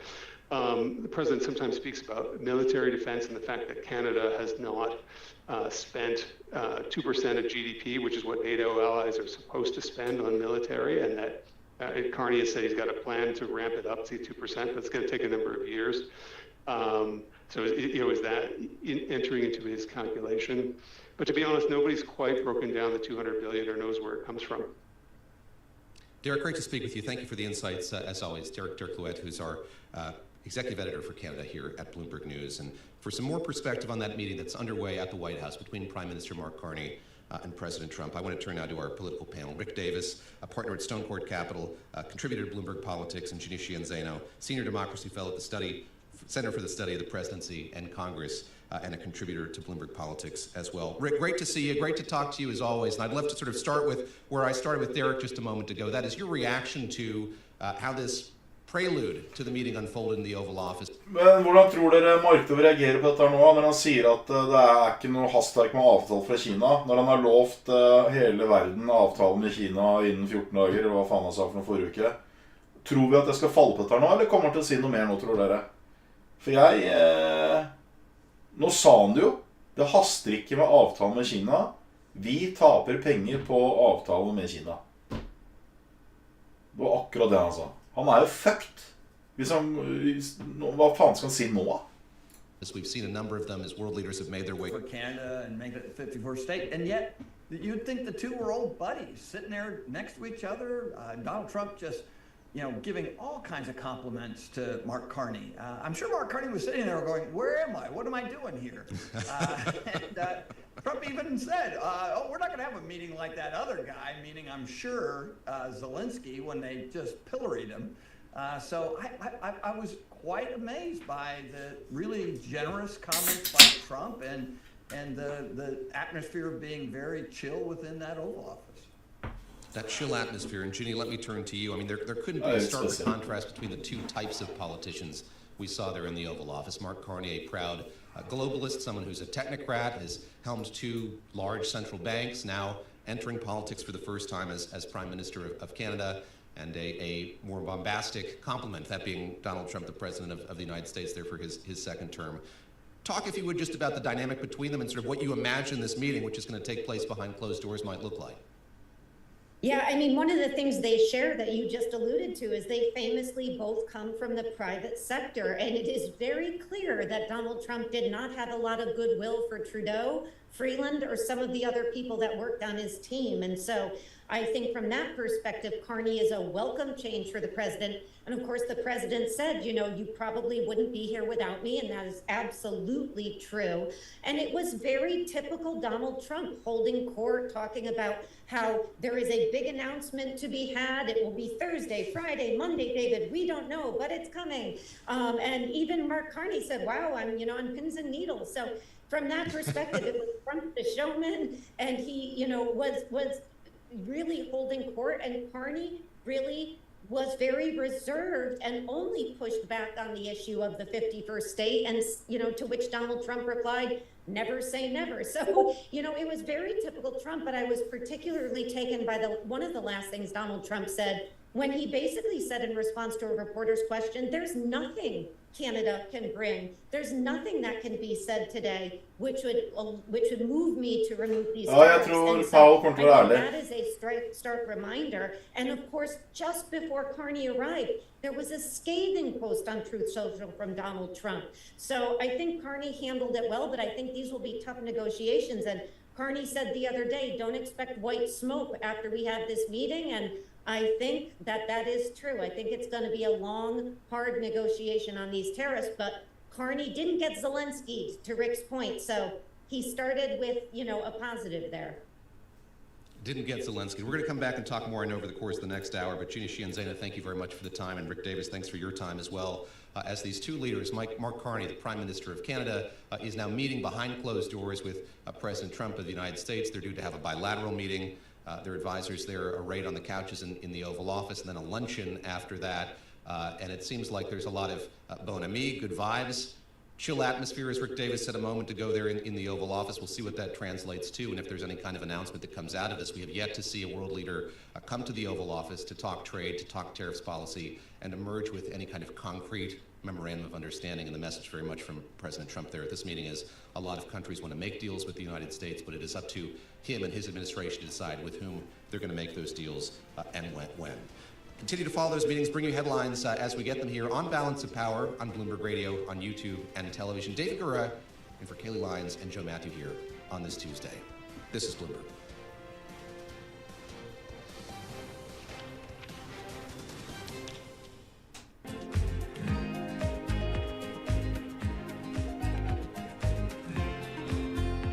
Det faen meg helt utrolig. Det helt utrolig at han bare kan si stikk motsatt av hva han sa I går og I forgårs. Det helt sjukt.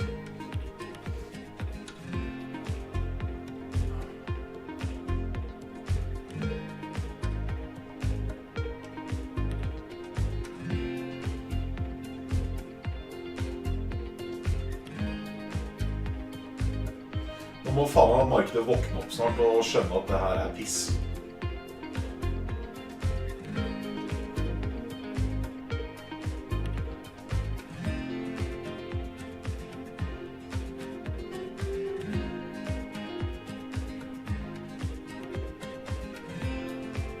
Vi ramlet jo med 200 poeng nå, nesten. Eller 170.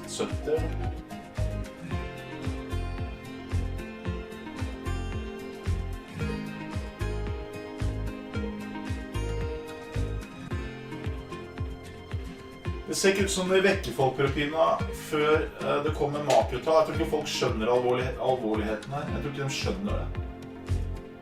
For Trump sier jo det stikk motsatt. Han sier alt bra, alt flott, alt perfekt.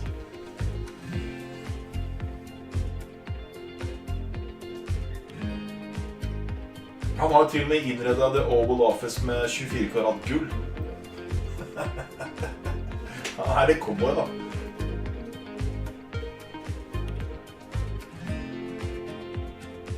Han er litt kul da.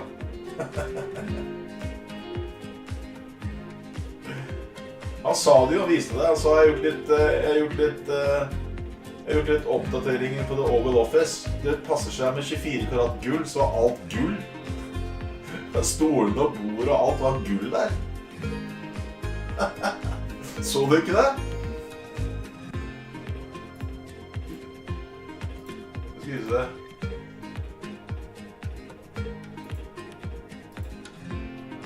Alt gull!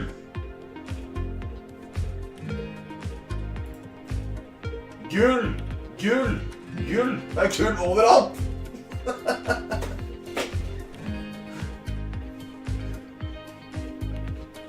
Det litt kult da.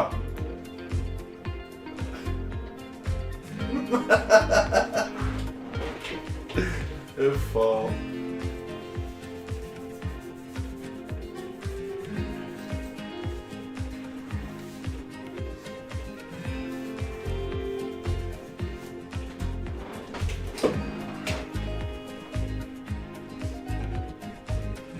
Nå treffer litt motstand teknisk her, for å se om det bryter ned. Ja, Tobi må det.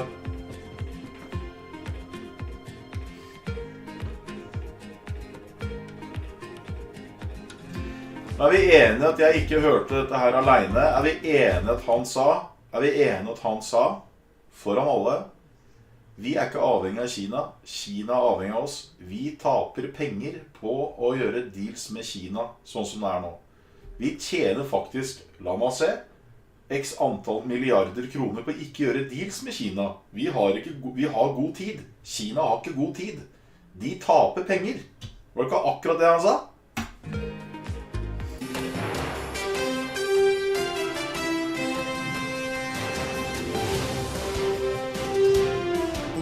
from Washington, D.C. This is Balance of Power on Bloomberg Television and Bloomberg Radio. David Gura in for Joe Matthew and Kayleigh Lyons on this Tuesday as the President of the United States sits down with the Prime Minister of Canada to talk trade and other issues in the White House. We heard from Mark Carney and from Donald Trump just a few moments ago talking about the relationship between the two countries, the outlook for the renegotiation of the U.S.-Mexico trade deal.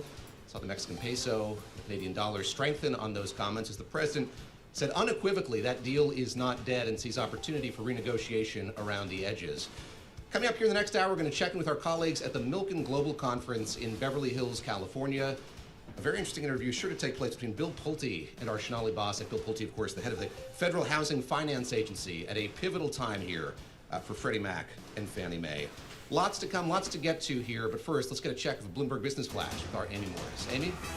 All right, thank you, David. The U.S. trade deficit in goods and services set a record in March. Imports of consumer goods posted an all-time high, led by pharmaceuticals, as businesses rushed inbound foreign shipments to beat U.S. tariffs. Now, President Trump says he will dictate tariff levels for U.S. trading partners rather than engaging in back-and-forth negotiations. And Wall Street's mood is tied to repercussions of the trade war. We do check markets for you all day long at Bloomberg. The S&P 500 down 0.7%, NASDAQ down 0.8%, the Dow down 0.8%, the Russell 2000 index now down 1.1%, the 10-year Treasury yield at 4.34%, and the 2-year yield at 3.79%. Treasury Secretary Scott Bessent repeated his warning that his department is on the warning track toward exhausting its capacity to stay within the federal debt limit. He did not say when that might happen. He also told the House Appropriations Committee that Treasury is still tallying the tax revenue from the latest filing season and that Treasury will share with Congress when they're getting close to the default date. Friedrich Merz got the backing of a parliament in a second vote for Germany's next chancellor, coming as Germany's economy is stagnating and support for the far-right alternative for Germany is getting stronger. For on-demand news 24 hours a day, subscribe to Bloomberg News Now wherever you get your podcasts. I'm Amy Morris. That is a Bloomberg Business Flash. Let's go back now to Balance of Power with David Gura. Amy, thank you very much. David Gura in for Joe Matthew and Kayleigh Lyons here on Bloomberg Television and Bloomberg Radio with Balance of Power, a fascinating vote. Two fascinating votes, I should say, that took place in Germany today. Our focus now shifts to the White House, where a meeting is underway between President Trump and Prime Minister Mark Carney. The cameras have been moved out of the Oval Office. That will happen behind closed doors. There's a lunch to follow as well. But a lot of good spirits, I should say, in the room, in the Oval Office, as those two leaders sat in front of the fireplace and took a few questions from reporters. Paying close attention to that was our Tyler Kendall, our Washington correspondent here at Bloomberg Television and Bloomberg Radio. And Tyler, I'd love to just get your reaction to the way all of this unfolded. We were watching as Mark Carney got out of the car and walked into the White House. There was a handshake, there were waves, there was a fist raised as well. There seemed to be good spirits among these two leaders, and I wonder how that translated into the comments that you heard in the Oval Office a few moments ago. Yeah, hey David, definitely the appearance of good spirits, but at the same time, President Trump did say that there was nothing that Mark Carney could say that would change the tariffs. Likely not welcome news for the Prime Minister as they embark on this first face-to-face meeting here at the White House. At the same time, though, President Trump was rather complimentary of Mark Carney, congratulating him on winning the election, which perhaps you know better than anyone. You were on the ground in Ottawa. Mark Carney campaigned heavily on countering this White House and its trade policies. President Trump did add that he would love to see a deal with Canada, but ultimately there's been very little progress when it comes to these trade talks, at least publicly, and now it appears more uncertain than ever on what President Trump actually would like to see done. Now, when it does come to USMCA, did allude to this at the top there, President Trump said that it has been effective. He thought it a good deal for everyone, but that people need to follow it, saying that there could be subtle changes. Carney chimed in there saying that USMCA does need to change when those terms do expire in July. This is a really high-stakes meeting, David, considering that this is the first face-to-face meeting that these leaders have engaged in. Mark Carney actually sort of tried to lower the expectations ahead of it, saying that he knows that these are going to be difficult talks, but he ultimately hopes constructive. And the President, the Prime Minister talking kind of sweeping terms about both the relationship and the trade deal that's in place, the USMCA trade deal right now, talking about kind of nuance and subtlety. Speaking kind of similar terms here about the issue of sovereignty, which I think is one that a lot of people were wondering sort of how the President would broach or what he would say about it over the course of that meeting. He said they were not going to be discussing it during their Oval Office meeting today or at that luncheon as well.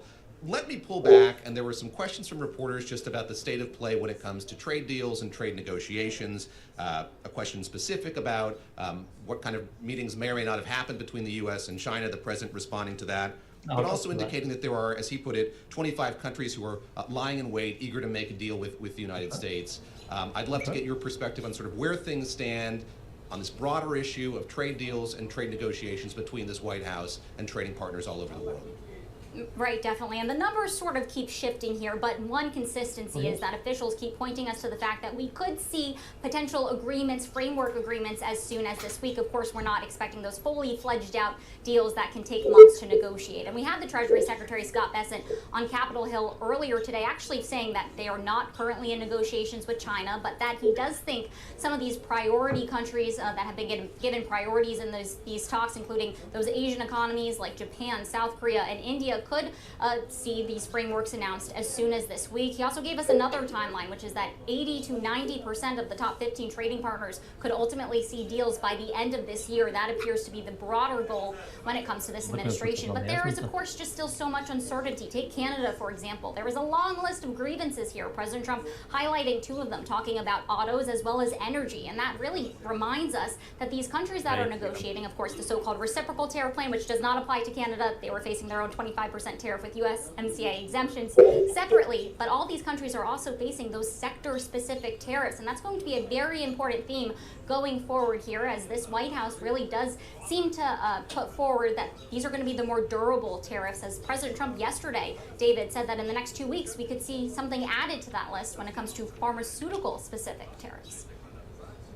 Tyler, great to get that update. Appreciate it. That's Tyler Kendall for us there at the White House. Then just going back to that one question a reporter asked, is there anything that Mark Carney could say during the course of this meeting that would cause President Trump to remove those tariffs? President Trump said unequivocally no. So we'll see how all of this progresses. It's a busy afternoon, a meeting, a lunch, and then we're expected to hear from the Prime Minister of Canada as well as he holds a news Her er conference det this jeg har snakket om.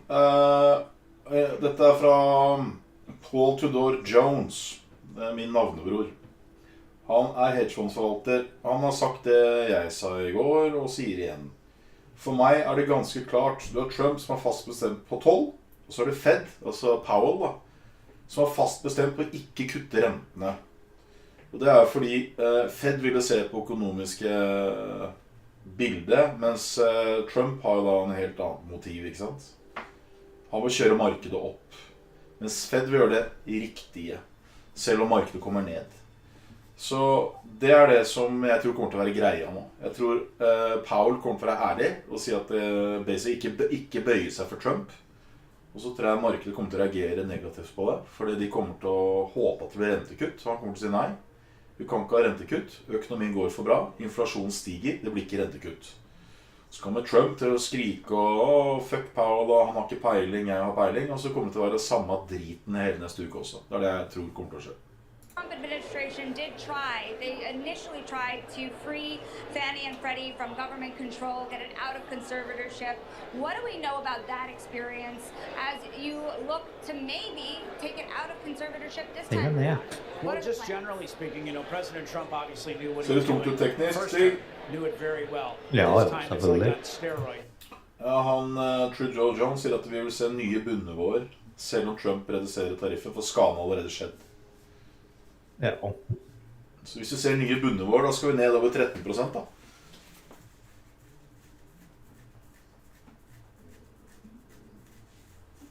Hvis han får rett I spådommen sin. So we knew exactly what was this right now.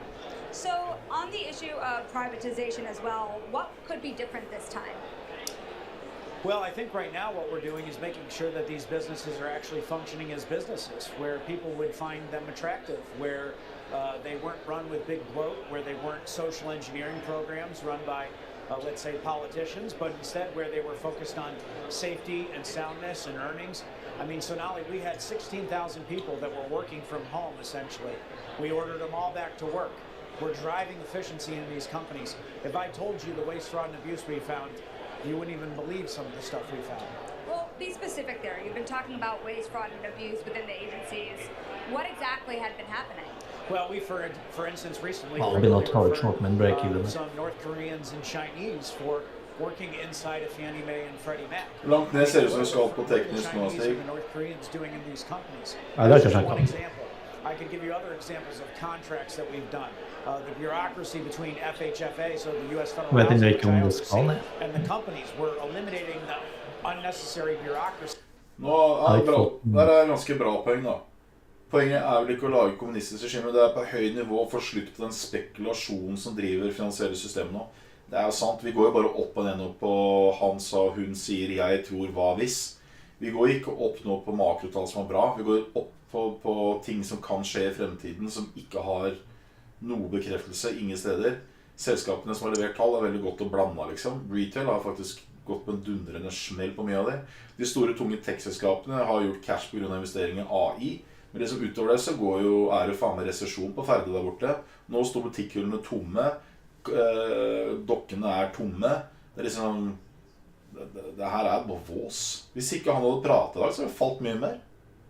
Det hadde bare falt til helvete i dag også. So when it comes to your initiative here to really take a look Jeg burde ikke lande police fraud and abuse. Ja, flere av, ikke sånn store Walmart og sånn, jeg har ikke sett noe på, men flere av de vanlige mindre, sånn mellomstore bedrifter i New York og Los Angeles nå, har manko på varelager nå. De sier at de må få varer inn i løpet av 2 til 3 uker, og så går det skikkelig til helvete der borte.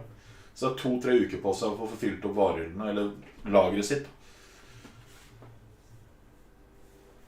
Fordi det de sier er at det er sånn store som Walmart og Costco og sånn, ikke sant? De har så mye cash at de kan kjøpe varelager for faen meg mange måneder fremover i tid. Men små og mellomstore bedrifter har ikke den likviditeten som store har. Så det går først utover de små. Henger du med? Ja. Så de små bedriftene nå, de sliter om 2 til 3 uker. De har varelager nok til 2 til 3 uker. Og det er liksom blue collar people, ikke sant? Det er de som får dette her rett i trynet nå. Det er det som vil skje. Walmart og Costco og hva faen alle de heter for det, de store. De har masse cash. De kan bare...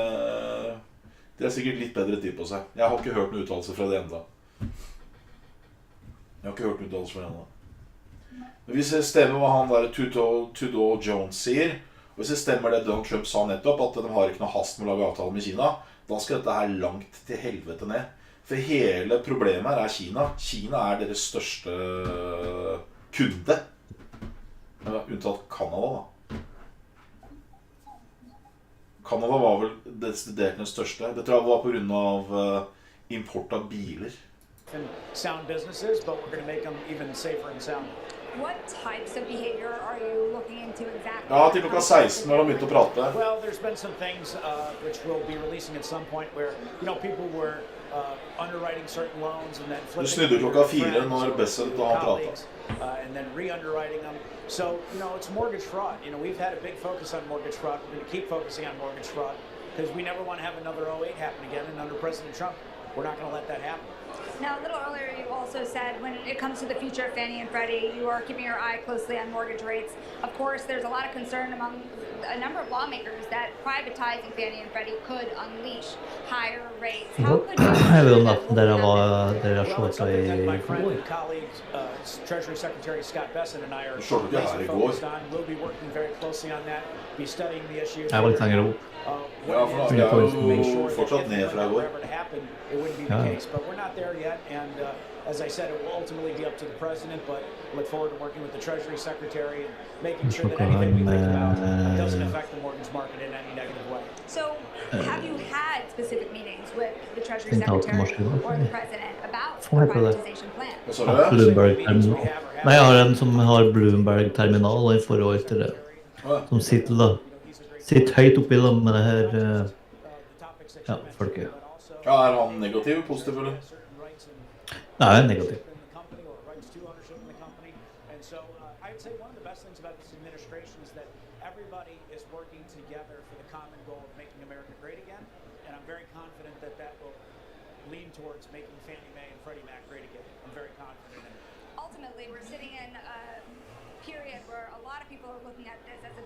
Fannie og Freddie, mulig de snakker om de skal sette opp rentene, hvis ikke jeg hørte helt feil. Hørte du det? Nei, Hvis det skjer, så får du et problem.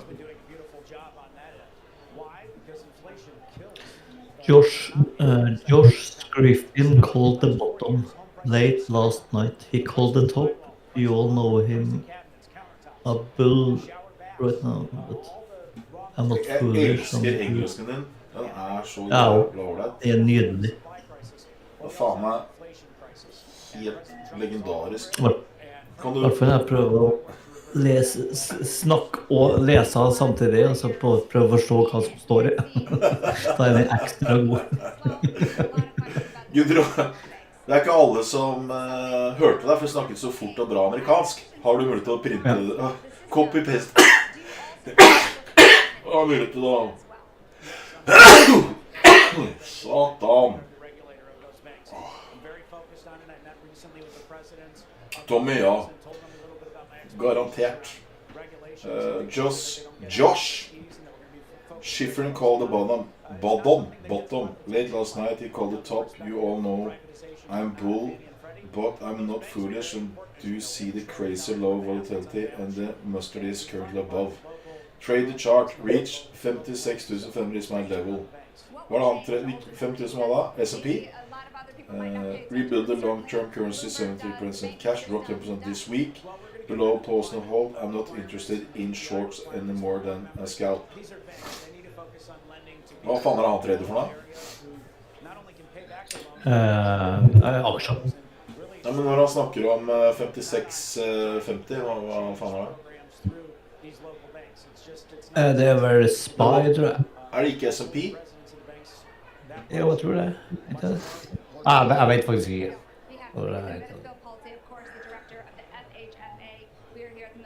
Skal vi se her, ja, har jeg utgangspunktet lov til å dele det her.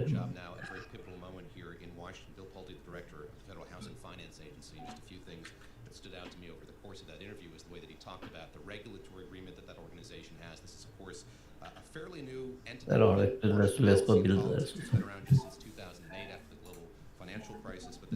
Risk assets moving to neutral from bullish.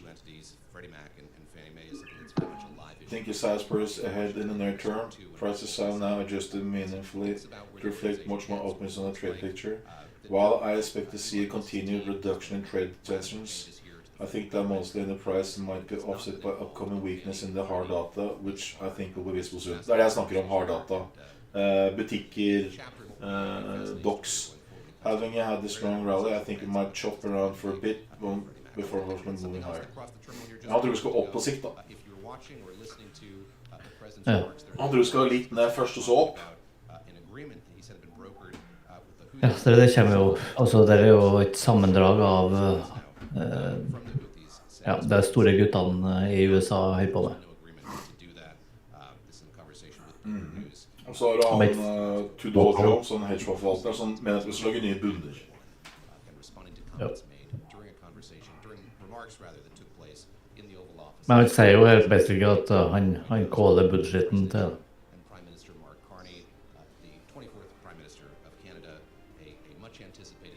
Men vil vi si det at det er 1000 poeng opp og ned på Nasdaq nå? Vil vi si at det er en stor bevegelse, eller vil vi si at det er en norm nå? Hvordan vil du se på det? I dag så hadde det vært stor.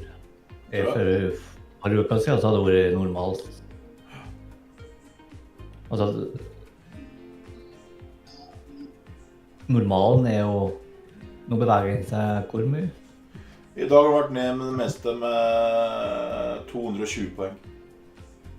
Ja, så fra 600 opp til 900, det var da 400 poeng.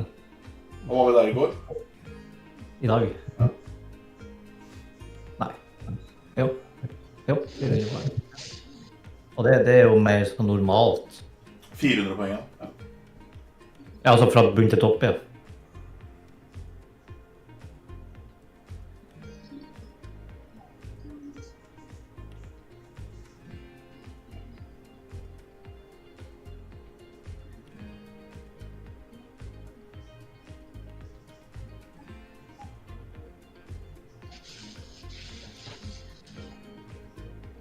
Men på Ja, jeg vil ha sagt at vi fortsatt I bullish territorium. I hvert fall på daily-grafen så peker det meste opp, altså.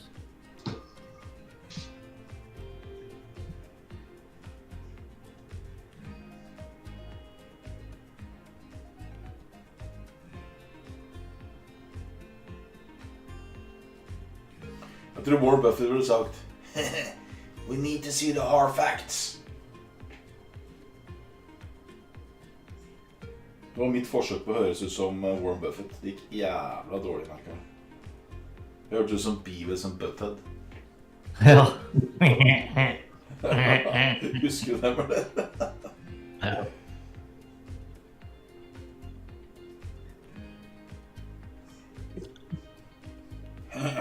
Beavis and Butthead.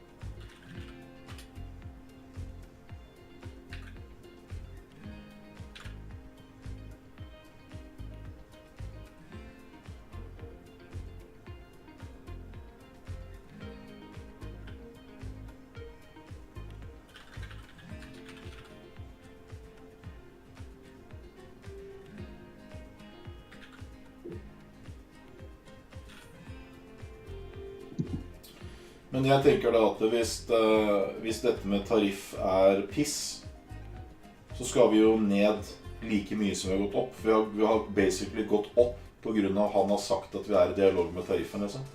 Og makronyhetene som har kommet etter han har sagt det han har sagt, verre. Så vi har gått opp på piss, på tariff, og så har vi gått opp på dårligere makro. Jeg tror vi har gått opp på dårlig makro fordi han har lovt oss tariffordning. Så vi har liksom sett bort fra dårlig makro. Vi har sett bort fra dårlige profitordninger. Vi har sett bort fra alt fordi tariffen ordner seg. Kina blir power. Jeg tror det det som kommer til å skje nå, at folk bare what the fuck? Det ikke tariffavtale likevel? Og så vil vi falle på det. Det det jeg tror kommer til å skje nå. This, even as President Trump says he will dictate tariff levels for U.S. trading partners rather than engaging Gull går rett opp her. negotiations. Secretary Bassett also repeated his warning that Nå det flere som vil ha gull, da. Ja, det ramlet vi jo. Aldri. Og da Nasdaq? Ja. Skal til helvete nå. Skal ny bunn. Det hadde vært fint. Det hadde vært fint. Jeg ser på makrochartet mitt, og makrochartet mitt sier at dette her skal så jævla ned. Men jeg vil påstå jeg har aldri jobbet så hardt før som jeg har gjort nå, på å tolke nyheter som jeg har gjort nå. Aldri I hele mitt liv. Det blir nesten sånn der sjakkspill. Hva hans neste move? Hva det neste han kommer til å si nå? Det sant? Det ikke sant? Hva sier Bassett? Stemmer det med det Trump sier?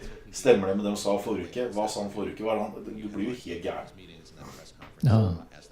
Men jeg vil påstå, vi lærer gjerne mye av dette her, for det kommer til å være sånn, det kommer til å være et marked som man lærer mye. Både på å stole på sine meninger, stole på prosessen, ta feil. Man lærer mye av det, jeg føler. Tviler, det finnes ikke presse som har frihet til å kritisere han. De som har gjort det har blitt sparket. Ja, det faktisk sant.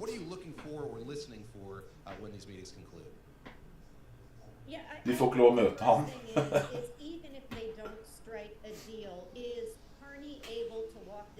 Men til dere nye da, som interessert I trading, jeg tror den perioden vi I nå, jeg tror man lærer veldig mye nå. Man lærer liksom, man lærer mye nå. Man kan lære mye, I hvert fall. Ja, hvis du gidder å bruke tid på det, da. Ja. Og det er problemet Nå blir jo vi presset til å følge med mer på makro, I hvert fall du, Stig. Du blir litt presset til det nå. Nei da, for da sitter jeg og hører på deg. Ok. Jeg skal holde kjeft. Jeg bare prater makro hele dagen. Så, altså, jeg følger jo med, jeg gjør jo det, men ikke, så det, ja. Definitivt lager mye på 2-3, det bra. Det blir mye mer morsomt når vi I gangen med trading igjen, sånn som Stig og vi trader og sånn. Det litt morsomt. Jeg tror folk kan glede seg til det. For da trader jeg som et helvete. Det blir bra.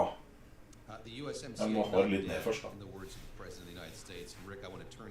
Du ser hva sekretæren sa som spurte om tariff. Vi ble dritsur, som vi gjør med det tjeneste. Jeg har det bare jobben. Lærer på, og så bra Samantha.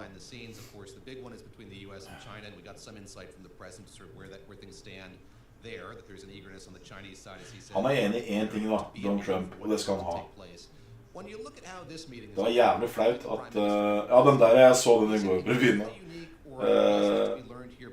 Jeg syns det han der Biden gjorde med Afghanistan, hvor det bare lot alt av militærutstyr bli igjen, det synes jeg helt... Det det sjukeste jeg har sett. Her kan man ta en så lite kjøp hvis man tør. Jeg tør ikke. I et normalt marked så hadde jeg kjøpt nå, tror jeg. Jeg tror faen ikke. Sport. For å dunke den her. Bryter den. Nei, ikke ennå. Og faller på litt mer volum nå. Vi har falt med 180 poeng nå, det ganske mye. Nesten på det lovet nå. Nei, det ikke 100 poeng nå. 60 poeng. Hvordan med volum holder banker I soner seg fra unna handel? Ja. Institusjonene gjør det. De sitter og venter. Det har nok vært det mest riktige, tenker jeg.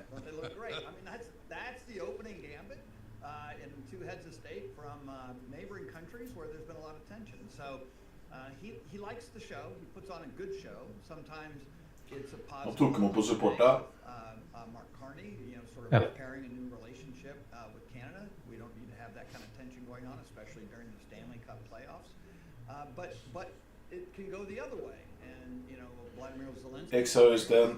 Ja, det stemmer, Balletta. Stemmer det? Det gull. Ser dere? Nå tok du mot teknisk, tok du mot spratt opp igjen. Skal nå opp til rundt 34-30 området på gull for at den tar imot nå.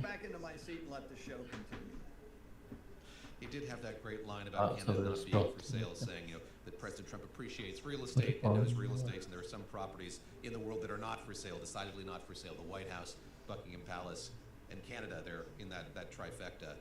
I've been remiss in focusing so much on the White House and not on the goings-on Capitol Hill, so I want to turn there now because, of course, there's this race underway among Republicans on the Hill, on the House side in particular, to find some agreement here, move that reconciliation process forward. And we had a meeting of the Republican conference, this morning on Capitol Hill, and afterward we heard from House Speaker Mike Jones. Og det jeg lurer på nå at hvis vi kommer ned til 9770, og hvis du dropper hardt, så kan det hende at man begynner å stille det på nedsiden nå.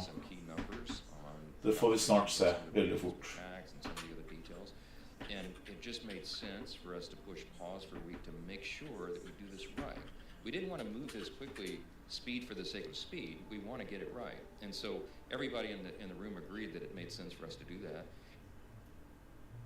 Rick Davis, I want your thoughts on Republican realism there. I think we got a glimpse of that from the House Speaker. He's talked about Memorial Day being a target. We've heard Independence Day, July 4th being floated as well. As you look at the timetable, what makes sense to you as you kind of assess the progress that is or isn't being made among Republicans in Congress? Yeah, in order to translate get it right, what it really means to the American public is we don't have the votes.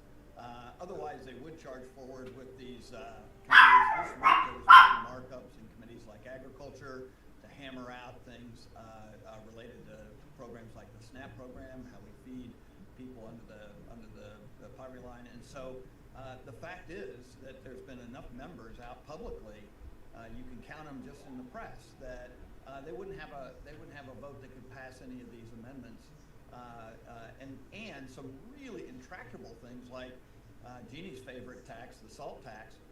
There is not unanimity within the Republican caucus as to what to do with that or how to pay for it. It's not in the current marks, and so I think that's what he's talking about. Is we've got to figure out what that number's going to be, and then maybe try to round up some votes between now and the 4th of July.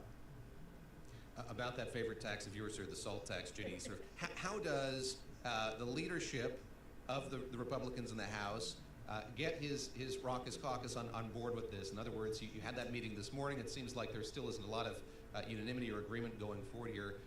Just give us a sense of sort of how formidable that challenge is and what it's going to be as you see it that would get all the Republicans in line to vote for this bill. You know, I like that descriptor, David, raucous caucus, because that really is an apt way to sort of encapsulate what is going on here. You've got these, groups in the Republican Party that are really drawing red lines. And one of them met last night, and that was the hardliners, the budget hawks, who are saying the GOP leadership, the Senate, they're not doing enough to address the deficit. And of course, we've heard from these folks all along. But then, as Rick mentioned, you have my favorite, the moderates from the SALT area, the SALT caucus, as we call them. They want that cap raised. They simply can't get reelected without it. Then you have the Medicaid defenders. So, you can go on and on. There's even the IRA people, the people who are saying, hey, wait a minute. We want the IRA protected. We know that was Joe Biden's work, but quite frankly, it helped our constituents. We can't vote to rob them of what they got out of the IRA. So how Mike Johnson threads this needle is the big question here.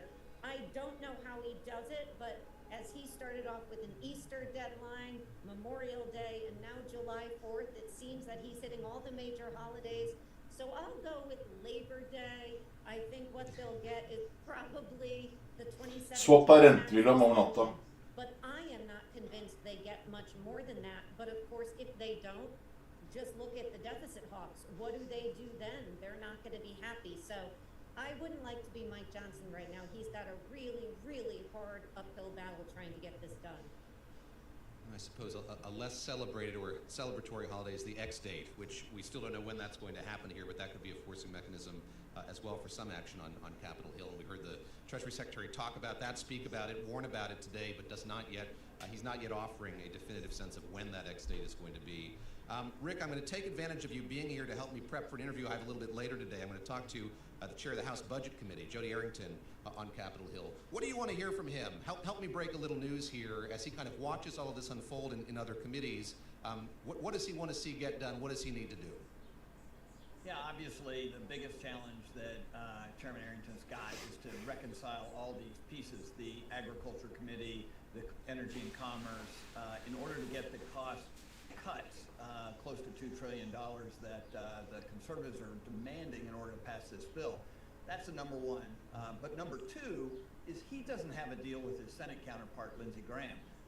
They have less than $200 billion in cuts in their budget. Now, how you go from $2 trillion to $200 million is a very, very strange combination. And I'd say, how do you, I get that you can pass a bill, how do you actually reconcile it with the Senate?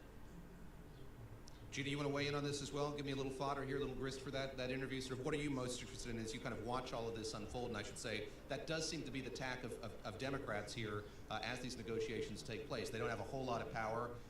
They're not, shall we say, actively involved in these conversations or these negotiations. That's right. Not a lot you can do when you are out of office, so you just get your popcorn, you sit back, and you watch the fireworks. I think for Chairman Arrington, I think one of the big questions that I have is what are his red lines? As it pertains to cutting the deficit, it's something that he has talked so vocally and so long about. Where is he going to be in terms of what is not enough? As obviously chairman, he's also got to deal with these caucuses I was just mentioning. How do you deal with those? And of course, the big question here, I think, from the Democratic perspective is if they do need to call on Democrats to raise the debt ceiling, which is something many Republicans haven't been willing to do, what are they willing to give away on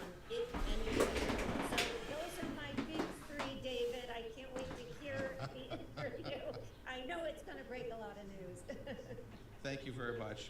Chita Chianzano, thank you very much for your time today. Senior Democracy Fellow at the Center for the Study of the Presidency and Congress. My thanks to Rick Davis as well, partner at Stone Court Capital, both of them, of course, Bloomberg Politics contributors, giving us some perspective here what's happening on the one end of Pennsylvania Avenue at the White House as we have the President meeting with the Prime Minister of Canada behind closed doors, and what's been happening up on Capitol Hill as well as Republicans are tackling reconciliation and trying to get that big, beautiful bill into a form that they can vote on and try to pass for the President of the United States. Much more to come here on Bloomberg's Balance of Power. We're going to talk with a former ambassador, U.S. ambassador to Canada, about the relationship, the long-standing relationship between these two countries. That's coming up on Bloomberg Radio and Bloomberg Television.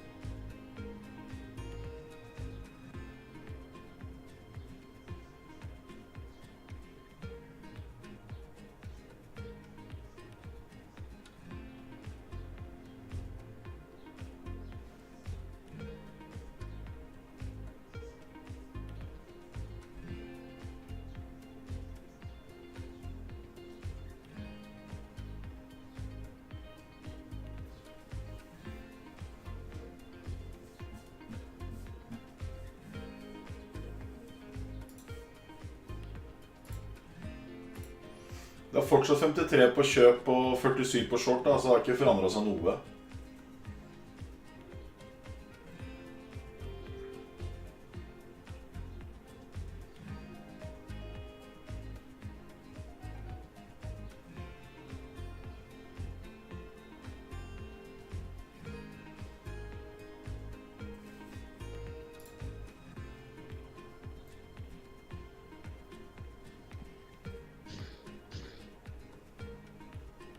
Overnight fees. Har du muta?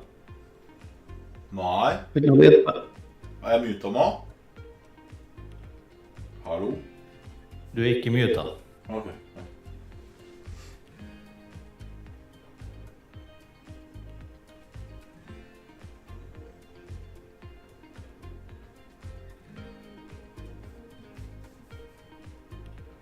På long så har du negativ overnight fee, på short har du positiv. Ja, da får du penger tilbake. Så det lønner seg å være short av en av de merkelige grunn. Det er jævlig rart det der, egentlig.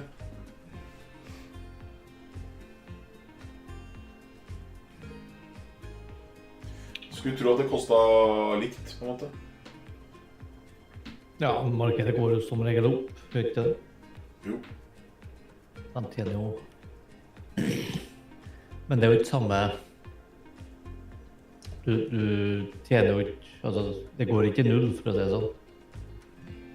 Altså, du har en short og en long. Ja. Så det er 3 ganger så dyrt å ha longen som... Short. Som det du får tilbake fra shorten.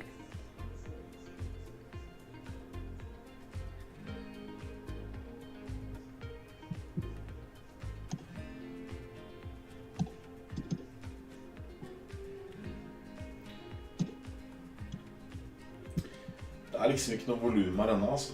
Nei, jeg er noe short. Jeg skal lage noe mat. Jeg bare prater, jeg bare går og lager mat. Nå skal vi ned og teste støtten nå igjen, så hvis det tar imot her nå, så går det opp igjen. Hvis det bryter ned nå, så kan det falle ganske bra faktisk. Så det kan falle til 19.007. Så her nå så er det sikkert mange som kommer til å kjøpe. Skal jeg kjøpe? Nei.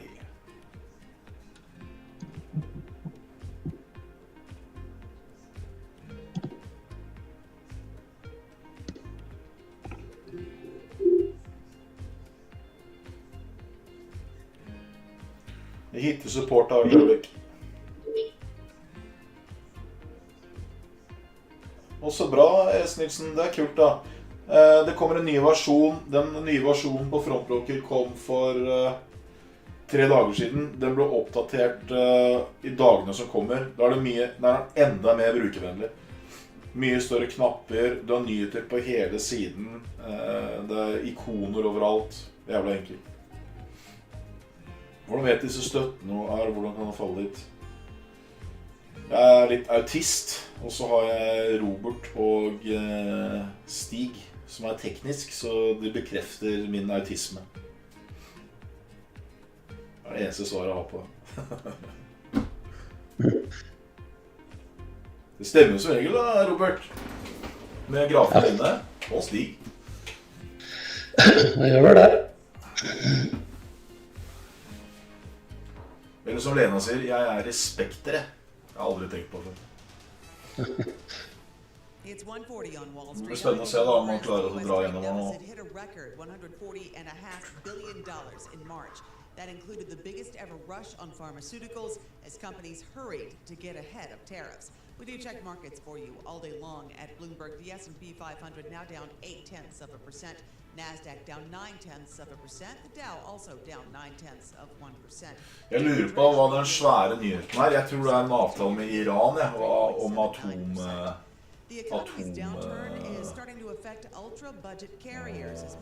tror du ikke det? Kan jo være da. Hva annet kan det være? Vi datt jo. Ja, det tar vi imot på støtte da. Få se da. Dette vi nå, så går vi til ny low, tror jeg.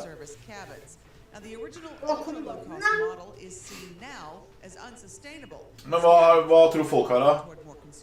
Kommer det app snart? Det er app på Google Play, og så venter de på det godkjent på App Store. De er jævla treige på App Store.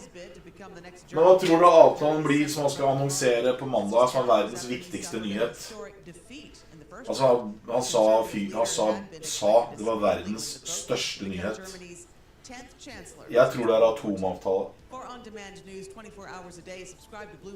tror når fallet så kommer Trump. Det kan hende. Jeg bare ler av det nå, for det er samme hver dag.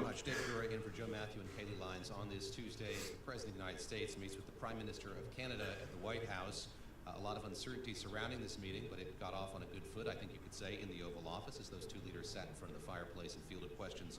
Det er ingen som har noen formening om det han skal si. The Prime Minister with a lot of praise. A talented person.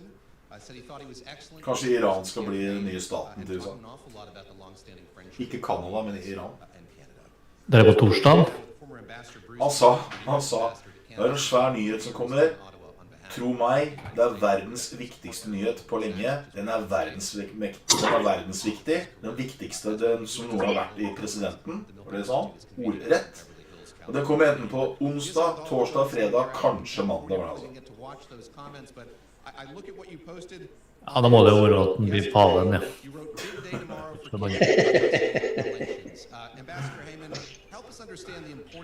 Men han sa det er verdens viktigste, største nyhet.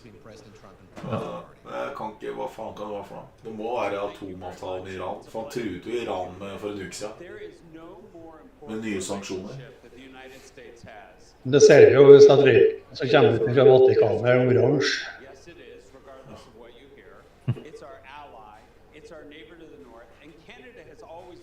Han er jævla sprek til å være så gammel. Hvor gammel er han? Er han 82, eller?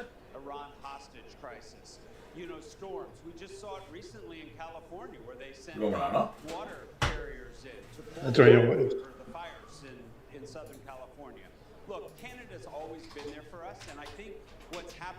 Åh, 79. Han blir 79. Er det? Ja. Ok. Kan si hva vi vil, men fy faen han er et tak i for å være så gammel. Det vil jeg påstå. Er han ikke 82?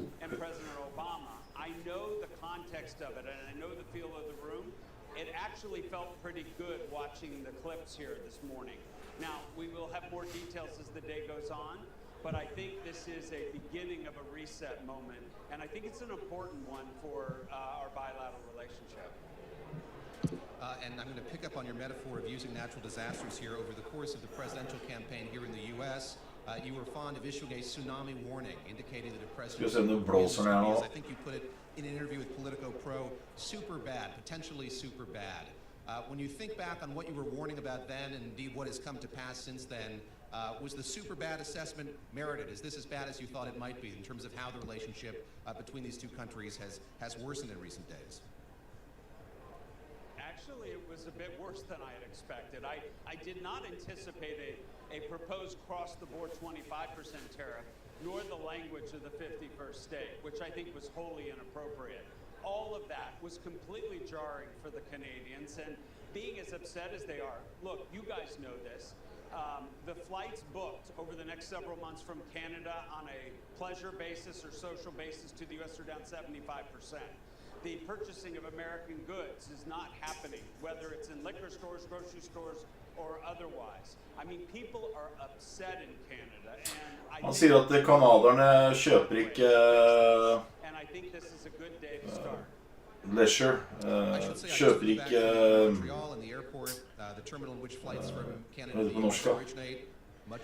De kjøper ikke alkohol, de kjøper ikke luksusting fra USA, de flyr ikke til USA, de gjør ingenting. Kanaderne har sluttet å kjøpe veldig mye amerikanske produkter. Talks are going to go well. They're not going to talk about sovereignty over the course of their meeting at the White House today. What to you would constitute a success? So we've seen the kind of good, very evident visuals that these two men are seemingly getting along well. What tangibly would you like to see or hear about? Jeg tror sånn man må reagere på Mark nå er det at du må følge med selv på nyhetene, og så må du ta det han sier for det det er, rett og slett. That should not be anticipated. And I do not anticipate that all things will be healed. We heard that even in the early conversations with Kan du faen ikke høre på hva han sier?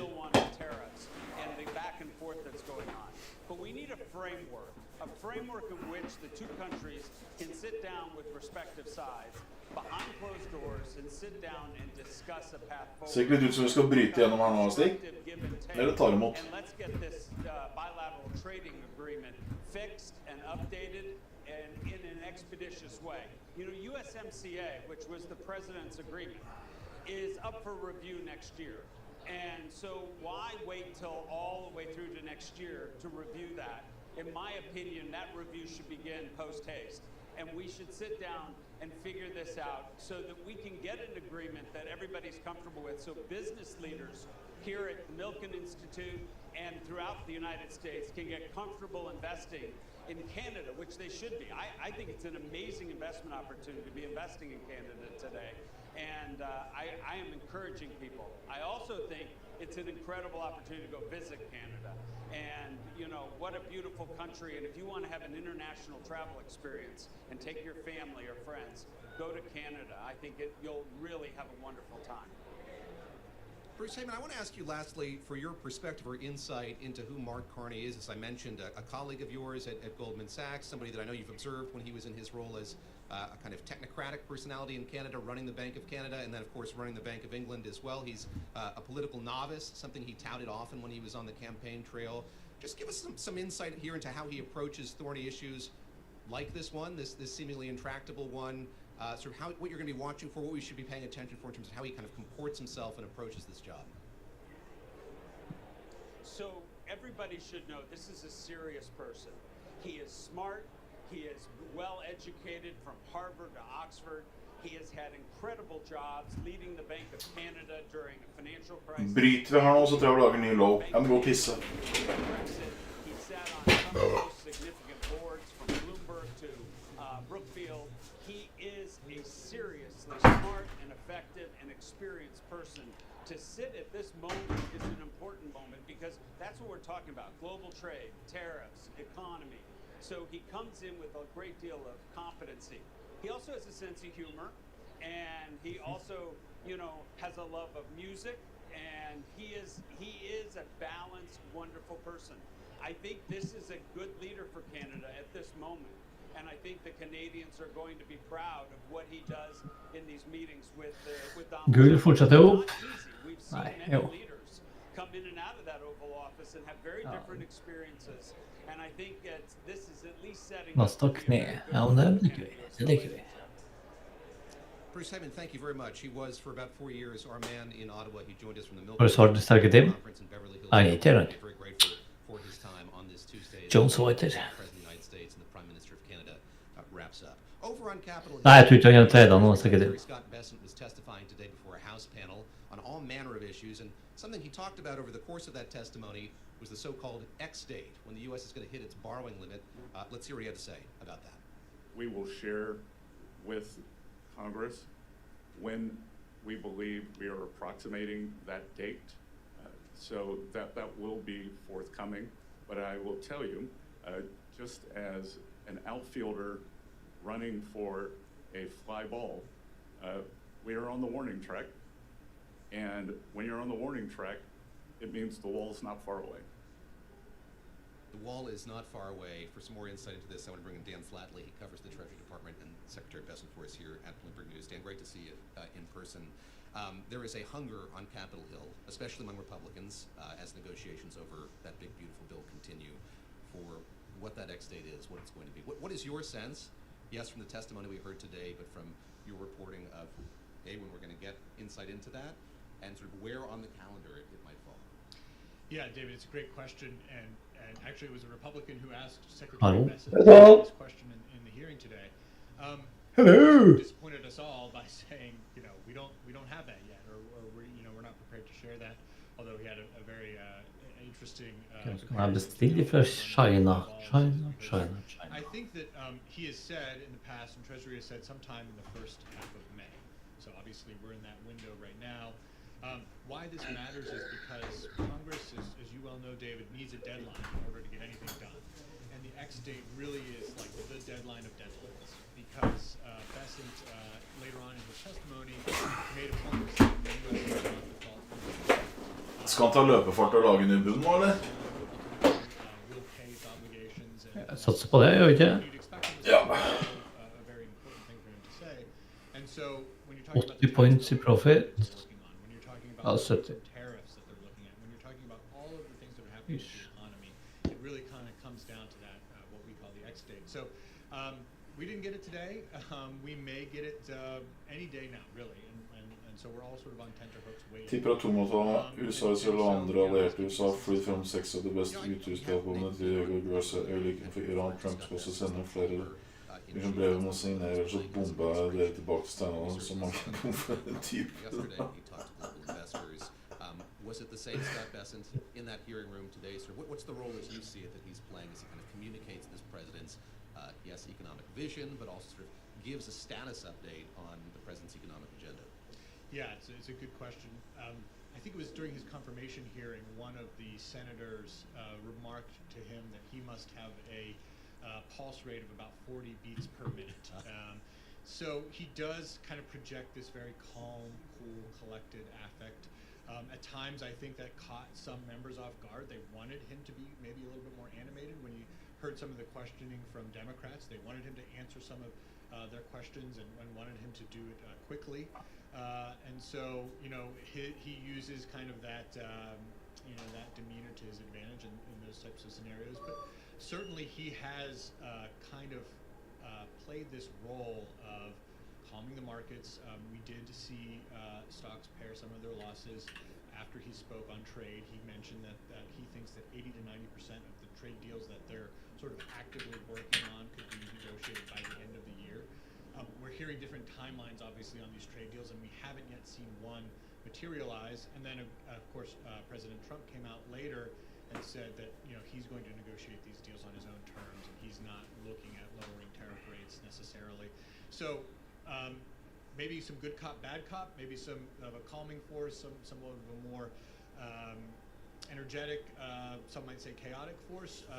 That certainly seems to be part of the strategic uncertainty, to use a phrase that Secretary Bessent used today, to try to bring some of these deals over the finish line. But I think that he played his role relatively well today in terms of answering questions before the House Appropriations Committee. Tomorrow he'll go before the House Financial Services Committee, much bigger panel, a little bit more raucous in terms of the questions that he's expected to get. And so we may see him pressed on some of these issues a little bit more than he was today. Very quickly, just about 30 seconds. We've talked about his role with investors on Capitol Hill. How about in these trade talks themselves? What's his remit, or what is he focusing on? Well, it's interesting. I mean, he kind of inserted himself really into the middle of a lot of these trade talks, including with Japan, which he has a history with as an investor. He's now kind of taking a little bit of a step back. He was asked the other day, saying the U.S. trade representative is handling a little bit more of the details and stuff like that. But the officials from Japan were at Treasury last week, so he's still very much involved.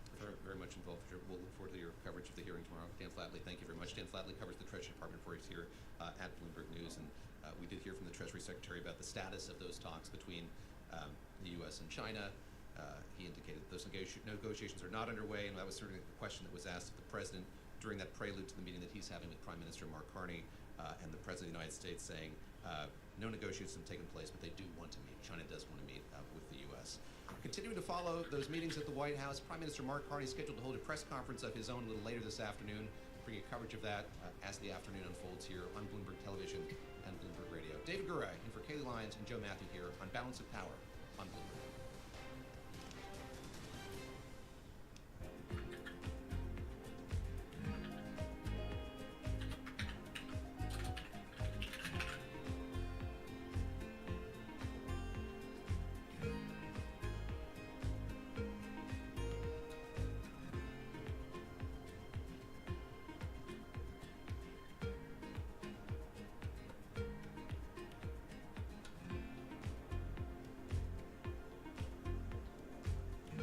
Ja, för att det stopploss med inte over 5 minutter candle er.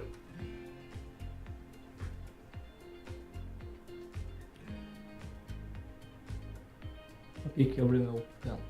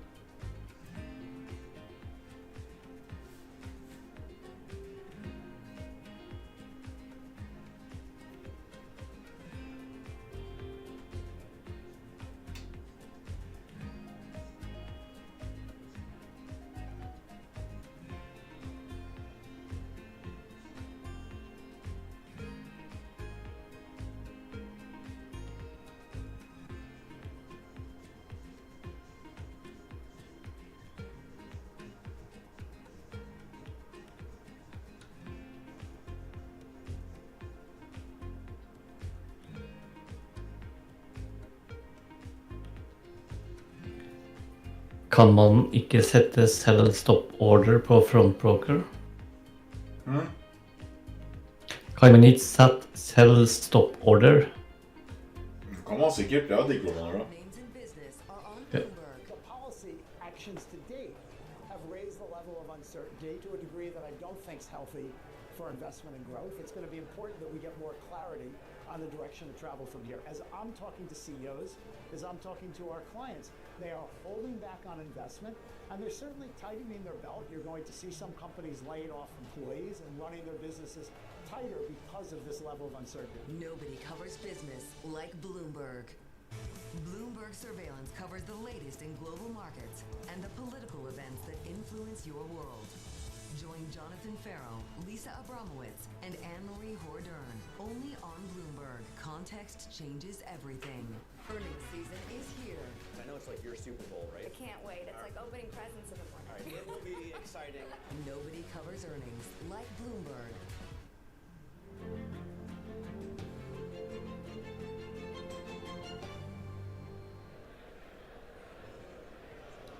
Welcome to day 2 of our special coverage here on Bloomberg from the 28th annual Milken Global Conference here in Beverly Hills, California.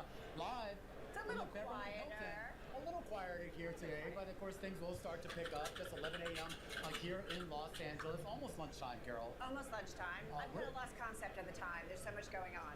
We're going to be here for the next 3 hours. Of course, a mashup of your 2 favorite shows, Bloomberg Business Week and The Close, and a lot of great guests once again over the next few hours. Yeah, looking forward to kind of getting a feel. I feel like in terms of the investment environment, so many years it's been all about private credit. We've talked about that so much. What's interesting is the word that is most often, I think, being used is tariffs. Over and over. But I don't think you're necessarily hearing President Trump's name identified with it. Like we talk about tariffs as a concept, but not necessarily tying it to the administration. Are you not feeling? Well, I went to better cocktail parties than you. We were talking about, arts and he's the man that goes everywhere. But all right, let's get down to it here. We got a long lineup today. You want to go through some of the names we're going to talk to? Let's go, because we're going to get conversations that really span the world of business. Let's go through some of the names. A broad markets and credit conversation and special situations expert Victor Khosla is back with us, Strategic Value Partners founder and Chief Investment Officer. Folks, we're also going to sit down with Eric Martel, CEO of Bombardier, to discuss the future of aviation. I can't wait to talk to him. He also understands global supply chains. We're going to also touch on where you should look for investment opportunities with Manny Roman. He's the CEO over at PIMCO. Talk about a firm that also sees so much. So some great perspectives over the next 3 hours. Yeah, just 3 of the great guests that we're going to have over the next 3 hours. And we start off with the 4th. Ida Liu joins us now to kick us off. She's global wealth management expert who for years led the part of Citigroup that catered to the wealthiest of the wealthy clients, a group of clients globally who are increasingly looking for a little bit more help in connecting the dots between their investments, taxes, legacy planning, all in an increasingly tumultuous world. Ida, great to see you. Thank you. It's so great to be on with you both. No better person to talk to about managing personal money at a time when I would think things are a little bit harder. I mean, it's not just tariffs, economic conditions, but you've now got to navigate changes in tax policies, changes in geopolitical leadership. I mean, how do you do that, particularly for clients that we know are very demanding? So it's interesting because investors, I would say, are cautiously optimistic. They've been a bit wary because of all of the volatility in the marketplace, but they're ready. So you've been seeing them buying into the dips and still investing in some pretty interesting opportunities to reposition portfolios for the long term. And there's still some very compelling opportunities. Den gjorde det. På akkurat kusåret. Competition in some cases, the collaboration between public and private markets. When you talk about allocating to a personal portfolio, I know that high net worth individuals have embraced alternative assets, real assets a long time ago. But are you seeing an increase in those allocations? Oh, absolutely. So alternatives still are a key part of investor. Snakker den nå, eller? And you're seeing a more heightened interest Nei. in alternatives, particularly Kunne Amazon Shopify lenders tighten up as trade risk mount? Risks mount.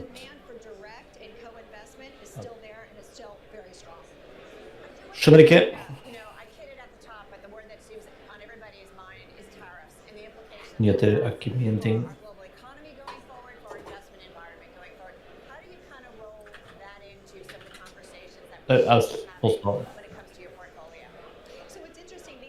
Amazon Shopify lenders tighten up as trade risks mounts. Information. Ja, at de som wholesalers tighten up betyr at de tighter opp, hva heter det på norsk? Strammer til på mer trade risks. Basically er det negativt da.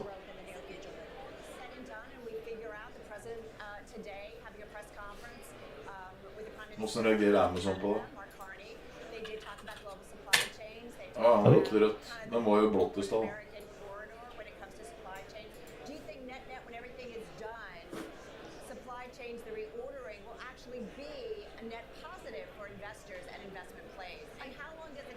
to get there. I definitely think that you're going to see some net positives because of the change. Kommer de här tariffgrejer. Investment opportunities. I think we've seen the UK and US closed trade pact with lower tariffs. UK deal set to sign this week. Ja, därför det kom upp. UK. this year to date on the back of two, on the back of two, 25% mid returns in the last couple of years. So I think this repositioning, you're seeing some strength in Europe, already year to date is going to be pretty attractive for investors in the long term. Let's talk about broad investment themes, and partly to Carol's point about tariffs and all of the chaos kind of created by trade policy in Washington. Has that upended more of those long-term thematic type? Jag tror det kommer att droppa sådana news hela uka. So it's interesting because there are three areas that continue to be on the top of investors' minds. It's AI, it's clean energy, and it's healthcare and longevity. And it happens to be three of the topics that we're talking a lot about at the Milken Conference over the next several days. On the AI side, it's not just about investing in the software, it's also investing in the parallel industries like semiconductors that are the brains behind the AI growth, and then thinking about how clean energy is going to play into all of this, because with the growth of AI, it's going to need an exponential amount of energy, and there's some very promising clean energy investment opportunities, for example, with fusion, that could really transform the way that the world is thinking about energy and energy sources. And then the last thing I would say is on the healthcare and longevity side. I love that you brought that up because I feel like Milken, I think one of the first panels I did pre-COVID was on longevity. Right. And it just feels like they have been talking about this for years. Where are we in that kind of conversation, especially from the investment side of things? So a third of the world's population is over the age of 65, so we're still going to have a massive consumption story going on there.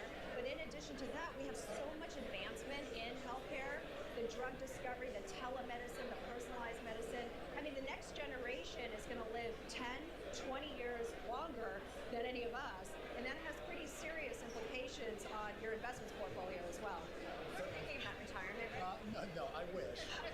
But I think my duration in retirement is going to be shorter, so I have a little more wiggle room. But that's a great point because, that changes the dynamics, right? If you're talking about average lifespan of 70 to 80 years old, and that goes up, even 10 years, that changes the dynamics of, I guess, how much risk you can take on, maybe even later in life.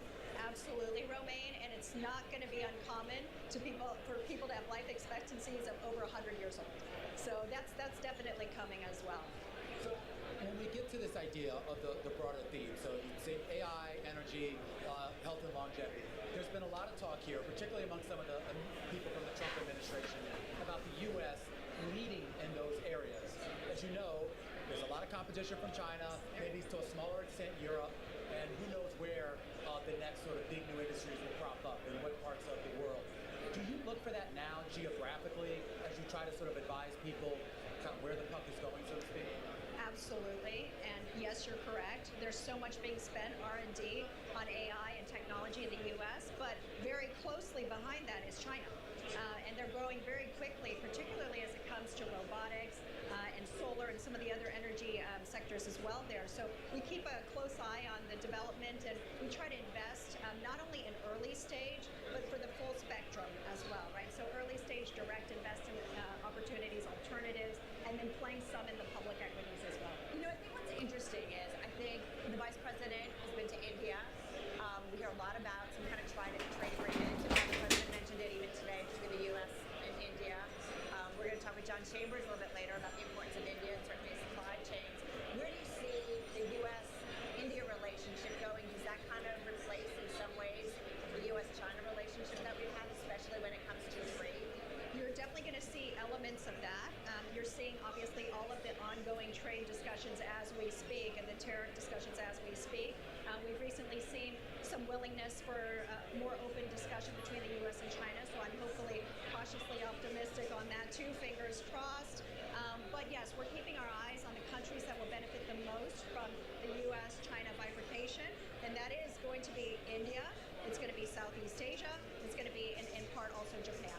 All right, Ida, always great to catch up with you. Great to see you again. Wonderful to see you both too. Thank you so much for having me. Absolutely. Well, what a way to kick off the show. Ida Liu, Global Wealth Management expert here on a day where, of course, we focus on private markets, public markets, and the intersection of everything in between. Did you know there was a Fed meeting today? I was just going to say, I'm so glad you went there because all of it, public-private markets, is going to depend on what we get from the Fed. We don't expect them to do anything in terms of rates, but their commentary, always crucial.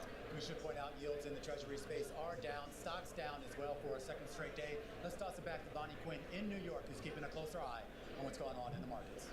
Exactly, you said it, Ed Yardeni, saying waiting for nothing essentially when it comes to the FOMC this week. Nevertheless, we will be looking for how those statements differ from the last FOMC meeting. Equities lower, we're close to our lows of the session with the S&P 500 down 0.75%. The Nasdaq 100 down more than 0.9%, so a second day of declines. As regards any kind of catalyst today, we're looking for anything on trade, no breakthroughs so far. President Trump saying earlier he would prescribe tariff levels and trade concessions for partners. This obviously assuming that there is no negotiations of any worth actually ongoing right now. We also have the dollar index on the decline, down about 0.5% versus its major trade-weighted partners. Crude oil is up though. We're still in the $59 a barrel range, but that's up 3.8%. And that's one of the areas in the S&P 500 that you are seeing gains. In fact, it's about the only one at the moment, utilities and energy, the two sectors in the S&P that are higher. Healthcare performing the worst, down 2.7%. Industrials down 1%. Really nothing great to speak of. We're awaiting earnings after the close. We might get some kind of an idea of how AI spending and capex plans are going throughout the year, with AMD reporting after the bell. ARM obviously giving its earnings post-market tomorrow, so we'll have a little bit more of an outlook on the impact of the Trump tariffs on chip sales, and that might help us look towards Nvidia's earnings at the end of the month. But as regards markets, we also are seeing yields lower today. We did get a strong 10-year auction, which heartened some parts of the market, but the yield curve lower across the curve, with the 2-year yield down about 4 basis points. The 10-year yield right now down about 2.5 basis points. Bitcoin holding its own. It's about $300, still trading in the $94,500 a coin category. Gold is higher as well today. That'll tell you a little bit about what you need to know about this market. Up to 3,412 per ounce. And with that said, the VIX is also trading around 25. So just a little bit more elevated than it has been. In terms of those currencies, I do want to point out some strength in the Canada dollar and also the Mexican peso. As Trump said, the USMCA continues to be very effective. Now back to the McCulloch Institute Global Conference in Beverly Hills and Romaine Bostick. As we continue our special coverage, I mean, we should point out, Carol, there are dozens, maybe hundreds of panels that take place here at Milken over all roughly at the a 4-day same straight. Yeah, all at the same time, all at 10 a.m. You got to get here on that. But I had a chance to host one yesterday, which was actually at a more favorable hour, about 3 p.m. And it was on the future of venture capital, kind of a focus on AI, on IPOs and tech. And one of the folks who was on that panel, his name is Raj Ganguly. He's the co-founder and co-CEO at Eduardo Saverin's B Capital. And pleased to say he joins us right here on the Milken stage. Great to see you again, Raj. Great to see you. We had a great conversation today, and I want to kind of build on that and build on something that our previous guest, Ida Liu, pointed out about how a lot of investors now, they want to ride with companies from the early stage all the way up to when they're public. In the VC space, I've seen a lot more, I guess, creative options when it comes to the investment model, the stage at which you get involved, and how long you stay with those companies. How is that evolving? You know, I think venture capital is an industry that was built on change, and we're going through a profound period of change in our industry. Private companies have the ability to stay private much longer now. They don't have to IPO after 5 years. Companies like Meta IPO'd after 8 years. We're getting to a stage where you can be private for 10 plus years.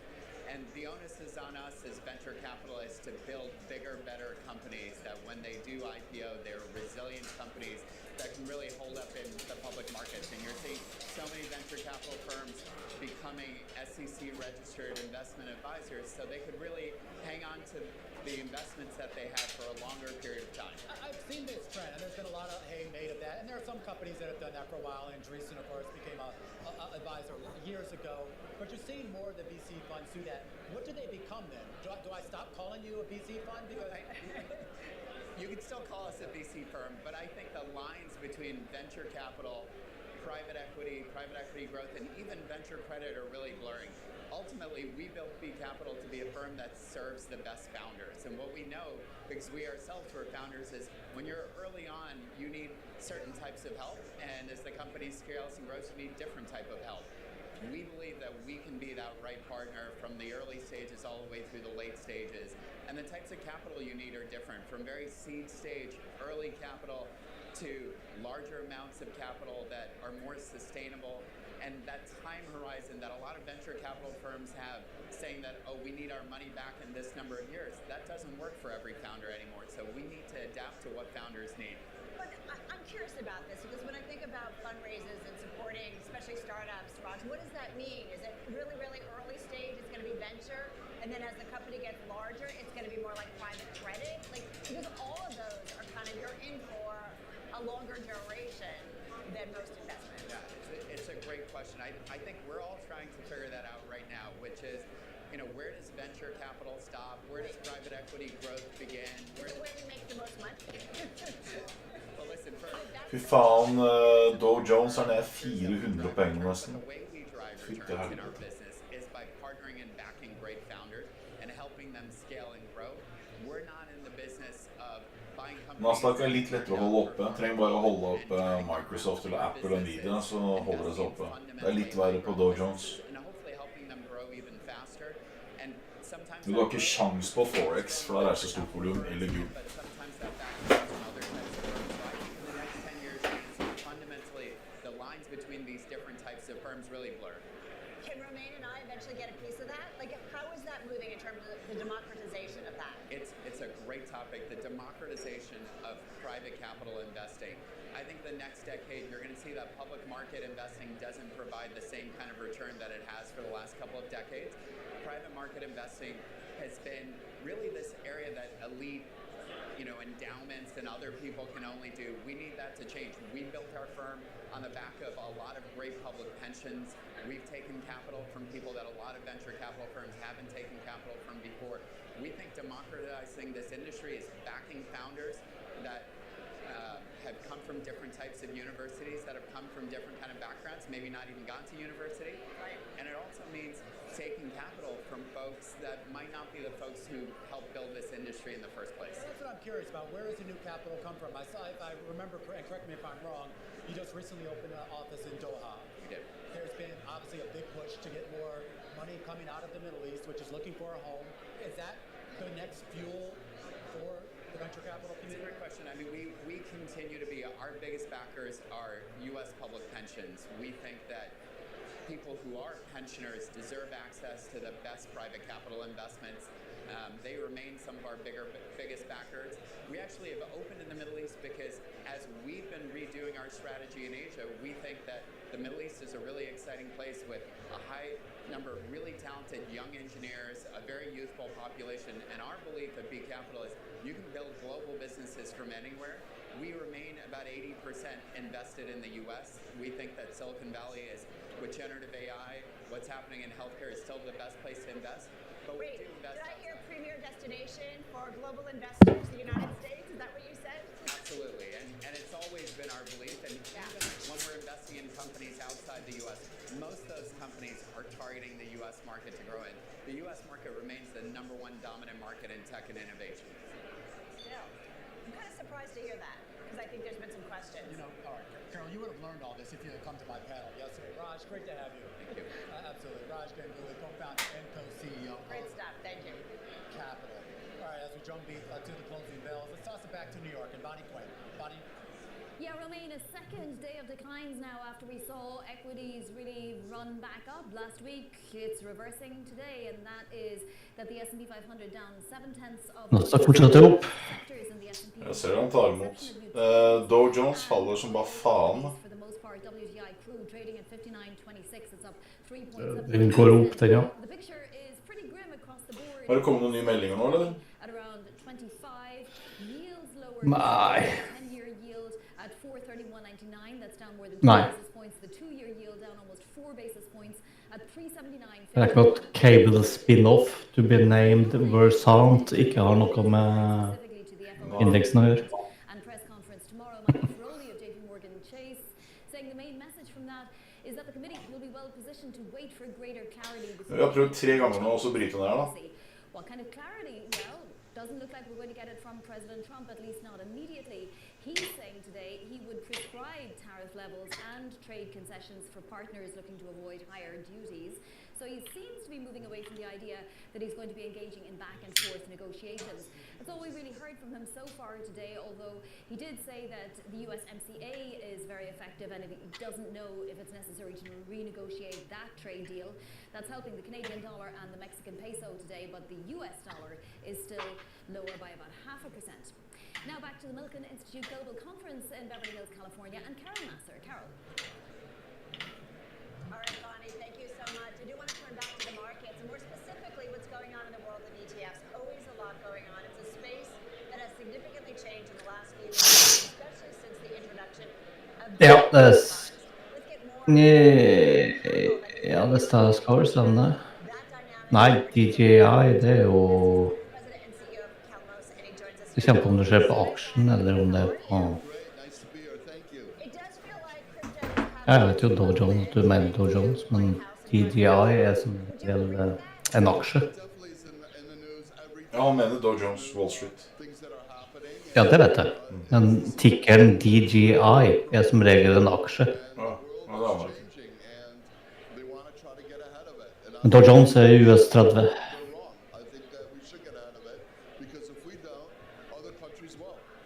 Eller Wall Street 30, eller hva det nå heter. Jeg tror fra diverse på forskjellige plattformer. Magdalena.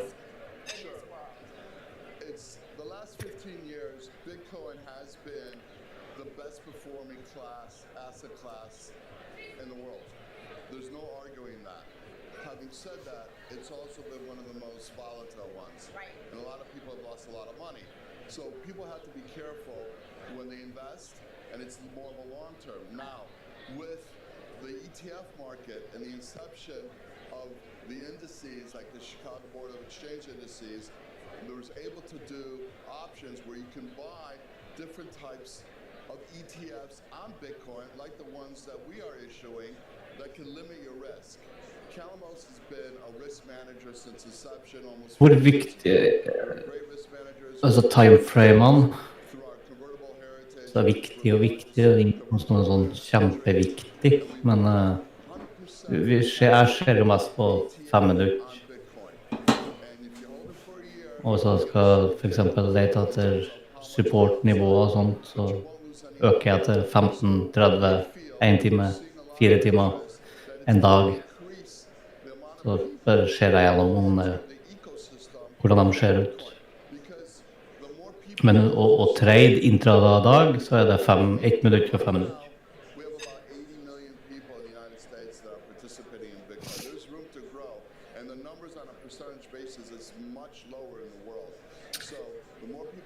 Det var godt nok svar på spørsmålet.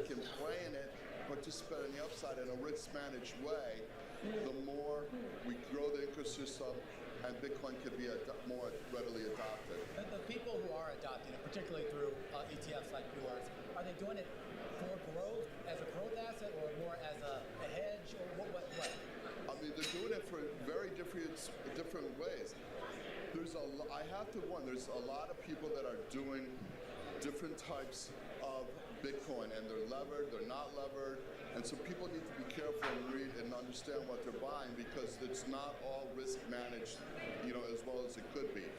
So we have products that are, you can turn the risk up or down, 100% protected, 90% protected, 80% protected, and you get more higher cap rates from 11.5, 30 to over 50% of the upside, and you limit your downside, where other ones don't necessarily do that. So you have to be very careful. Well, I am curious about other ways that people can sort of manage risk. I mean, this is probably a great environment for a company like yours, because everybody is focused on risk in a way that maybe they weren't a few years ago.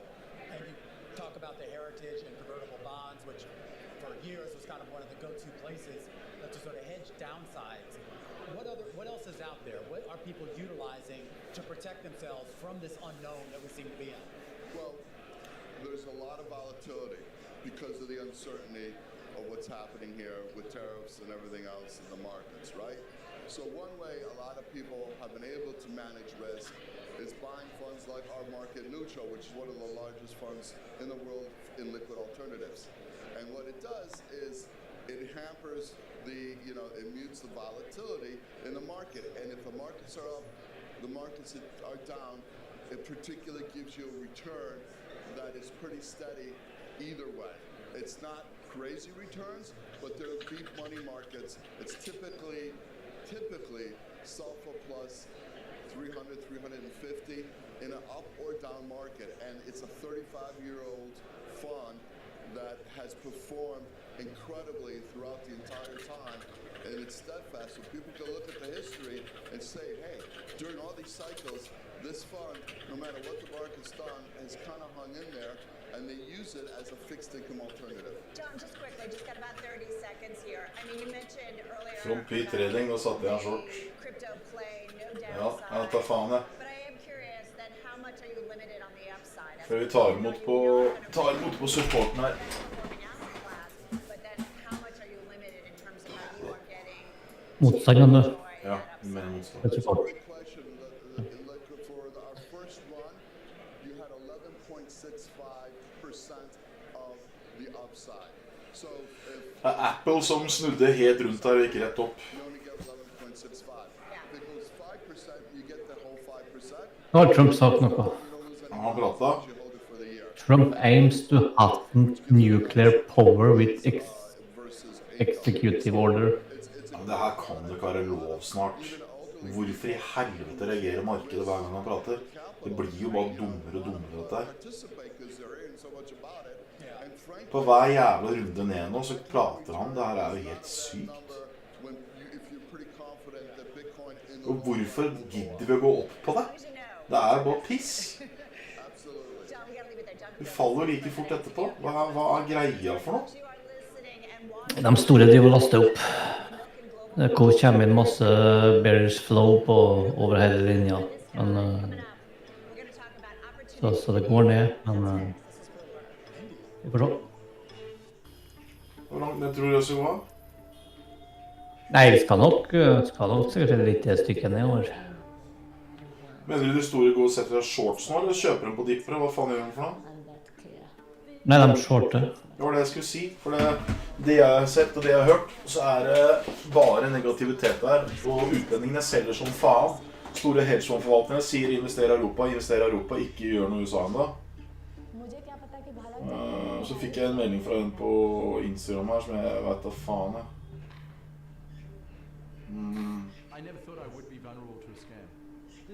Eller de kjøper calls da, altså...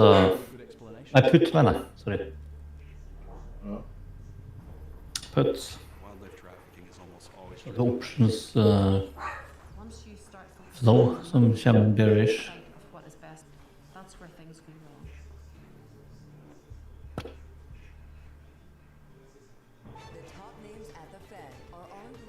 I'm not going to overreact to any increase in inflation that I think is attributable to the tariffs. But if I see a significant drop in the labor market, then I'd be ready to go. I wouldn't be sitting here waiting to determine... Men det er jo satt ut i midten av mai, tror jeg. Men jeg forstår ikke at noen kjøper dette markedet. Det er for meg helt psyko.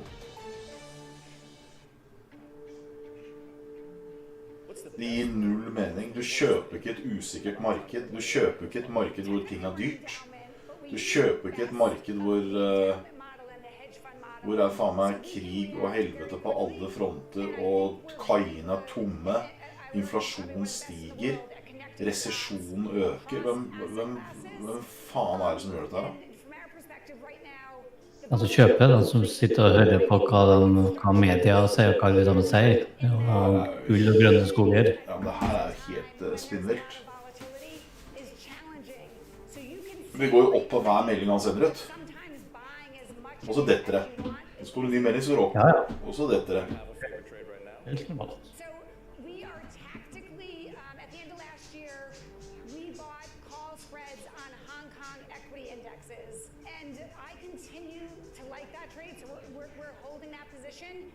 again, when you see kind of the micro and macroeconomic data coming out of the US and you Om 34 år er hele markedet snudd opp ned. Ja. Det er for så vidt snudd helt opp ned nå. Nå går vi faen ikke ned på dårlige nyheter.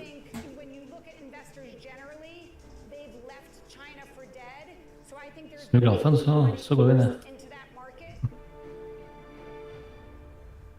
It's the world's second largest economy with a growing influence in global affairs. Bloomberg The China Show brings you the unmatched expertise you need to keep track of breaking news, in-depth market analysis, and the most influential newsmakers in and around China. We need to do more to engage the market more. We're risk on. I think we caught a little sweet spot. Massive savings right now. It's already a different game. Bloomberg The China Show.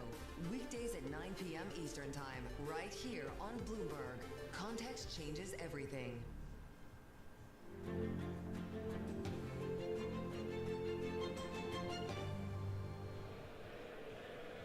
Welcome back to our live coverage of the Milken Global Investment Conference. I'm Carol Masser, along with Romaine Bostic. Some great coverage still coming your way. Now, at the beginning of the year, Bloomberg reported on how the power struggle between distressed... Kanskje du skal lage en egen konto som trader på Trump-utsagn. Trump-konto. Han måtte ha hatt. Det kunne funka. Ja, men da du måtte ha hatt en båt som gjorde det. Og som da følte etter med trading stopp.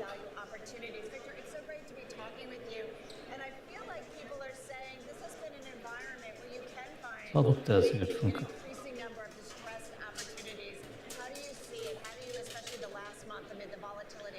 Og AI som genererer... Ja, fikk det meste vi.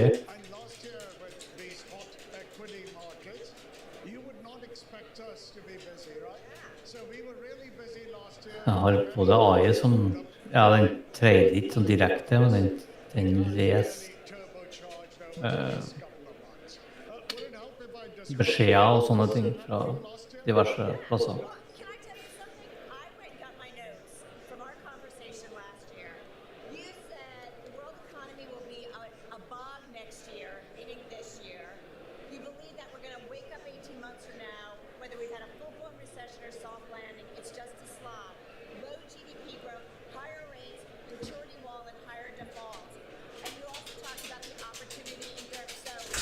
Jeg har faktisk ikke tida.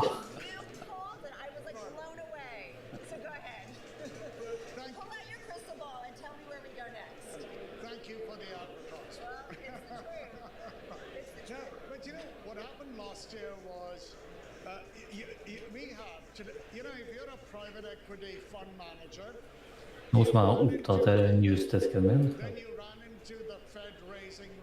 Ja, det er på tide å oppdatere den litt. Så da blir det at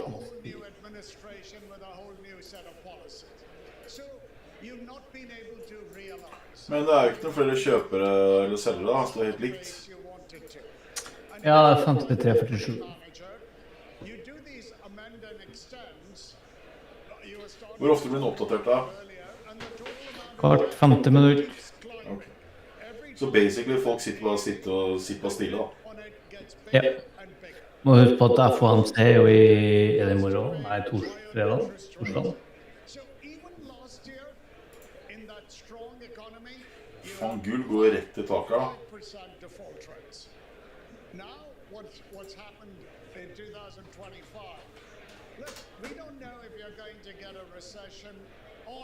Fed interest rate decision i morgen. Klokka 8. Det blir sikkert helt uendret. Og på torsdagen så er jobbeløs. Jobbeløs.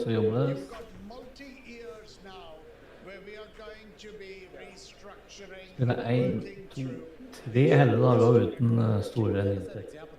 Før det kommer CPI. 13. mai. They're just not going to have the cash flow to service that, or is it a wider gap? The real issue with a lot of these is, Romain, what I was talking about, the total debt continuing to climb.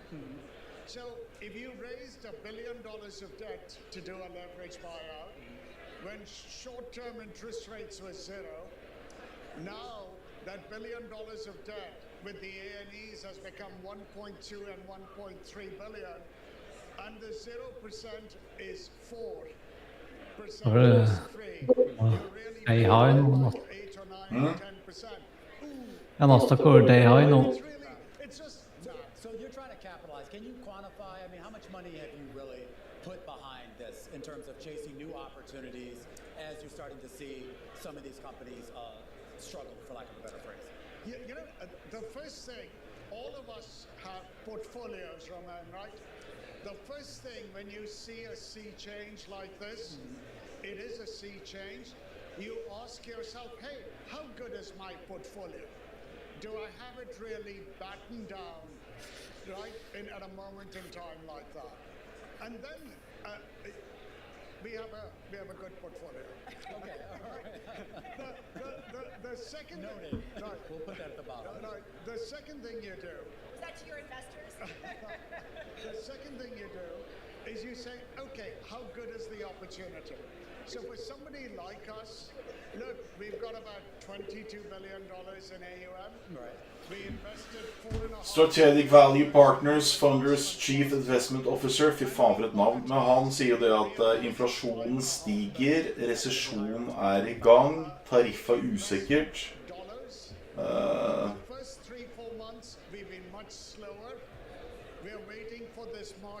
Men han vet ikke om USA går inn i resesjon. Litt sånn blanda drops. You're going to see a higher investing pace from us than the 4.5 billion a year. One thing Victor, I wanted to ask you is the amend and extend. Is there a point though that there's going to be some shakeout and some mini crises, if you will, in terms of some of those firms that just kept getting pushed down, renegotiated, that ultimately they're going to go? When you say the crisis, you mean for the company which does the amend and extend? No, well, their exposure, right? Yeah, to some extent, I feel like there's a couple different ways you can play.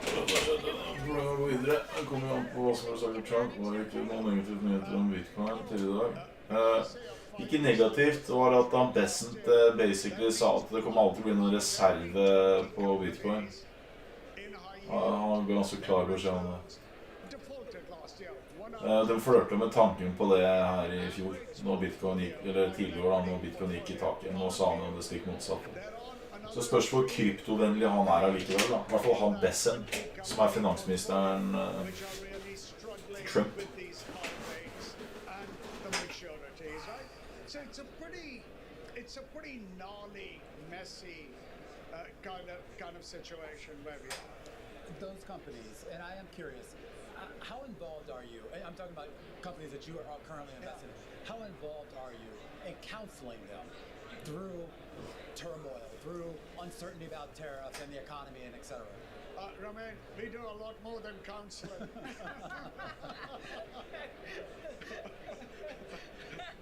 Look, so 40 exorcism is that what you're talking No. When you're in, look, 40% of our portfolio goes into deals where we will end up with owning the majority, having operating control. And when we have operating control of a business, we're really looking, and it's been struggling with debt. It's got a business which is underinvested.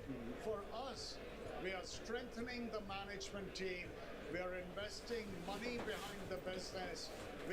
Yes, there's some cost cutting, but we are really focused on putting that good business back together.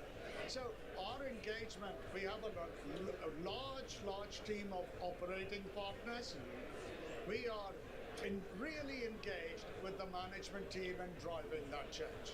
Hey, listen, 15 seconds, Europe, yes or no, lots of opportunities right now. Jeg orker ikke å short imot markedet, skjønner du. Trade imot markedet. You know she's going to ask you about that 12 months from now. I was prepping last night, late hours, and I'm like, oh my God, you called it. Well done, well done. I want to be invited back. You will be. Thank you. Done deal. No doubt about it. Victor, Connery, Chief Investment Officer. Back to New York, and Bonnie Quinn with an update on the trade. Carol, thank you. Yeah, we're off our lows. Still a second day of declines for equities and for yields. We have the VIX at around 25. So more companies are turning into the green. Nevertheless, sectors-wise, we're really just seeing positivity for the energy sector, really, and that includes things like Vistra Energy, which is up 4.7%. It's one of the best performers in the S&P 500. Constellation as well is up 12%. But then you had some of those earnings yesterday that are really weighing on tech in particular. Palantir down more than 12%. It is the worst performer now in the S&P 500. Speaking of which, we are waiting for earnings after the close today in about an hour and a half, roughly. We're going to be looking for what AMD says after the bell. ARM give its earnings post-market tomorrow. That will give us an idea about chip sales, the health of the AI trade before NVIDIA next week. We did, though, have an SMCI preliminary earnings report, which was not great for that company back a while. SMCI reporting tonight after the close. And then, of course, on trade, not seeing many headlines, no breakthroughs as such. We do seem to have a slight shift, though, from the administration. Meeting with Mark Carney, the new Prime Minister of Canada earlier, President Trump said he would prescribe tariff levels and tariff concessions for partners. This appears to be moving away from the idea that he's going to be in back-and-forth negotiations. He also said during that meeting with reporters that there would be some kind of announcement before his trip to the Middle East next week. It takes place Monday. He said the announcement would come at some point before then, but he didn't say what it would be about, whether it would be trade or investment or anything like that, so no idea what's happening there. In other market news, we did have a solid 10-year auction, which cheered investors, and that sent yields just a little bit lower. Like I said, we have the 2-year yield now down about 4 basis points, a little more than that, at 378.89. We have the 10-year yield at 431.40. The other big mover is crude oil. It's off its highs as well. A barrel of New York crude trading at $59.02 a barrel. Brent crude at $62.06 a barrel. And gold continues to rise. So let's get back to the Milken Institute Global Conference now in Beverly Hills, California, and Romain Bostic. Thanks, Bonnie. You know, Carol, I was telling you about all the great panels. I actually finally had a chance to get to one that I wasn't hosting. You have one, too. I had one a while ago. All right, but there was a really amazing panel this morning here on how... Kjøpte du her, Robert? For me, it really hit a nerve. Om jeg kjøpt, nei. Nei. Jeg har sittet gærlig ved en hele dagen. Så drøye her er at det blir tredbart, tror jeg. Men gikk ikke du long i sted, da? Jo da, men jeg tok henne ut før den ramla, så det... Ok. Jeg har vært både long og kort, ja. Jeg tror man har det rett til kørselen min nå, for nå er det må vel gå den vei. Ja, han gikk nå etter hvert dit jeg egentlig mente han skulle, da, men skal jeg si, han har jo vært mer eller mindre flat etter det, så... Det var liksom ikke noe hjelp å få i den heller.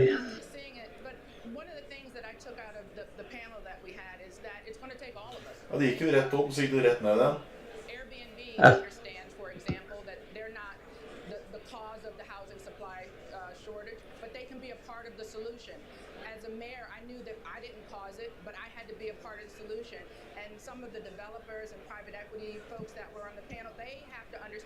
Jeg finner det helt hinsides at det går opp her nå.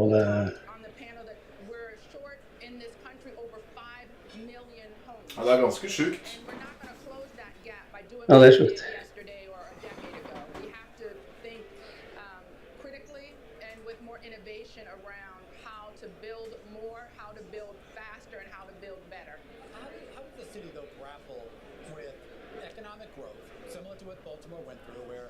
Huge resurgence, companies coming back, people moving back to the city. Of course, that also drives up, typically, real estate prices as people look for homes. So there's a balance, right? You want to, reap the fruits of getting all those people back into your city, but at the same time, you don't want to shut everyone out who maybe isn't at a certain income level. Where's the balance? So I always look for the win-win. And when you talk about bringing people in, that's always a good thing. But in Baltimore, like many cities, we have a circuit breaker, meaning the value of your home year over year could go up 100%, but your property property tax will only go up a fraction, and that allows people to stay in their homes and reap the benefit of wealth creation through their home. But there are also things like repurposing vacant homes. I think we need to think differently about vacant homes. Yes, they're a blight, but they're also an opportunity. When home ownership is so far out of reach for many of America's young people, we can look to rebuild and these vacant homes as a way, because the infrastructure is already there, right? Cities like Baltimore were built for, over 1 million people. So that infrastructure is there, the people aren't there. So how do we look at those vacant homes as opportunities for families and young people to become homeowners? Stephanie, I love that you went there because I think people are like, just build homes, build the 5 million homes. It's not just about building them anywhere. It's about building them where people need them. And they tend to be cities which tend to be expensive. So as soon as the build happens, it's often expensive. How do we fix that? How do we get developers, politicians, everyone to say, let's build where the housing is needed and let's make sure we make it affordable? How do we do that? So cities like Baltimore are incentivizing affordable housing, incentivizing repurposing vacant homes. Right. That was one of the projects that I started as mayor, my Vegas to Value program that our current mayor has taken on and made it his own. So we need to do things like that, where we're creating incentives like down payment assistance. The president of Johns Hopkins is speaking here at Milken. They give employees like match for match. Like they're giving their employees thousands of dollars in down payment assistance if they move around the university. So things like that. And we have to look for innovative ways to promote financing of these affordable housing as well. Do you feel like all the right stakeholders are at the table talking? Because sometimes, no. Who's missing? I think you have to look at the job creators. On the panel today, we talked about a teacher in a public school having to commute an hour and a half, right? Mm-hmm. That is atrocious. No teacher should have to commute an hour and a half to get to the classroom. So the Board of Education should be at the table, the hospitals, the universities, all of these people, the companies, the people who are employing America's citizens should be at the table to be a part of the solution. Everyone has a different role to play, like Airbnb. Like Airbnb supports grassroots organizations that are doing things like fighting zoning laws that prevent housing, that work with cities to reduce bureaucracy, make it easier for buildings to happen across the country. That's what Airbnb is doing, their part. But every company that has employees could be doing something. Great point. That was a great conversation. It was great to catch up with you. I had to fly all the way to LA to catch up with you. We'll get back to you. Good luck. When we're back on the East Coast. Stephanie Rawlings-Blake, Airbnb Housing Council Chair and the former mayor of Baltimore. We should also point out she mentioned Johns Hopkins. Of course, Mike Bloomberg is a big contributor to Johns Hopkins. He is the owner of the company that owns the network that you're watching right now. All right, a lot more coverage coming up here on the big program, but we want to toss it down now to some of those great panels. Shonali Bassig actually sitting down right now with a big panel on capital markets. Let's dip in. All right. The region continues to Tror du vi fick få fixa det som det går? trading networks amongst themselves. So even outside of Bra, det var väldigt viktigt. everything that we're reading, så- you look då får du fixa at det på Singapore torsdag. expanding its Så, relations with its fixa det. neighbors. You look at ASEAN as a whole. I Oj, think the next year or oj. two might become the fourth largest trading bloc, if you will. You look at what India calls West Asia or the Middle East, as other people call it. Look at it increasing the sort of trading relationships they have with the region. So Asia continues to integrate, it continues to trade. It's just the uncertainty and the overhang that we are waiting for some sort of resolution for. What I would also tell you is, you say, yes, we are a foreign investor, I agree with that, but half of our assets are here in the United States. We have had a fantastic experience with the companies here, getting to know them, learning from them. Very hard to see that changing. It is a tremendous ecosystem right here. So as we see it as a very long-term investor, we are positioned to take advantage of the volatility. We have a mandate, very broad-based, consensus-driven mandate that allows us to do that. And so in times of dislocation, we are and should continue to take advantage of the companies that we like, people who we know and continue to invest that sort of capital for the long term. Of course, it's very challenging in any of these short-term periods of dislocation. But as has been said before at this conference, we have been here before. We have been through multiple periods that have looked far more challenging and have emerged much stronger. And let's just say you were not reading the headlines and you had come here and you listened to them. All right, Sonali Basak up there with a great panel on capital markets. Lots going on here at Milken, including conversations about India. India's $3.5 trillion economy still dwarfed by the $17.8 trillion behemoth that is China. Economists say it would take a lifetime to catch up. Shoddy roads, patchy education, red tape, a lack of skilled workers are just a few of the many deficiencies Western companies run into when they are setting up shop there. But there's one important measure where India could overtake its northern neighbor far more quickly as the engine of global economic growth. So let's get into it. So participating in a panel here at Milken on India's growth outlook is John Chambers. He's former Cisco CEO, today the founder and CEO of JC2 Ventures. He is also the chairman of the U.S.-India Strategic Partnership Forum. It's a non-profit partisan organization. Hallelujah, they're out there, committed to creating a partnership between the two countries. John, welcome, welcome, welcome. Carol, it's a pleasure to be with you. Romain, great to see you again, my friend. Well, let's start with the environment, uncertainty. I love folks like you. You've seen lots of cycles. How do we manage through this? Well, I'm pretty good at pattern recognition. I have a lot of weaknesses. I've seen every movie at least twice, and I've made every mistake. But all the way back to the 2001 dot-com bubble, I was the first one to call it. Granted, late, but I said it's a 100-year flood. The Great Recession in 2007, I called early because I saw the financial institutions change their buying behavior, and I said there's something wrong here. And even with COVID, I was unfortunately lucky enough to see it coming out of Southeast Asia before we even knew what it was about and its potential impact on the economy. Today's environment is another period of uncertainty, largely a result of tariffs. The economy was doing reasonably well. I understand the plans in front of us, but when that tariff announcement was made 2 weeks ago, first week in April, I called up all 24 of my startups and said, we're potentially headed for an economic slowdown. Here's how I want you to plan for it. Gick det, ja? The playbook I taught you. Focus on how you come out of it stronger. How do you control your expenses? Pause for a period of time. Det er ikke nok da, han har støtte her nå. So during these turnarounds, when you say slow down, you're talking about growth, but just slower growth, or are you talking recession? I'm talking probably 50-50 chances of recession. And I did Han tenker 50-50 recession, han som prater her nå. Det er han som forutså covid og forutså 2 økonomiske slowdowns 2001, 2008 og covid. Han sier nå 50-50 for recession og ber folk passe på. Det er mye dritt nå, altså.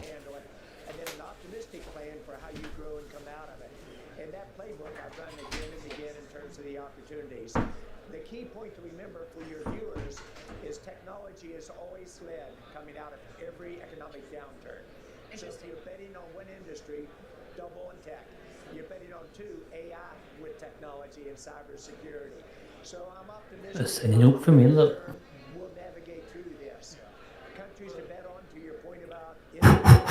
Ja. Let me just ask you though, do you think we're going to look back in a year, 2 years, 3 years and say, wow, this was a moment in time where the U.S. position in the global world, in global markets, changed, and maybe not for the better, or not necessarily? Well, I think if you look at the big picture first, great question. I think the leaders in the global markets will lead with artificial intelligence, i.e. technology. As I said, they always lead us out of the economic downturns. And the uniqueness this time may be that the U.S. and India work together on AI. And Modi says it's America and India together, which I kind of agree with the possibilities. So I think our countries will be stronger together. I think we'll look back a year or two from now and say it was an opportunity. great companies always break away during the downturns, and great countries also respond to those. So I'm the optimist long term, but I think in the short term, we're headed for some bumps. What would that relationship look like between the U.S. and India? Is that akin to the relationship that we maybe used to have with the U.S. and China, or is that going to be something completely different? Completely different. Just for your viewership, Stopp de børse... Ja. Og det da? was bet my future on China as a partner for me. 1995, a lot of people doubted on that. It was very lucrative for me. We partnered very effectively with the Chinese. They delivered on Gratulerer med dagen, ja. But fast forward to 10 years ago.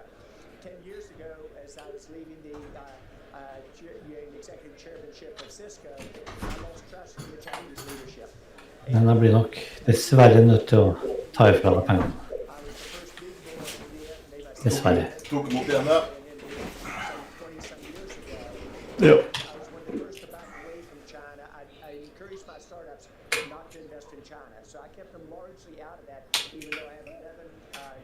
Do you think that has left Apple in a really rough position because of their exposure and all in? Well, a couple things I've learned in life. Never bet against Apple or Microsoft. And Tim is wicked smart, and just like Steve was, he will know what to do. Watch how Tim's maneuvering. He'll find a way to get along with the Chinese side, but he moved his iPhone production into India. Modi realized this is a chance for his digital India to retake off. Spørsmålet om jeg får continuation med React her, ja. Jeg er en sånn liten zone, sånn motstandszone.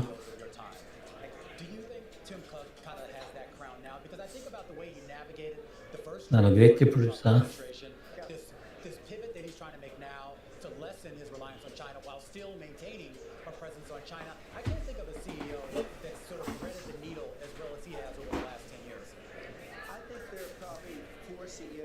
Hvor tok du din long? Jeg tok en long på hva det står, 8,40 og en long på 8,24. Tok du akkurat på supporten? Ja.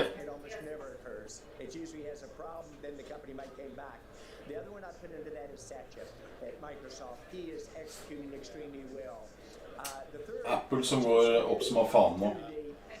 Og Nvidia. Kom melding her nå. Never bet against Microsoft and Apple. Så gikk Apple opp som av faen på det.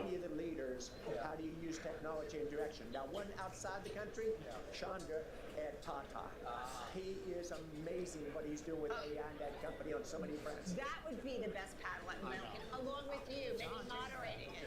John Chambers, thank you so much. You are listening and watching Bloomberg from Milken. It's great. Great.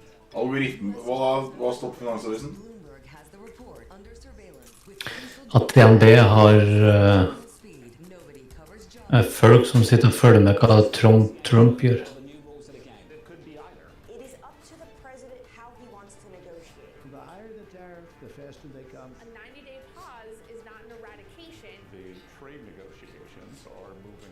Tok ut den longen der.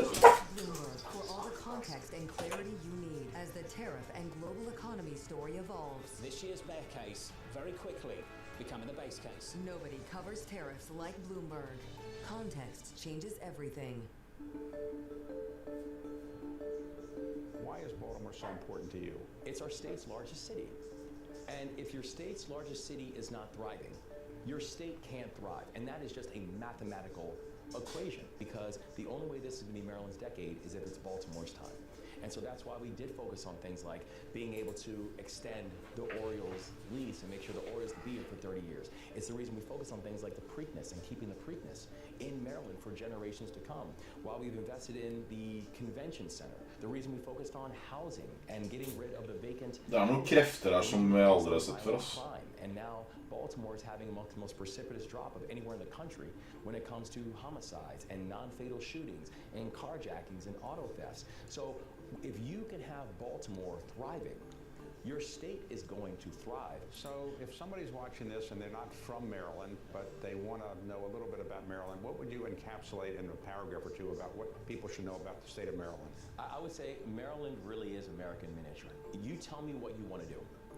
And no matter where you're standing in the state of Maryland, I can tell you where to have a world-class experience within 2 hours. We're the home of innovation. We're the home of Johns Hopkins University, the home of the NSA, the home of NIST. We have so much to offer in the state of Maryland, and I think it's one of the reasons that people are so excited about the growth trajectory we're on.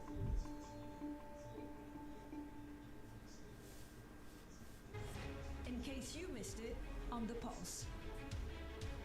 I think that the tariffs actually represent more of a disinflationary risk than an inflationary risk. You think of, for example, products coming from Asia looking for a market, them offering lower prices to find access to the market, but actually you could get trade diversion from the EU because the UK has lower tariffs. It all depends on how much substitution there really is.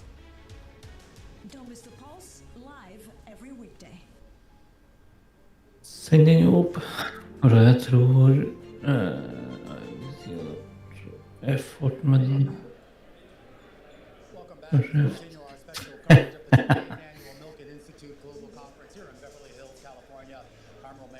That's Carol Master, the host of 2 of your favorite programs on Bloomberg Business Week and The Close. A day with markets on the back foot, a day where Jay Powell started a 2-day Fed meeting, and you want to know what? What? Nobody's really talking about it. No one cares. I feel like this is the year. It's so fascinating. Some of the big things and the big stories out there, all of a sudden they're kind of moved to the side because of what's going on in Washington and kind of the tariff conversation. Sier det at alt av nyheter betyr ingenting. Til og med Powell betyr ingenting. Alt det der som Donald Trump sier nå her. Ja, send jo opp. I'm making money, make me rich, bitch. Altså, tok den mot akkurat, ja. Den tok mot akkurat. Jeg fikk det rett i trynet. Til pass for det. Ja, jeg reacta den jævla toppen av FG-en. På senten, faktisk. Kommer sikkert rett opp igjen etterpå.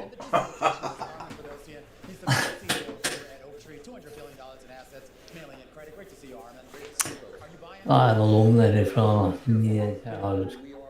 Hvor mange... Ja, 30 points. Jeg tror. Hvor lenge det er? Jeg blir ikke så alkohol på det. Hvor gammel er han da? 10. Begynte å drikke da? Nei.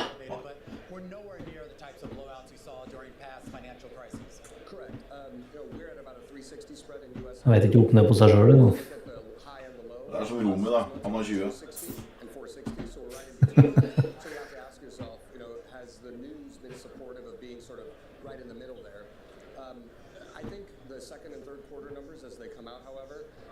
Could suggest that 360 is a little bit on the tight side, to be honest with you. I guess what we have to do is kind of accept the reality, though, that, all right, here we are at this moment in time, but 24 hours from now, it could be very different based on what's coming out of the White House. So when you say precipice of a volatile time, I mean, that's the reality of it. What would happen to make things settle down? Is it a tariff agreement with U.S.-China? Like, what is it in particular? I think it's exactly right. If President Trump decides very, very soon that there is a reasonable resolution with China in particular on tariffs, then I think there's a Glem dyre middager og blomster hen, I would hear meg. What's happening is there's a delay in spending. Ja. Capital expenditures Jeg er helt på å bygge en båt, men jeg skal bare følge det som blir sagt på Discord. All right, so if they get a deal, and it is a little bit more onerous in terms of tariffs between the two nations, is that kind of okay as long as we know the terms, or the terms do matter as well? The terms do matter because whatever the tariffs are, let's say it's 60% on China and 20 or 30% for the rest of the world, that's still inflationary. Right. And so the question is, what's after that? Blir som en signal. Mentioned sort of a three-pronged approach. There's tariffs, there's taxes, and deregulation. So the question is, does the deregulation and do the lower taxes offset the impact, the inflationary impact of tariffs for consumers or not? If it doesn't, then there could be demand destruction and some economic issue. So Bloomberg reported last month that Oaktree was setting up another special situations fund, trying to raise money for that.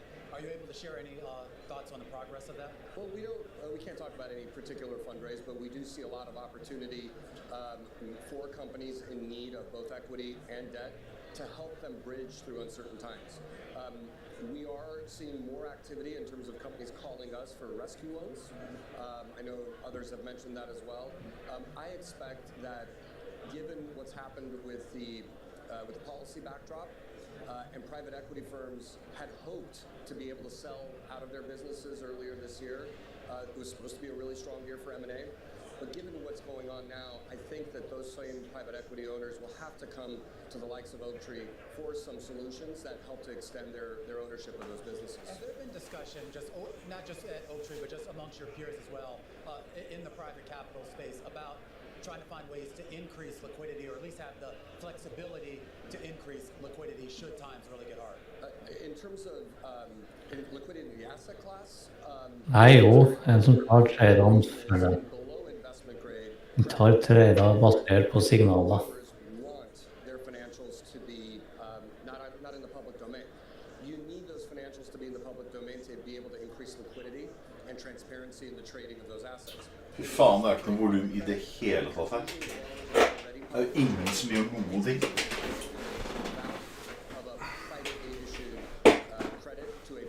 Nei, så da kan jeg bare sende inn opp. Up and go.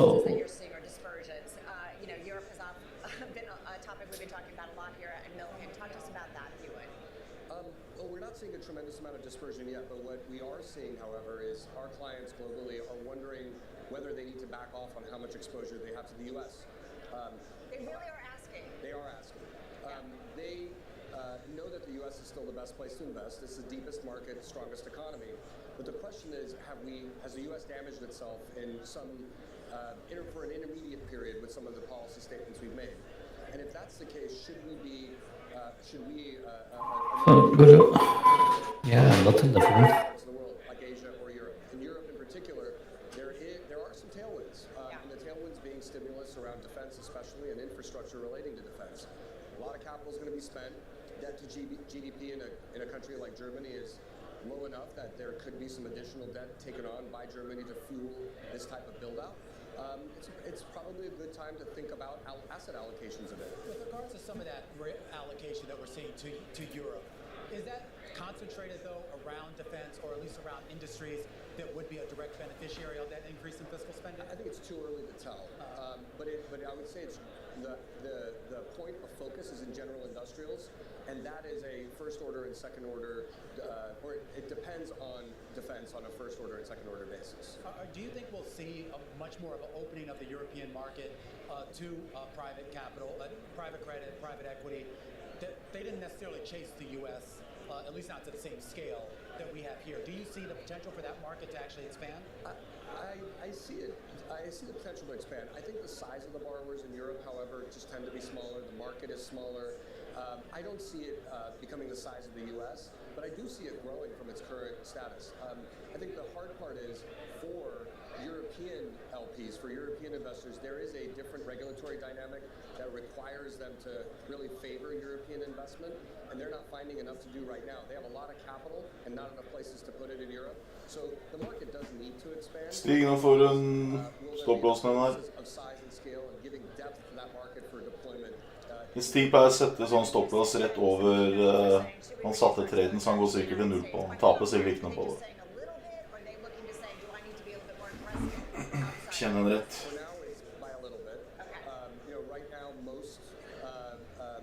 Stig veldig flink til det. Han setter en trade, kjøper på 1 krone, så setter han stopplås på 1,2. Så hvis han så taper han ikke noe.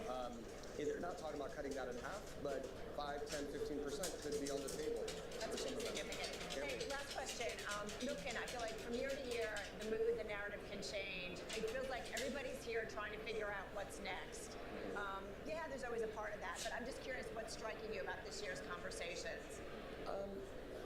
It's a good question. I think because the S&P is back to sort of Liberation Day levels, I'm not surprised to hear that some people are probably a little bit more optimistic than that there will be a deal cut.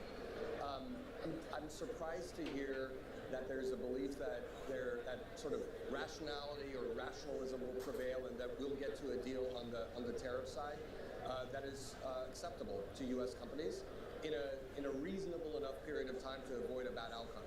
Well, I don't think that's off the table. I don't think that that's the likely outcome.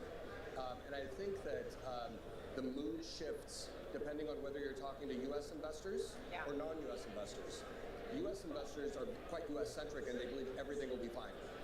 Non-U.S. investors are a little bit more concerned because they are, frankly, a little bit more culturally sensitive to what our trading partners now think of us.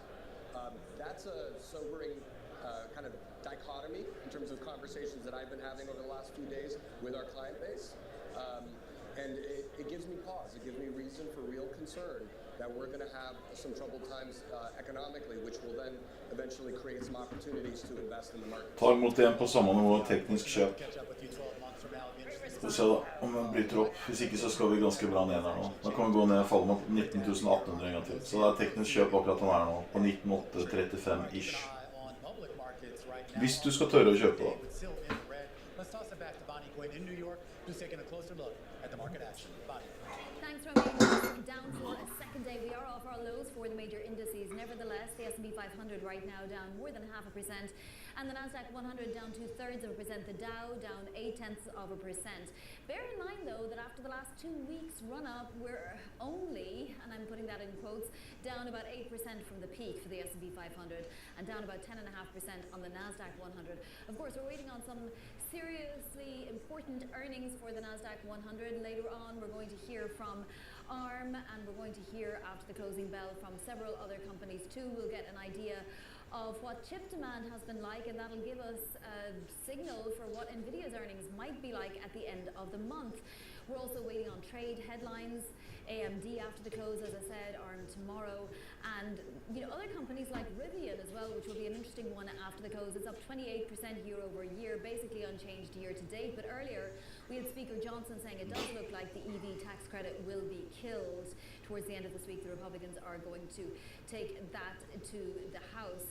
We did have a solid 10-year auction, but if you look at the curve, it is lower. We have the 10-year yield down about 4.5 basis points. The 2-year yield down about 4 basis points at this stage. Solid auction at the same time, good demand for those 10 years. And then a couple of notable movers. Constellation Energy shares surging. It's up about 12% after announcing its close. Dow Jones ned faen meg 350 poeng nesten. Energy to meet that growing demand from data centers and factories. So perhaps someplace else where Hadde ikke vært for de der AI-aksjene, så hadde vi dette mye mer. Natural gas or coal. Palantir though down 12% after its earnings didn't sufficiently prompt fresh aggregate buying. Let's get back to the Milken Global Institute conference now in Beverly Hills, California, and Romain Bostic. Romain. All right, Romain Bostic here along with Carol Nasser at the Milken Global Institute. I'm pointing to you. That's a loving point there. All right, let's get right to it here because we got a great guest standing by. We're going to talk about global wealth because global wealth assets held by individuals, when you add all that up, with the calculator, it's a lot. That actually rivals the pool of capital that you actually see, believe it or not, amongst institutions. And that pool of capital, as that grows, private markets are becoming a much more critical replacement to some of the public-facing portions of that have really leaned into that, led by the efforts of none other than Stephanie Drescher, the firm's Chief Client and Product Development Officer. Pleased to say that Stephanie joins us right now. Stephanie, great to see you. Great to see you. Thanks for having me back this year. Absolutely. What are you hearing from clients these days? You know what? You just have to look at the volatility that we've all experienced year to date to recognize that they are looking for the alternatives, as you just mentioned, to supplement to replace a portion of their public equity exposure. Given the increasing volatility and correlation that we've all experienced, it's resonating in terms of what the private credit markets, private equity markets, real assets can offer in their overall portfolios. So our phones have been ringing. This may be a dumb question, but is there enough to go around? Like, where are the opportunities right now? Because it seemed like even before this year, there was so much competition for what at times seemed like a relatively limited pool. You You know what, we thankfully have built out that proprietary origination, and while we have developed extensive relationships with financial firms, we also have created our own engines to create those opportunities. So origination is critical, and investors, individuals and institutions alike, are seeking that. So we feel really good about the opportunities we can offer in addition to the public exposure that our clients have. But ensuring that that type of excess return is generated from all those sources of underlying kind of proprietary flow is critical. But like playing off of that, I do think about as certainly the private markets having to continue to grow, and there's just so much money chasing again certain deals. You know, should we assume at some point there's some distortion, or how do we prevent, or how do you guys make sure that there isn't that distortion in the market when it comes to valuations and investing? Look, we believe that the promise of quote alternatives, really the private market exposure, is to deliver that excess return per unit of risk over the public market equivalent. And having that discipline, having that rigor of analysis to make sure that we deliver on that incremental return, albeit for slightly more illiquidity, is critical. So our view is to maintain that discipline. Not all managers are created equal. It's why selection is critical, and ensuring that there's that trust with the managers in your portfolio. Is AI helping you guys in this analysis? I am most curious how that's kind of being factored in. Right. Look, as a firm, we're clearly looking to AI to make us more efficient and to ensure that we're taking advantage of the developments in AI application. I think there will be more for us and for the financial community as we go through that to complement the judgment that we have as investors. Are you doing it already? Yes, we've started to incorporate different use cases into areas where we feel we can build out that efficiency to support our process. It's certainly not a replacement for the investment judgment that we bring to bear. I just wanted to mention earlier, you highlighted the kind of the scope of opportunity for individuals, and it does equal the size of the institutional market. And over the last year, there's been so much progress made in terms of the innovation and ability to deliver products for the individual, for families, as they frankly deal with the realities of the 60-40 portfolio. Well, that's what I'm curious about too, because back the last big investor day you had, I think it was in October or so, you guys talked a lot about growing that wealth channel. I think the target is $150 billion by 2029. Right. Where does that come from? Because I know you've made some partnerships, Apollo has made partnerships where you're bringing in investors that are less high net worth, or at least you're offering products that are more accessible at a base price point. Is that the strategy? That's part of it. When we think about the market opportunity, it's everything from partnerships with private banks and wires to those in the independent channel, the ultra high net worth family office, as well as partnerships, as you're referring to, for the mass affluent. So there is a wide range. It all goes back to making sure that we can help the families and individuals to achieve their retirement goals, their wealth and retirement objectives. And today, it's harder than ever, given the 60-40, the traditional public 60-40 performance. Even year to date, that's down about 1%. So given the volatility and the indexation that we see, increasing correlation, the ability to supplement that public exposure, equity and debt, with private holdings has been a very prominent part of our conversations. I am curious in terms of the administration. I'm not going to ask you to say anything about tariffs right now, but in terms of regulatory oversight to one of the things that we are talking about, democratization. Again, I'm thinking about that, the 60-40, not so great. I'd love to have more access, but I'm just curious what might come down from the White House and the administration that helps in that pursuit. You know what, we'll see. I do believe that there's recognition that the institutions have benefited from these excess returns in their portfolios for decades. And it's real in terms of the ability to help historically, retirees through pension plans save and build. And I do believe that over time there should be the same access for individuals as we think about their pools of capital. We'll see what happens, right? So much going on. Stephanie, thank you so much. Thanks for coming by once again here at Milken. Stephanie Drescher, she is Apollo partner and Chief Client and Product Development Officer right here on set with us. Hey, happening right now on one of the stages here at Milken is our own Sonali Basak leading a panel on capital markets 2025. Let's listen in. Look at my energy price, because energy is a big input in most production. What, if do I need to hedge, or is it kind of lower for longer?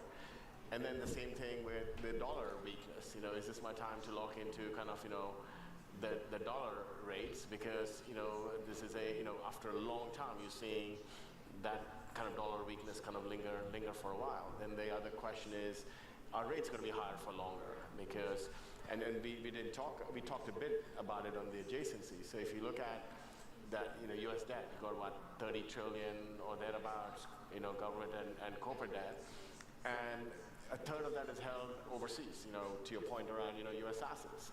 So you have on that roster, you have Japan, China, the UK, and a whole bunch of nations holding a big chunk of that debt. And the question is also, as that debt, clearly, Jim, your point around, nobody's selling, there's no kind of, there's no dumping and the like, there's no evidence of that. But you also see gold is kind of lingering around, 3,500. So somebody kind of flipping and reallocating portfolios. And the question is, if a lot of the traditional buyers, because they're offended, upset, stop buying U.S. debt the way they used to, what happens to the long bond and what happens to the yield curve? Because to sell it going forward, you have to pay up. So the yields. So the question is, do yields stay higher for longer? So there are a whole bunch of kind of moving parts, which once again, with a bit of prudence, the key is to maintain. Liquidity is you have to maintain liquidity, and we've seen the story before. And when liquidity dries up, then folks start selling the good stuff because that is what is saleable, and to make up for losses on the bad stuff. So I think we're advising clients, stay liquid, be very, very prudent, capital structure clean. Incredible opportunities will come up because when there's correction. All right, everybody. Of course, that's Sonali Basak up on the big stage here at Milken. Now we are headed to the close here on Wall Street. Just about 15 minutes to go. With us right now, though, is a great voice to talk about the market environment, really the big picture.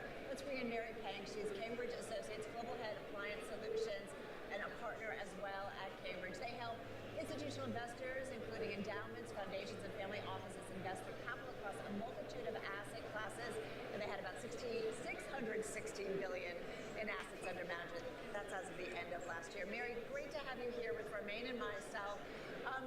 Big picture, a lot going on, a lot of questions here at Milken. How do you see it, and how much clarity do you feel like we have about what's to come over the next 6 to 12 months? That's a great question, Carol, and thank you for having me on the show today. And well, there is certainly a lot of uncertainty that's going on in the marketplace right now. A lot of the families that we talk to, ultra high net worth families, ultra high net worth principals, are asking us a lot of questions around the uncertainty that seems to be facing them in their portfolios, particularly in the US. The one question that typically comes up in some of these conversations with our clients globally is whether the US is actually still a safe and reliable place to invest. Listen, we're not in the business of trying to... Wait, have you ever been asked that before? not so as much as we have been lately, that's for sure. Particularly given our... Ta imot helt det här. Dow Jones fall var mindre. Dow Jones er 330 poeng, nesten på day low.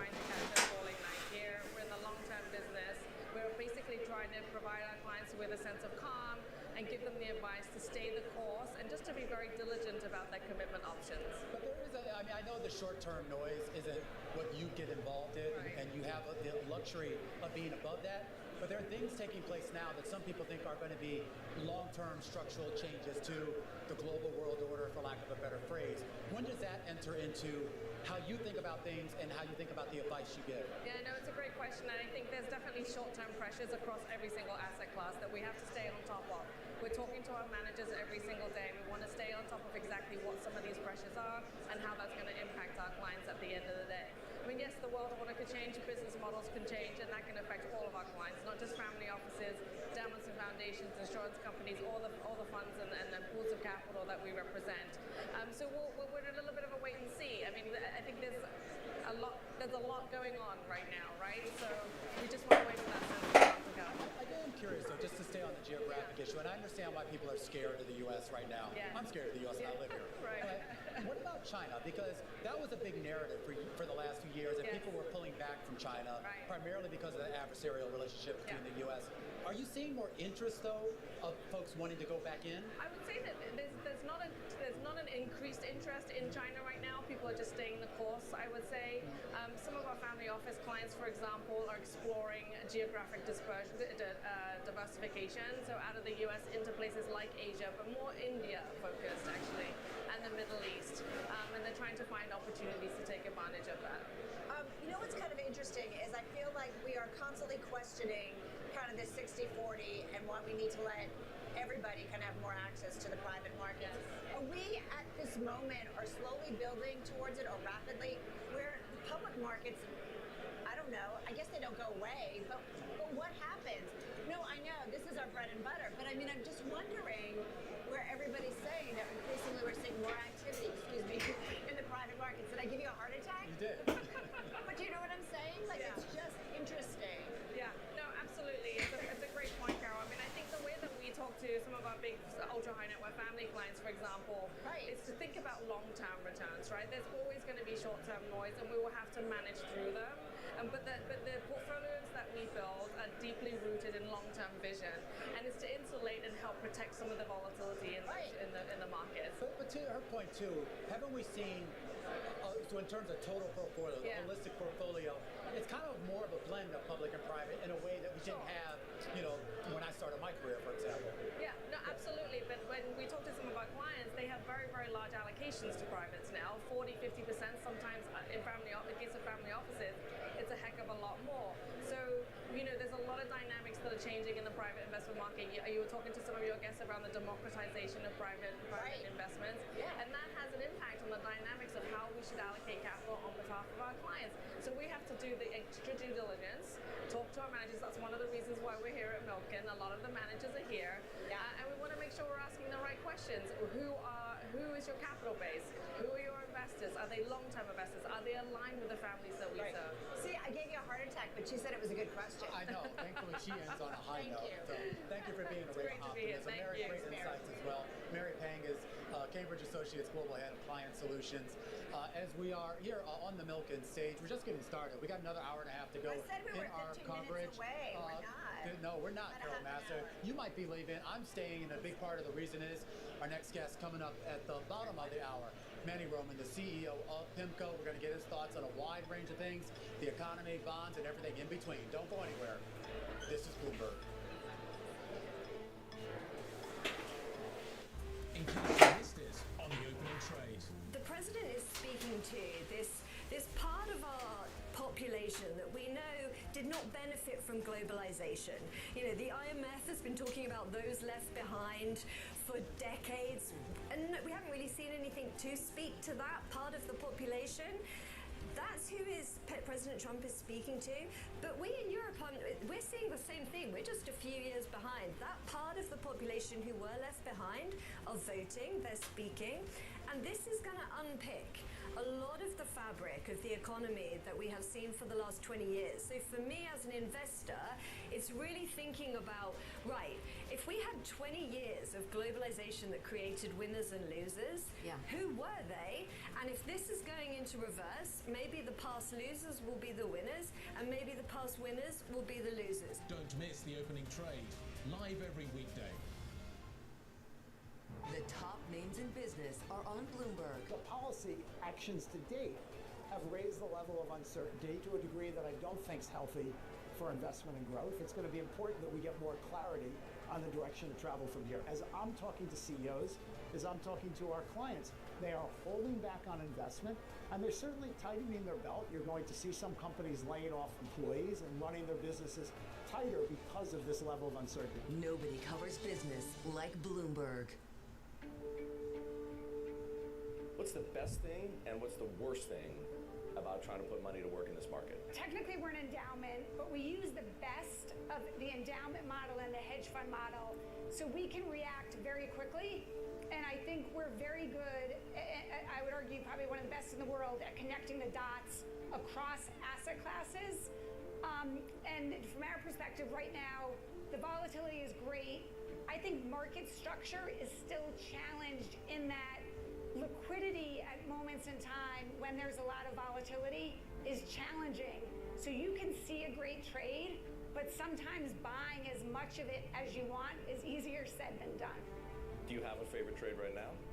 So we are tactically, at the end of last year, we bought call spreads on Hong Kong equity indexes. And I continue to like that trade, so we're holding that position.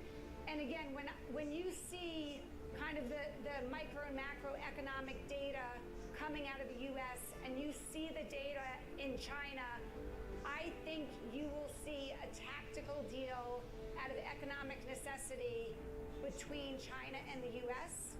And I think when you look at investors generally, they've left China for dead. So I think there's going to be money forced into that market. Earnings season is here. Earnings season begins. Is corporate America in a good place? Wall Street is bracing. Bloomberg is first to break the numbers. We got Delta, Constellation Brands. The wave of big tech earnings. We've seen a re-rating of earnings estimates. I gotta pay special attention to all this. With the smartest insights. Given the degree of uncertainty, you haven't really cut earnings estimates that much. Anyone who says they have certainty on where the growth outlook is going, where earnings are going, is probably exaggerating. Continuing coverage on Bloomberg.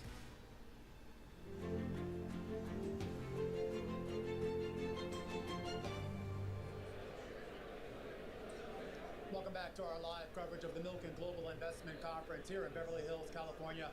I'm Romain Bostic. I'm Carol Massar. Welcome, everybody. We've got a lot coming up in the next hour and a half. A lot coming up in the next hour and a half, and let's get right to it. We've got a lot of great guests here on the Milken stage, and right now we want to bring in the head of the world's biggest active bond manager, PIMCO.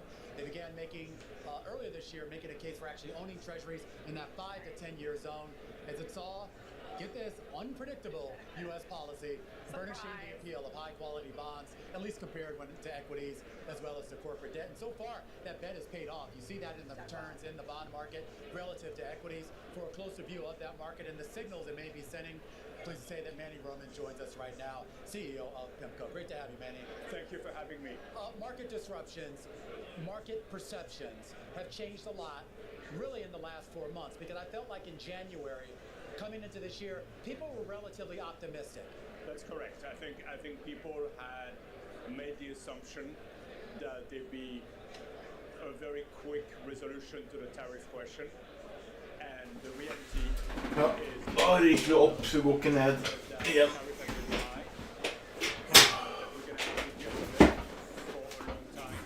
Lager en ganske stor støtte her.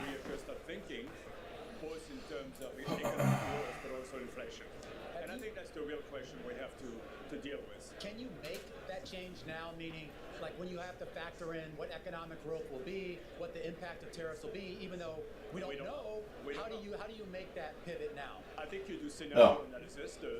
American manufacturers overwhelmed with orders after Trump's tariff crackdown of China. Det her er jo... Then this will be GDP. If this happens, this will be inflation. And acknowledge that we don't know what the end game is going to be.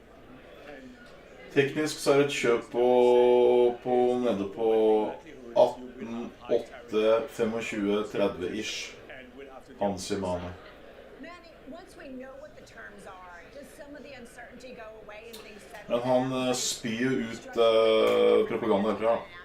Han sier at det er ordrer som står i kø inn til USA. Hvis du ser på shippingfronten, så er det helt dødt. Det hjelper ikke det når han sier at det er masse ordrer. Det går ikke an å forholde seg til en dritt lenger.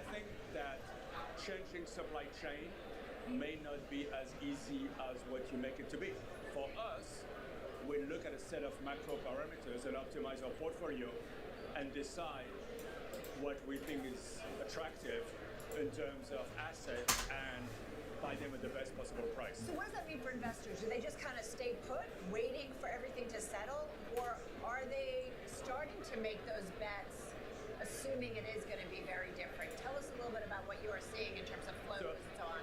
I think you've seen enormous volatility in the equity market. Right.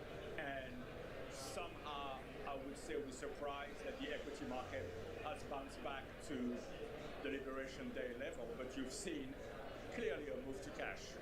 Our world, which is the bond world, has been pretty much unaffected. And my partner Dan Iverson has this say where you look at the yield on the portfolio. Jeg tror det ikke stopplås-stig, for det gikk rett ned etterpå. It's a very good predictor of what your return will be over the next 5 years.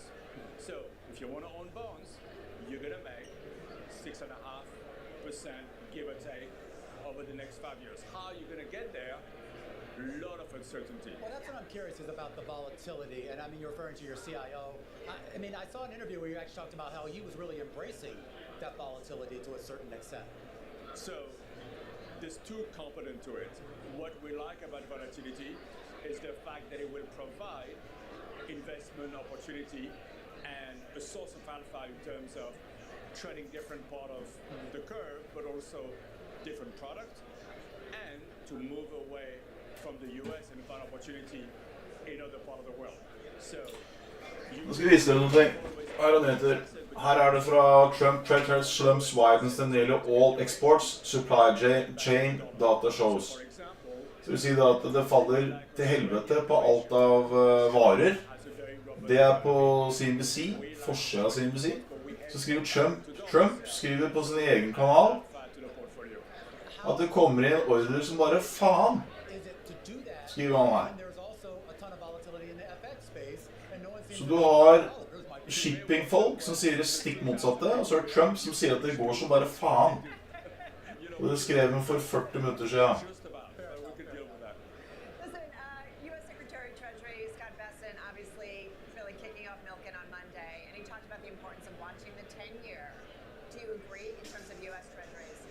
Her da, ish, her. Så det er jo veldig vanskelig å forholde seg til dette her da. Han sier det går dritbra. Shipping sier at det går dritdårlig. So it is really important. Now, I would say you look at the whole yield curve. You look at the short end, the 10-year, the 30-year. You think also about credit spread. They're very tight. And you think about all of these parameters and try to assess what's to come and how you're going to deal with it. Manny, one thing I'm curious about, and bringing up Secretary Bessent, what is the voice that you listen to most in trying to determine ultimately what happens in the U.S., especially when it comes to its financial system and the importance of, you know, it's been the place, the world's safe haven, right? And it will remain the place of safe haven. You're so sure. Why? Well, think about it. The US dollar is the reserve currency, but it's also the most liquid treasury market in the world by an enormous factor.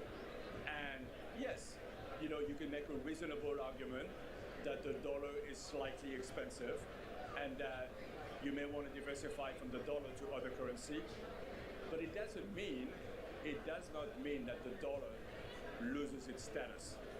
And I think it's very important to keep that in mind.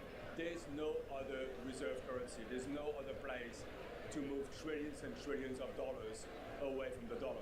And it is what it is. Do you have faith in the Treasury Secretary to do the right thing, or at least get the president's ear on doing the right thing? Because he has said some things in regards to the Fed, the Treasury Secretary even.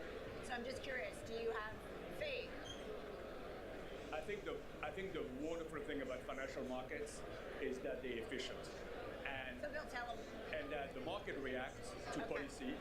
And when the market doesn't like either policies or a tweet, the market reacts in such a way that people need to adjust the course of action. The market wants the Fed to be independent, and I think has voted very strongly about that. And I think that that dictates some of the choices and some of the noise around all of this. And you know, it's a good thing. Markets are there to reflect supply and demand, and also reaction to event in the world. And we saw that play out in a big way in April. One side of that, though, but basically to your comments about their kind of this being the most liquid market, this is kind of the reserve currency, and that's not going to end. Will it lessen to a degree? Because when we look at our treasury market and we think about how many global investors hold our bonds, all the rumors that maybe certain nations might be willing to weaponize their holdings if the dispute with the U.S. over trade escalates, does that concern you? You know, there's no free lunch. The reason why people own US dollars is because they like to own US dollar assets. There is a very strong case for American exceptionalism.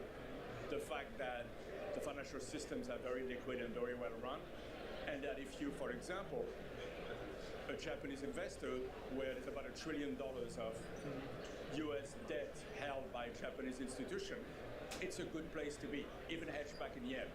And I think that's really an important fact to remember in terms of the flow of fund and who needs to put money where. Is the treasury market healthy right now? Totally. You weren't concerned at all about what transpired that first week of April, about a potential gum up in the system or that mismatch between buyers and sellers? No, on the contrary, I think we've seen very liquid market, both treasury. Fint å gå tom for strøm mens man prater i telefon. Jeg vil ikke opp. Jeg så jo masse folk som hadde skrevet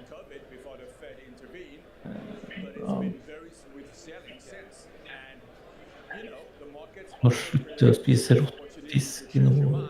Nei, det er ikke noe mye råtten fisk her. Det er fin fisk. Kjør på morsen. Du sier at de ikke vil opp, sier du. Jesus. Jeg synes det har gått opp bra, ja. Du skulle jo falt inn i låses da, etter han der klovnekuken sluttet å prate. Hva du sier at det ikke går opp? Du sa det gikk ikke opp, sa du.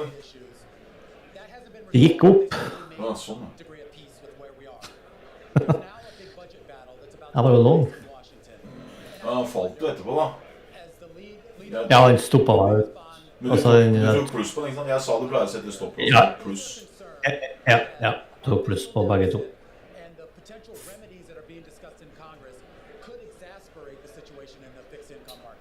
Den tar imot på 50-dagen hele det, liksom. Hele veien.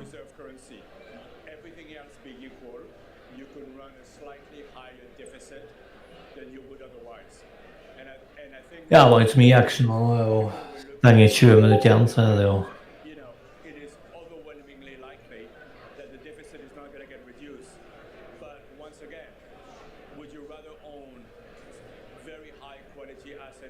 Vi må snakke fint med den, Lena. Kanskje det blir noe. Plutselig er du gift med den der i Nigeria. Jeg er så lei det der fake brukerlandet, så det er helt katastrofe.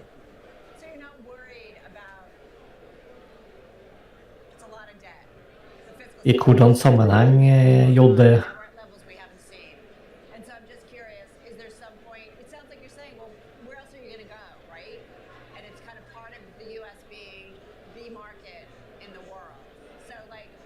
Det er vel 50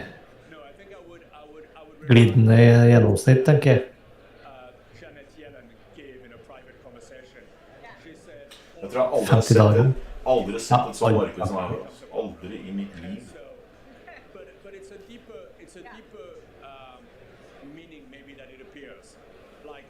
Har du noen gang sagt 50-dageren? Så er det nettopp. Hva er det for noe da? 50-dageren. Emma, moving average. Ja, og det regner jeg. Gjennom glidende snitt.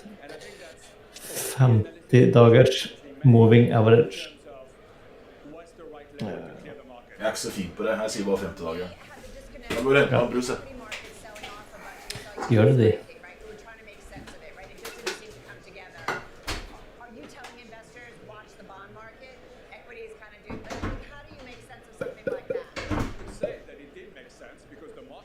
sudden say, we're going to get in the worst possible situation. We're going to get into stagflation.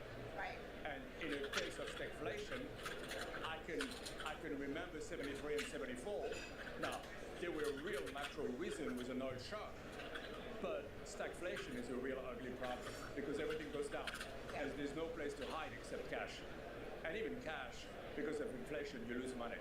And I think you saw the price of gold reacting to this. And so if you use my frame of Si at du har 50 000 USD du må investeres, men at det koster deg under pretty quickly and say, you know what, stagflation is by far not the most likely scenario, but the odds of a recession must be slightly above 50. Do you agree stagflation not likely?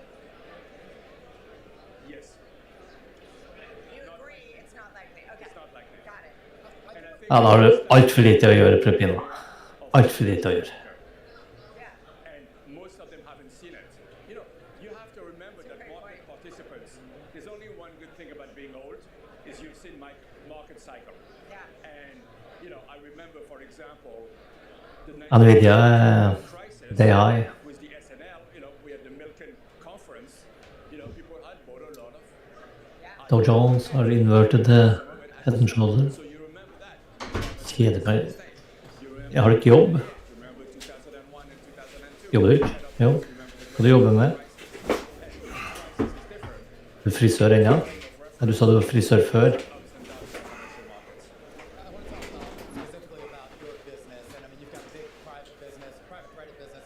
Det er fort fritt for penger og frontbedredning.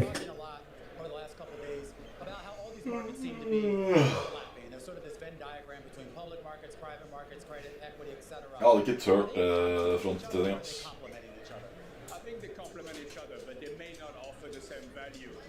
Hva er grunnen til at du satt en short? Vi kom jo ikke ned på dårlige nyheter, og så tar vi opp på teknisk hele tiden.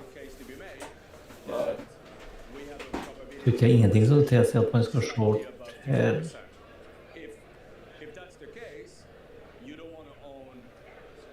Nei, nå har vi hentet inn nesten 200 poeng her. På dritt, liksom. Trump har postet da at det kommer så mange ordrer inn, og så står det på alle nyheter at det kommer ikke noen ordrer inn, så hva faen skal du tro på da? Jeg jobber litt som prosjektleder i helsevesenet. Men nå er han aktiv igjen, som faen. Jeg synes dette her er bare sånn helt kokkelimonk-opplevelse. Det var som jeg sa i dag, når vi falt som faen. Bare vent, nå kommer han til å twittere, han kommer til å ha pressemeldinger og alt mulig rart. Hva faen om det skjedde? 2 stykker. Sa vi ikke det dag tidlig? Jeg gjør det. Hva er det? Hæ? Hva sa? Sa vi ikke det dag tidlig? Når det faller på det verste, så kommer det til å komme pressemeldinger fra Donald Trump, og han kommer til å ha nyheter og alt mulig rart. Ja, jeg må da nok snakke om.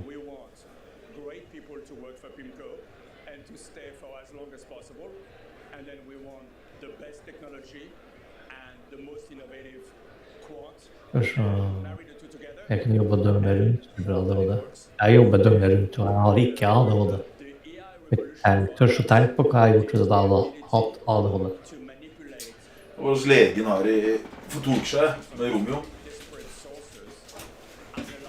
For han har jo ADHD eller noe greier, ikke sant? Og så sier legen til meg, har du testet deg du, eller?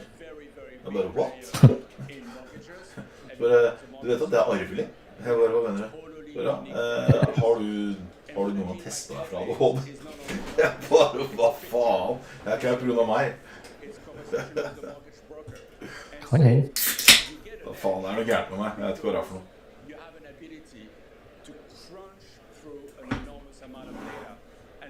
Du har ADHD.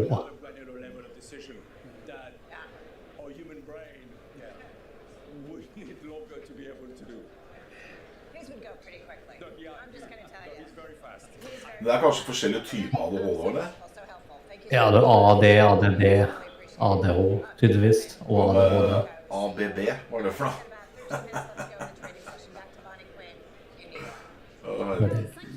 Det var stygg.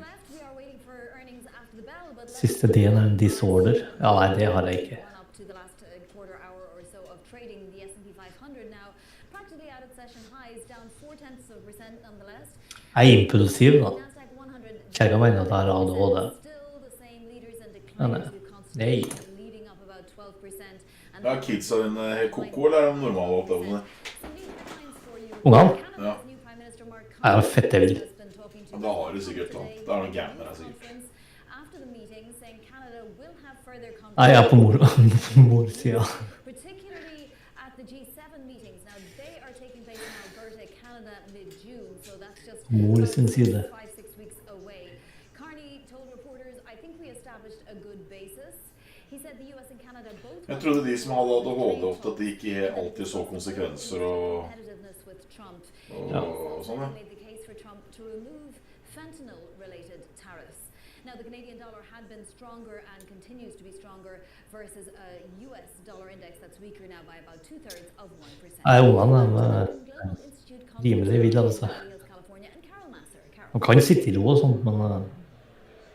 All right, Bonnie, thank you so much. Bombardier ADRs that trade in the United States, they dropped as much as around 9%. Jeg slapper mest av når jeg trader eller kjører bil. First quarter numbers came out. Their adjusted earnings, EBITDA, and revenue did miss analyst expectations. The company also reintroduced its 2025 forecast, expecting a Jeg sliter med å se en film, liksom. Selv om jeg elsker filmer. Da må jeg liksom være sånn skikkelig fokus. Ellers så sitter jeg og fikler på telefonen, eller fikler med en tannpirker, eller et eller annet. Jeg gjør helt klart. Ja. We are so delighted to have with us Eric Martel. He is the Chief Executive Officer of Bombardier here at Milken. Welcome, welcome. I am... Så sitter jeg og ser på grafer 24/7, så det skjer noe helt der. Men jeg tar faen om jeg hadde ADHD. We've been here many years actually, you know, at Milken. We're doing this every year. We have a lot of our customer here, so it's an opportunity to have conversation with our customer. And so this is a great conference. You know, there's a lot of interesting topic I would say we discuss these days. So we are happy to be here again for I don't know how many times, stop counting. Well, you know, but what's great about talking to someone like you are someone who's really leveraged the supply chain across North America.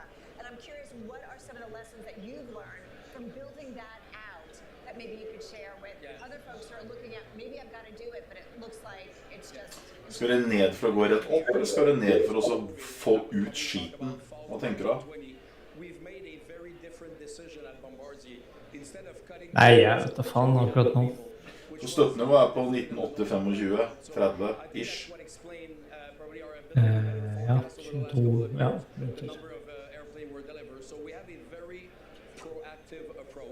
Så hvis vi ikke blåser opp nå, så kan det hende vi blåser rett ned den. Jævla merkelig, ass.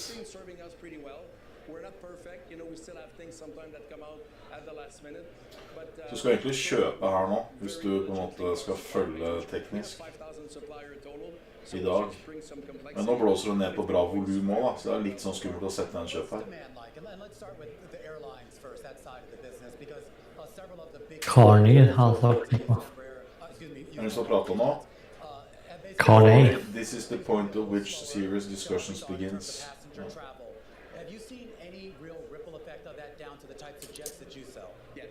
Var ikke mye han sa. We're focused on business aviation, so we just do private jet. But clearly, COVID was an accelerator for our environment. A lot of people, you know, go back to 2020. Gulf på peise opp. Ja, da skal det ned, da. God gul videre opp, eller? Ja, ja. Sa i går at det skulle til nye høyder. Jeg tror det kommer til å gå på all time high igjen. Jeg sa vel i hvert fall 35, 4, 35. Jeg er snart oppe i 3500 her, da. Ja.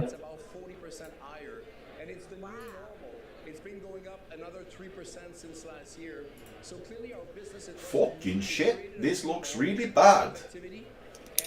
Nå får du starte en Twitter fra Donald Trump, for nå faller vi. Nå kommer til å skrive I just made love with China. We have a big deal coming up sometime next month. Det er det jeg kommer til å skrive snart. Og så går vi opp på det. I en måned.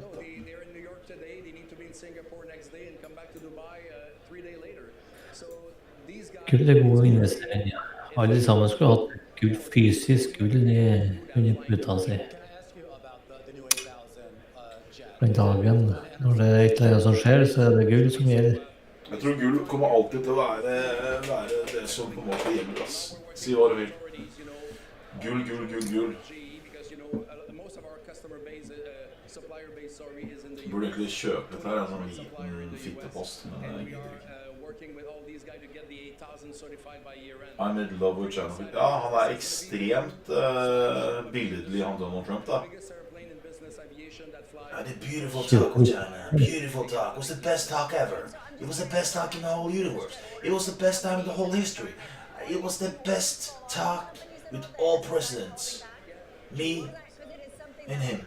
Best ever. Beautiful. Perfect. Love it. Det er sånn han prater. Ja. Nei, faen meg helt rapegal. Nå faller vi i hvert fall. Han karen jo bryr seg om han, da. And you know, we assembled the airplane in Canada, so there was question about the tariff, how is it going to work? There was a bit of lack of clarity. But as things clarified around the quarter, we've seen things re-engaging normally. So right now we have quite a bit of activity, you know, here this week. Fortsatt ikke noe forskjell på kjøp og selv, da. Stig. 53 fortsatt. Litt rart. Akkurat noen forandring i en dag. Nei, det har vel ikke forandret seg noe. Bare si opp nå, eller?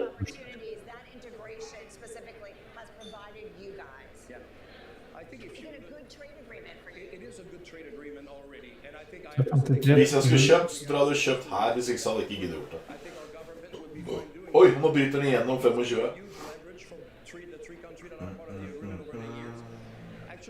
Jeg håper folk har våknet opp og har skjønt at alt er bare piss.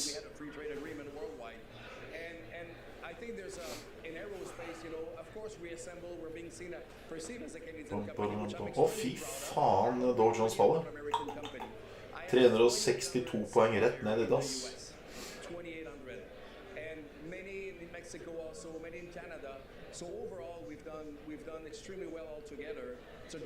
Faller det akkurat for sent å kjøpe? Han tok imot på neste mål. Jeg tenkte jeg skulle ut, men det ble for sent. Det er helt merkelig hvordan det tekniske funker, ass. Ja, det er teknisk som gjelder. Fuck off.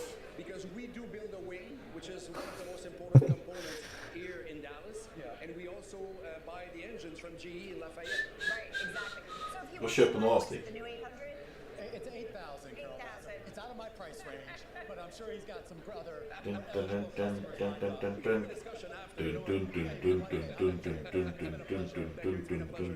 Batman! Kom nå. We are getting closer to the closing bells. Just about 4 minutes to go here. Stocks down for a second straight day. Of course, the start of that two-day Fed meeting. A lot of great news coming. Det er jævlig mange som driter seg opp på close, ass. Som kjøper eller går short eller et eller annet som bare... Ja. Fy faen. Husker jeg begynte å trene indeks her, skjønte du ikke en dritt.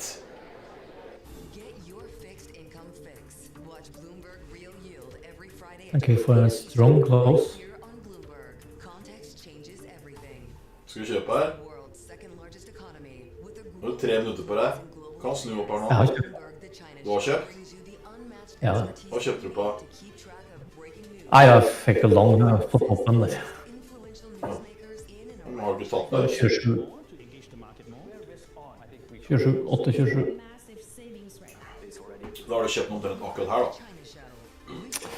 Jeg vet ikke hvor du driver her på.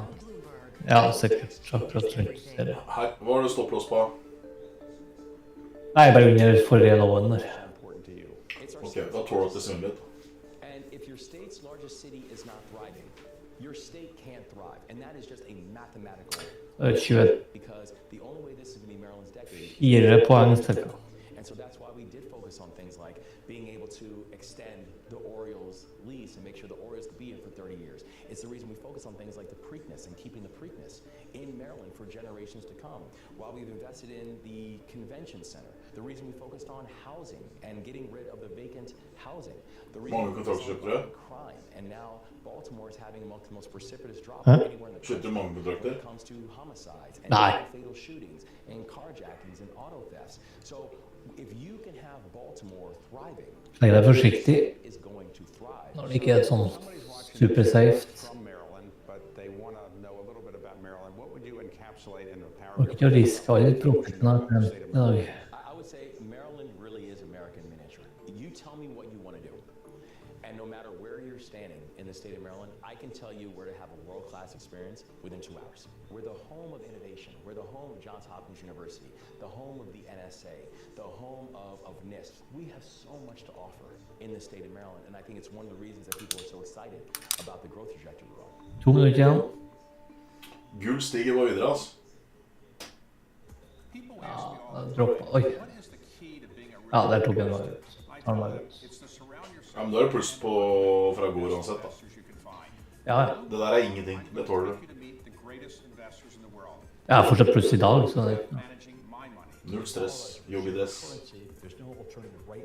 Og du visste det var en risky trade, da, Stig. Du visste at den var risky. Ja, ja. Og derfor jeg tok lite kontrakter. For de som følger med nå, Stig tok en trade på close her, og vi vet begge at close er jævla risky. Så det var bare for sportens skyld at Stig tok en trade her nå. Så Stig pleier å være ganske flink, han tar breakoutsene på normale tider da. På close her nå, så det er lotto på close her.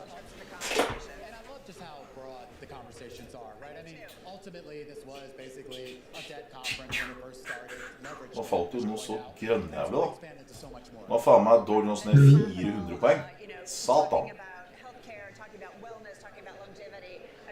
Multiple loud explosions heard in Pakistani Kashmir area near Muzaffarabad. Helvete da. Blir det krig da? Altså Muzaffarabad. Hva for navn? Men helvete, det er jo sette by på huset. Stig, nei, Tim! Tim, hører på hva han sier, eller?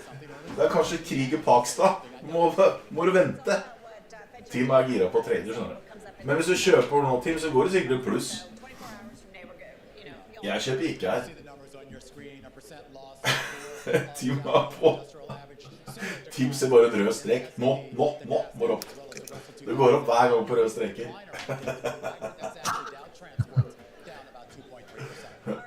Bare Frontbeat Trading som også har kjøpt. Ja, sikkert bare kjøper det da.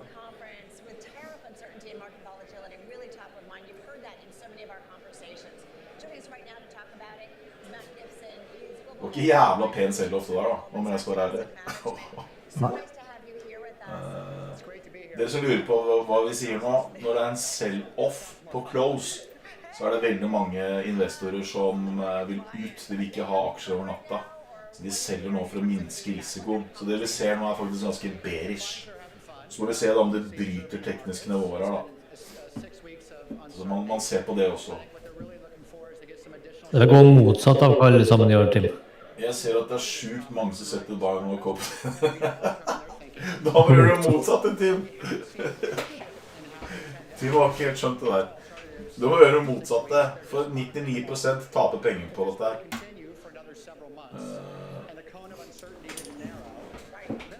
Tim, du kan teste. Test med en kontrakt da, men det skal du ikke. Har du rett her nå, så gjør du fort... Gjør du fort 50 poeng. Hvis du taper her nå, så kanskje du taper 20-30 dollar kanskje. Så det er ikke noe verden bare å sette en trade. Hadde jeg ikke hatt copy-trading under meg, så hadde jeg satt mange flere trades enn jeg gjør nå. Det kan jeg sitte her med.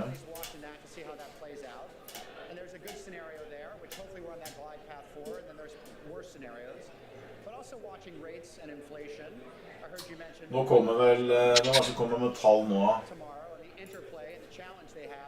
Jeg vet ikke. Jo, det kommer noe viktig etterpå, skjønner du. AMD tror jeg kommer med tall. AMD. Hvilken dag er det? Onsdag i dag? Nei, tirsdag i dag. Nei. AMD kommer med tall. AMD er ganske svære. Nei, det er feil. Kanskje. AMD er vel AI, er ikke det? Advanced Micro Devices, ikke amerikansk produksjon med mikroselskap med nyttelsen med noen som produserer kommer for noe. Ja.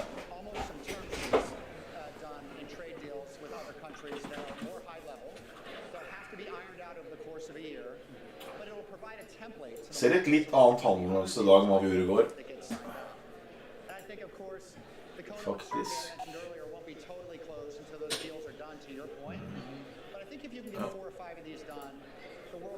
Say, okay, if we did this with X country, it probably looks like Y with that country, and I think that'll relieve a lot of concern that's out there. I am curious about the recent market turmoil and whether that has generated new interest from Hvis AMD kommer inn ræva, så private assets, alternative er ikke det så bra, for å si sånn. Well, what you see is there are certain assets in a lower growth environment or in a high volume environment that might lend themselves on the private side to having clients being interested. So secondaries, you might have heard some of your clients mention those. In periods of lower growth or uncertainty or lack of liquidity, secondaries do really well. We've got a big business there. And so we're hearing a lot of questions from clients on that.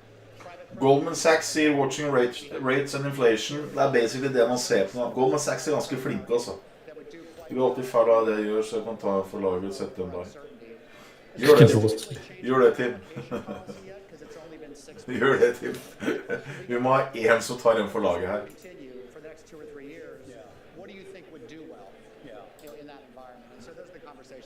I kind of chuckle. He said it's only 6 weeks. It felt like 6 years, right? It does. But he's right. It's only been 6 weeks. We've lost the concept of time, no doubt about it. You mentioned the secondaries market. I'm really kind of intrigued by that. How much is it growing, especially in this environment where it does feel like there are situations increasingly where that market needs to be tapped to kind of help a company? En ting jeg synes litt på Stig, er at hver dag etter børs, når du har aftermarket og sånn, så er bevegelsene så jævla mye bråere på færre poeng. 10 poeng her nå ser ut som det er 50. Jeg skjønner ikke hvorfor det er sånn.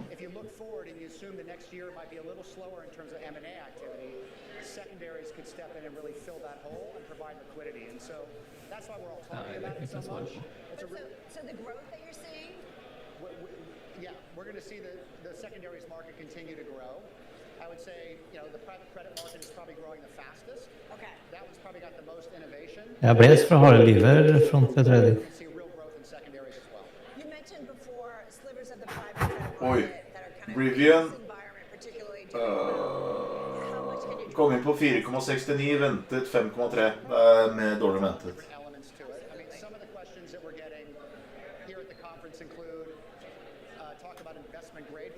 Nei, kom nytt nå. Rivian 1,24, ventet 9,81, så det er bedre enn ventet. Er det bilselskapet du snakker om? Ja. EBITDA loss 1,70 billion to 1,90 billion.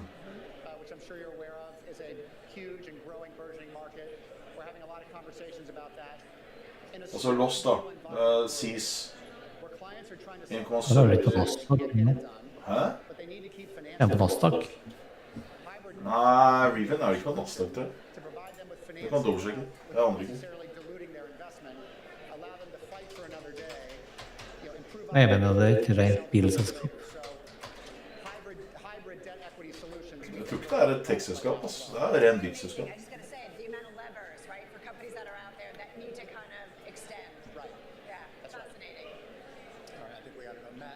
Rivian keep its outlook range for adjustment. Så de mener at de kan justere guidingen litt da. Det vil si det at tallene kan bli ikke retusjert, hva heter det for noe? Kan bli hva heter det for noe? Blir bedre da? Nei, de kan forandre litt på tallene. Utsiktene kan bli forandret. Jeg vet ikke hva ordet heter på norsk. Adjusted, hva er det på norsk da? Justert, redigert. Justert. Ja, redigert, justert. Rivian detter 0,74%. Det på grunn av guidinga. De kommer på bedre venter. De ser for seg kan ha store smell, sikkert på grunn av tariffen, som tar ned guidinga noe. Da faller Rivian over. Ja, vi skriver jo det her. Oi, ble sladda. Det ble trykk på det som sladda der, så skjer det. Åja, ikke sant? Og det var litt kult da. Man kan trykke på det, så ser man at de har forandret det nice. Det er jo litt stilig da. Ja, det blir sånn når man skriver sånn spesielle tegn i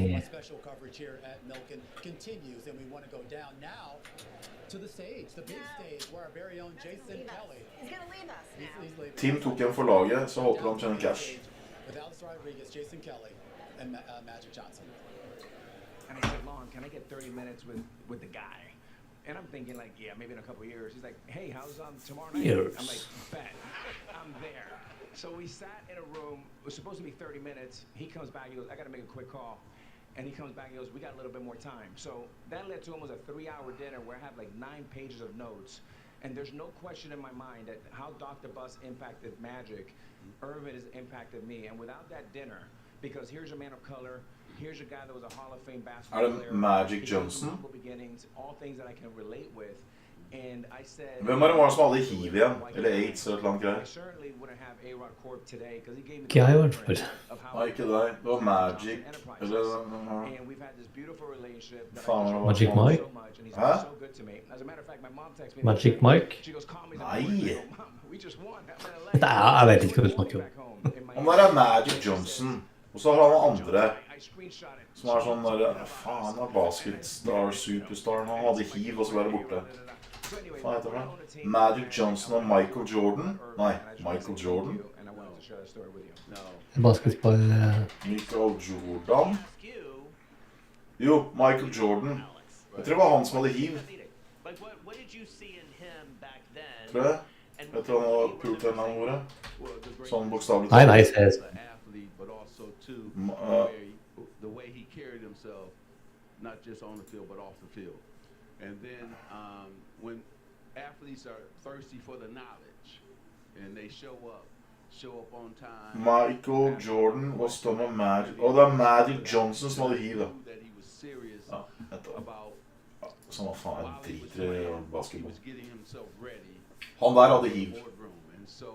It's the same thing for me, right? I was getting myself ready, taking all those meetings with Interessant. Det jo det da. Nå har han ikke HIV lenger. Hvordan har du fått... Ja, det finnes jo vaksiner nå mot HIV, vet du. Er det? Ja. Det finnes vaksiner som gjør at du kan ta vaksinen uten å bli smittet av HIV. Jeg tror du har fått det. Ja, hvis du har fått det, så kan du ta tabletter som gjør at du ikke kan spore HIV-viruset i blodet. Så du kan faktisk gå rundt uten å ha HIV. Det syns ikke på blodprøvene. Så du har HIV, men du har ikke HIV. Ja, men jeg vet ikke om det kan bli helt borte. Det er litt usikker på. Men det er i hvert fall sånn at det ikke kan smittes videre, og du kan leve med det livet ut. Ja, da er det... Da er det bare peis på da. Så hvis du har lyst, Stig, så kan du ha sex med så mange prostituerte med kontantkort oppe i nord som du vil. Nydelig. Deilig. Men selges det kontantkort fortsatt der oppe? Det er spørsmålet. Nei, det må bli gavekort. Må du bruke gavekort da? Du kan gi gavekort til de prostituerte på den der 3D-print-sjappa di da. Ja. Det er faen ikke dårlig. Stig går på gata med sånn kontantkort for å få seg mus, og så sier prostituerte at vi har iPhone, funker ikke med... Nei, men jeg har gavekort på 3D-printing. Da tror jeg du får mye mus, ass. Jeg hadde faen vurdert hvis jeg hadde vært singel, ass. Så du kan bare si til de prostituerte jeg har tatt vaksine, jeg har ikke noe å si om det er hiv, det går helt fint. Du vet at det er flere jeg så på sånn her dokumentar om homsemiljøet. Da var det en som hadde AIDS eller hiv, og så hadde alle med hverandre. Det er det sykeste jeg har sett. Og så visste de ikke hvem det var. Ja, det er bare en sport. Det er det sykeste jeg har sett. De kalte at de ga dem en gave. Ja, jeg tuller ikke med det. Jeg har sett så mye syke dokumentarer at jeg vet faen ikke skjønner ingenting. Da tenkte jeg på deg, Stig. Ja, Nei, jeg kødda, jeg gjorde ikke det.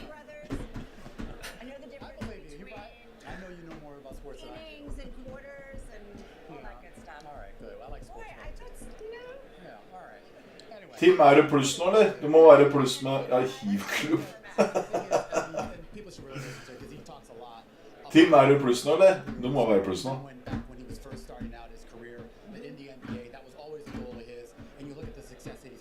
Tim, du er pluss nå, ikke? Når er det AMD kommer med tallet? Tim er pluss med $7. Han skal kjøpe seg Lambo i morgen.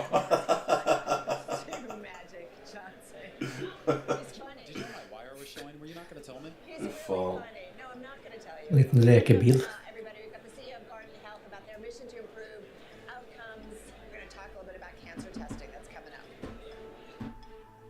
Det er det teiteste jeg ser, altså. Folk som skal gå rundt med sånne psykobiler, som bor med et kort, liten leilighet.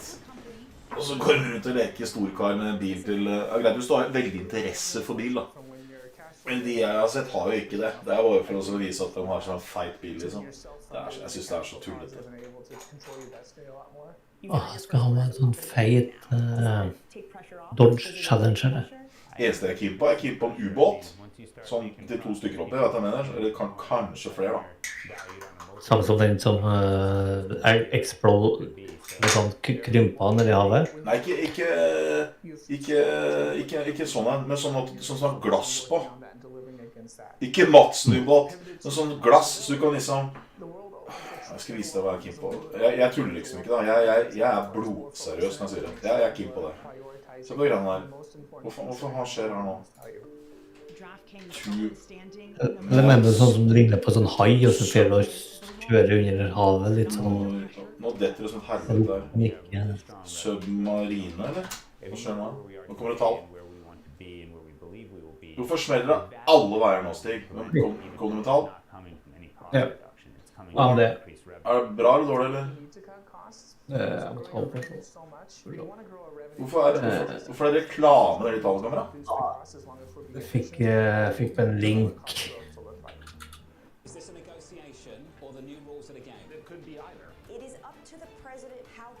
Det er reklame på tallene, det er smart.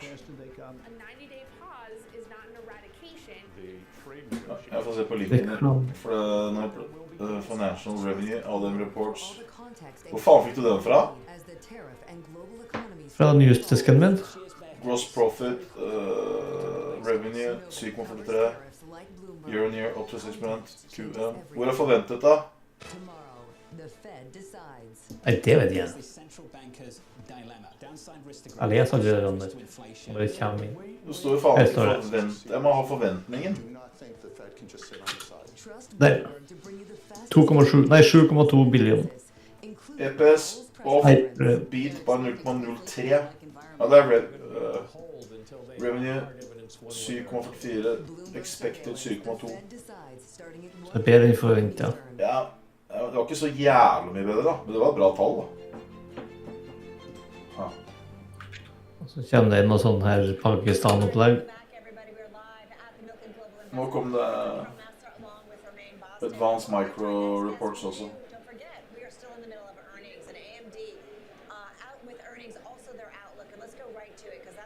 Ja, nå blir det krig i Pakistan da.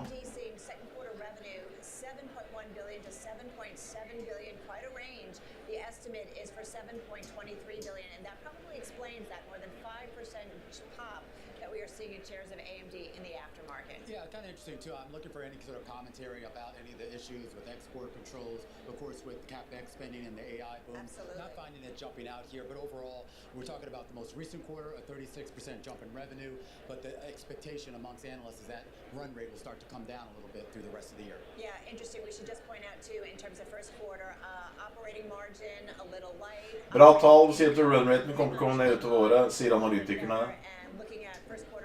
Så her nok det sterkeste kvartalet til AMD. Og så spørsmålet...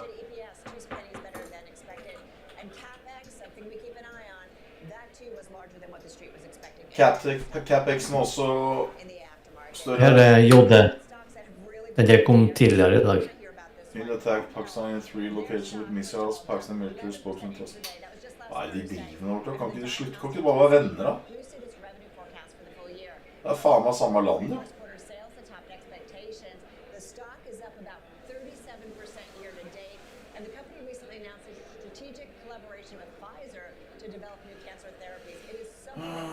Nå kommer fra JP Morgan, ikke lenger et trygt sted å gjemme seg. Storbanken JP Morgan frykter dollar og amerikanske aksjer ikke lenger inn i en sikker havn, hvis resesjonsfrykten tiltar. JP Morgan advarer om at dollar og amerikanske aksjer kan miste status som sikre havner, amerikanske børsvekster, bla bla bla. USA kan jo skal starte tallforhandlinger, det her vet vi. USAs handelsunderskudd steg til ny rekord, det vet vi. Nå anvendtes, så det egentlig bare dritt fra hele USA. Jeg håper at nå, at jeg klarer å time dette fallet her så jævlig. Slik vi ser børsen... Også et avgjørelsesselskap i kvartal oljefond på eiersiden, falt rundt 12%. Oi, det var kjipt da.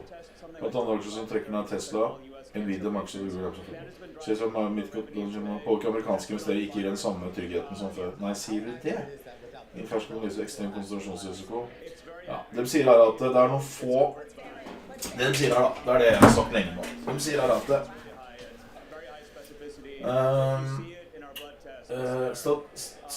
peker særlig på den ekstreme konsentrasjonsrisikoen i det amerikanske aksjemarkedet, hvor en stor del av verdien knyttet til fåtall store teknologikjemper, eller selskaper da. Det betyr at som en av disse gigantene faller, kan det dra med seg hele markedet. Det det jeg har sagt nå lenge, ikke sant? Det liksom The Magnificent Seven. Basically så det 5 av dem som holder alt oppe nå. Og de 5, 2 av dem hadde profit-warning i forrige uke. Eurozonen ventes ikke å frikoble seg fra helt fra USA, men tyske økonomiske støttetider av mulig fredsavtale mellom Russland og Ukraina kan være positivt wildcard her fra Gidrummer. Rekordhøy handelsunderskudd. Tidlig på dagen viste USA handelsbalanse rekordhøy handelsunderskudd. I mars det betyr at amerikanere kjøper mer varer fra utlandet enn de solgte. Ikke bra. Økt import for å fylle lager i forgang til Trump-tollet kan påvirke handelen. Det mener de er grunnen da, for de er redd for tariff og det skal bli dyrt, så da kjøper de før alt kicker inn. Basically så dette fortsatt bare dritt, ass. Men AMD leverte bra tall, det skal sies.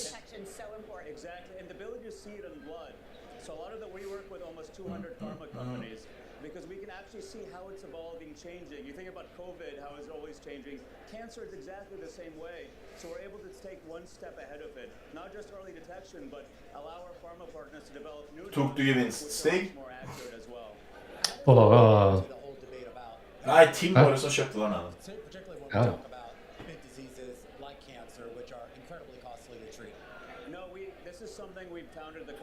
Men det med Pakistan og India, det litt skummelt, altså. Det det. Pakistan vel en atommakt, hvis ikke India det, eller begge. We're 2x more than any other developed nation in terms of healthcare costs, and we're seeing outcomes that are not as good. We're about the same as Vietnam. So there's so much opportunity with these new technologies to essentially detect disease earlier, where it's cheaper to cure, and you get better outcomes. We just deployed this. Tenk deg at hvis vi får ned markedet på grunn av en krig, da henger ingenting på greit. Vi faller ikke på dårlig makro, vi faller ikke på handelsunderskudd, vi faller ikke på resesjon, vi faller på faen meg 2 gærninger. Pakistan og India kriger, det skal vi falle på. Det så fjollete. Jeg skal vise ubåten jeg gikk på. Det så ikke så jævla sexy ut her.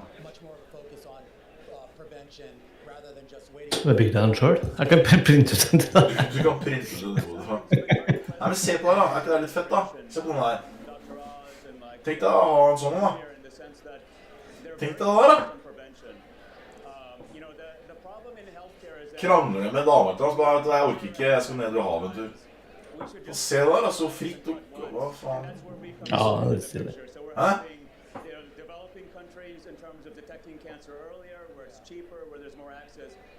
Du kan jo smugle så mye sprit du vil i den greiene der, Stig. Ja. Hæ? Fyll opp. Fyll opp tanken.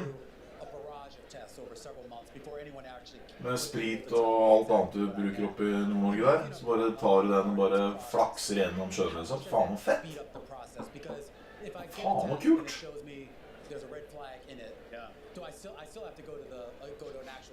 Kan du gå på nudistrenner og uten å stresse. Bare sitte der og nappe laken. Det bra.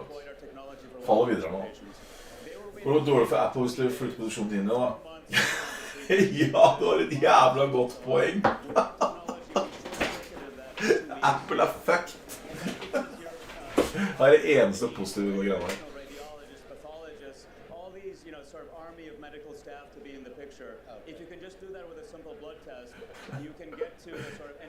Skal vi sjekke hva som skjer med Apple etter børs?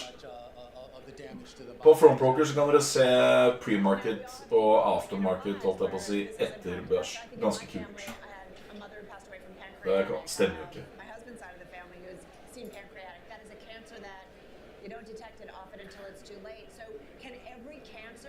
Det der kan jo ikke stemme. Det kan jo ikke stemme. Hæ? Nei, det stemmer ikke. Den bare ned, den har 8,6, så det et eller annet, den henger seg. Den helt feil. Den helt feil. Den ikke ned 3%. Da den nullstilt. Den ikke ned 3%. Den kan sitte her med 1. And so this is just a matter of time. It's essentially just turning software on the existing test to be able to detect those additional cancers. I want to ask you just about and I know Det var 3 da, I den maksene. På plattformen? Kan du trade da, I den maksene på plattformen? Ja, jeg trader på... Nei, jeg trader på indeks nå. Jo, men kan du trade dem? Ja, kan trade dem. Har du dem? De på plattformen? Ja. Jeg tror det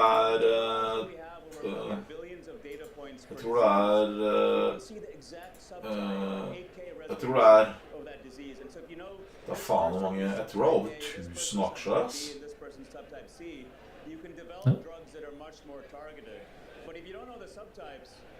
Det så mange aksjer at det helt jævlig. Og nå åpner jo Frontbroker i Sør-Amerika nå. Fikk jeg høre. Hva sa du? Frontbroker åpner opp i Sør-Amerika nå, hva da? Afrika? Sør-Afrika? Ikke Afrika, Sør-Amerika. Kanskje Afrika også, det faen, det åpner overalt nå I hvert fall. Ikke Amerika, det blitt lov der. Det CFD, JE, CFD. Ikke fysiske aksjer. Jeg tror ikke Frontbroker kommer til å ha det heller. Med tanke på skatt og likt. Det blir bare flere og flere bruker CFD-er. Du har akkurat det samme fordelen som en aksje, bare at du ikke eier den I fysisk forstand. Du kan sitte I styremøte og sånn. Du får utbytte, du får alt.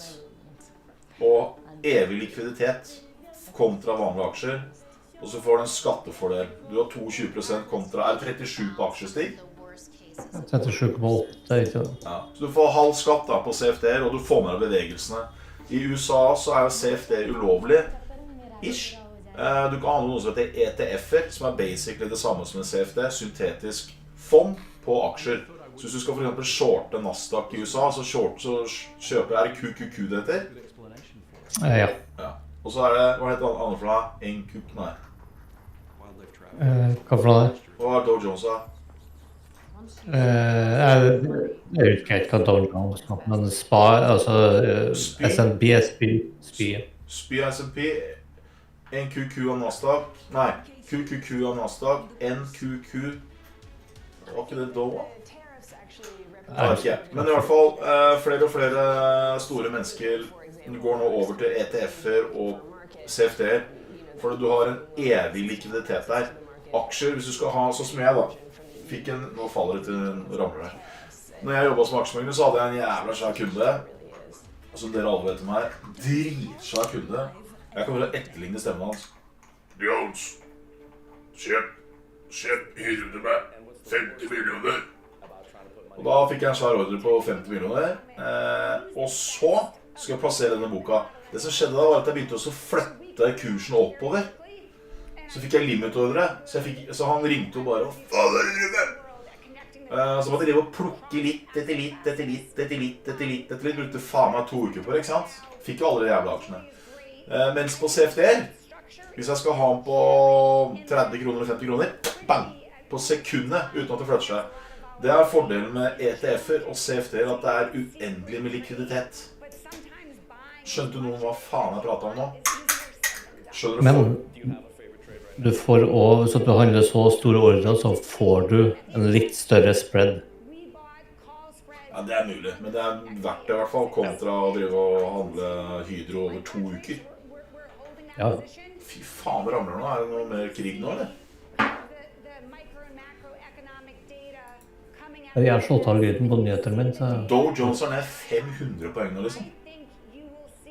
Den trynet skikkelig. Ja, om du tryner. Endelig kommer faen meg pluss på den jævla shortene. Du short Dow?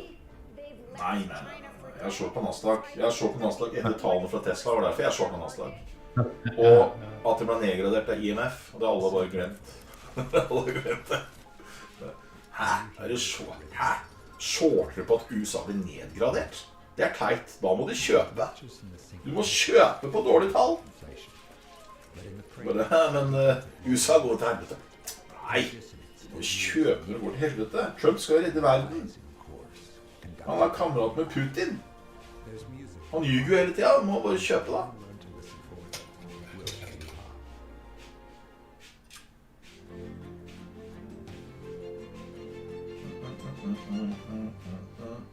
India har angrepet Pakistan. Ja, det er jo ikke så bra.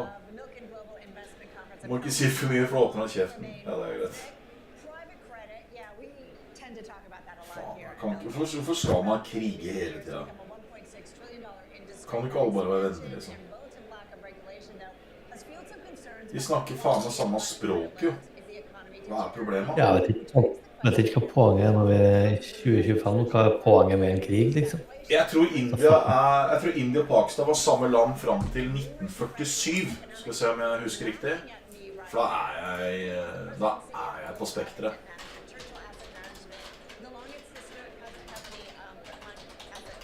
Tror jeg det er uansett om ikke den er rett riktig. Når har du splittet? Kødder du, eller? 1947? Fy faen, Jones! Jeg overgår meg selv! Hvem faen normal, fuckings norsk potet vet at India og Pakistan splittet 1947, da? Hei! Ingen.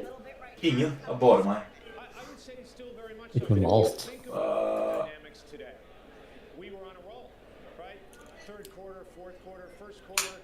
Er det mulig å overføre min PI til Frontlocker? Det aner jeg ikke. Jo, det traff faktisk går, for Frontlocker har sånn krypto-wallet-greier. Kan ikke du sende det til... For det er veldig mange som handler krypto der nå. Kan ikke du sende det til support av Frontlocker, så kan du sikkert gjøre det, altså. For på Frontlocker nå så er det gjort sånn at du kan hvitvaske penger. Du kan handle... Du kan putte opp i krypto, så kan du veksle til CFD-er og veksle tilbake og sånn da. Det er litt kult da.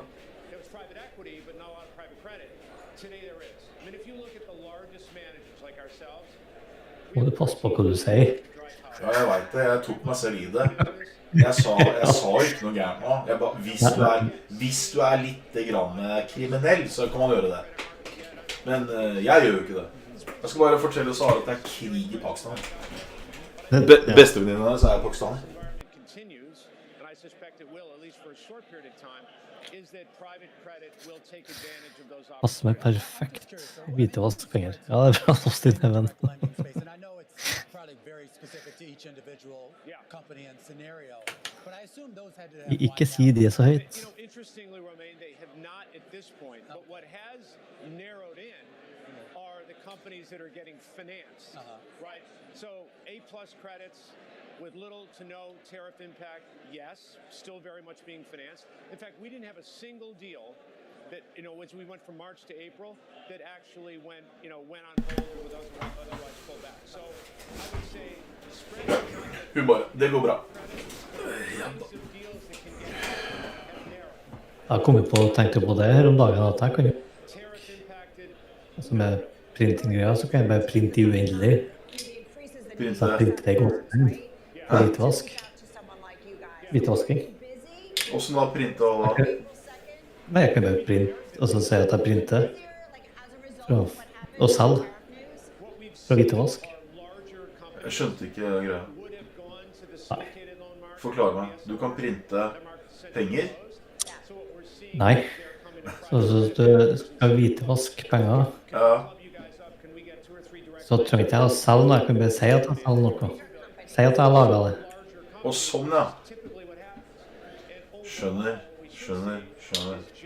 Men de jeg kjenner som driver stort med greiene der, de kjøper kunst og klokker. Og så var det, ikke spør meg hvordan jeg vet dette her, så var det tidligere i enkelte miljøer i Oslo. Så var de på travbanen, og så kjøpte de sånne vinnerkuponger. Gjorde de det? Og da tok de og hvitvaska den veien. Men jeg har et par kompiser av meg som drar til Afrika og henter gull og selger i Dubai. Jeg vet ikke faen hvordan det der fungerer, men de driver i hvert fall med det. Ja.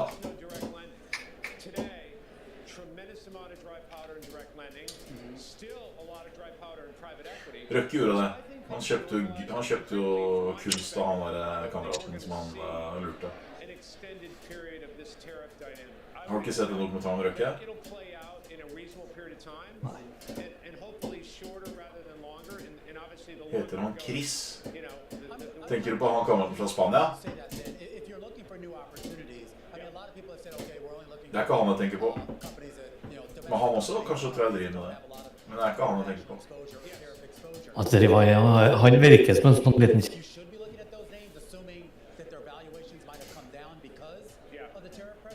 Jeg tror ikke du skal si etternavnet hans, Alex.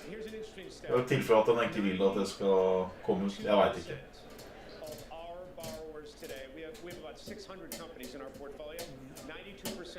Han jeg snakker om, bor i Bali. Og han andre jeg snakker om bor i Norge.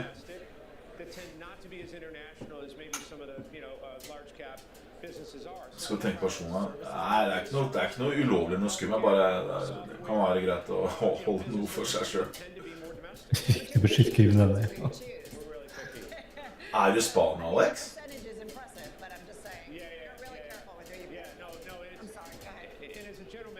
Du husker på en ting, Prepina. I Norge så er du kriminell så lenge du... Her er du kriminell med en gang du... Hva skal jeg si for noe? Snyter litt på skatten.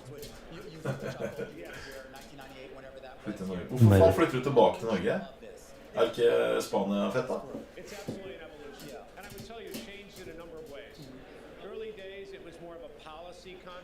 Tok Tim gevinst, eller tok han ikke gevinst? Ble jævla nysgjerrig. Ja. Jo, han sa vel han tok gevinst. Det ble 8 bruspakker, tror jeg han sa. 8 Pepsi Max. Da har du tredet med mage. Da har du tredet med svære. Nå tok jeg profit, ble 8-pack med Cola Zero, sånn. Skjønner. Han må ikke ta så store posisjoner. Jeg bor her med flyttet til Norge i juni på ferie, men ikke jobber her. Ikke sant. Det er nesten litt fristende å kjøpe den, ass. Han tar jo mot der hele tiden.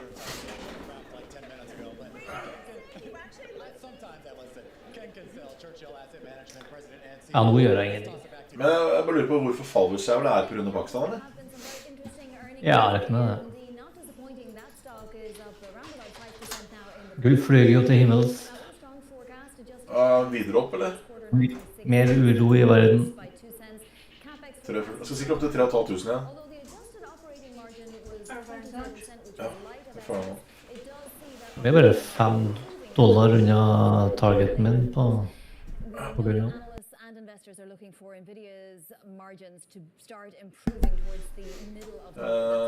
Ja, men sånn, hvis alt uten like, så kan man jo egentlig kjøpe her nede nå. The loss per share 48 cents with a tariff impact of about $3,000 per vehicle. Perhaps not as bad as down about 3/4%. They have been Skal vi gi oss, eller? Shaken dritt her nå, får ikke gjort noe uansett. Det er et crush på en torpedo. På et crush på en torpedo hadde jeg følt meg så trygg noen gang.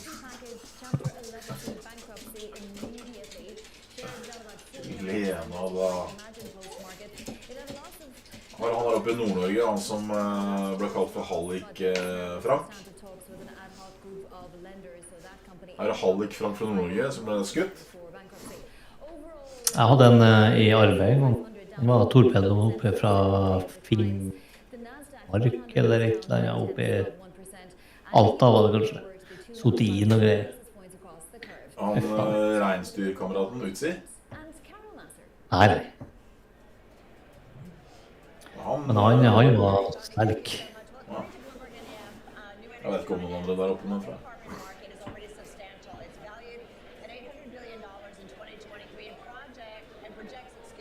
Han bryr seg ikke så mye om jobben sin, da.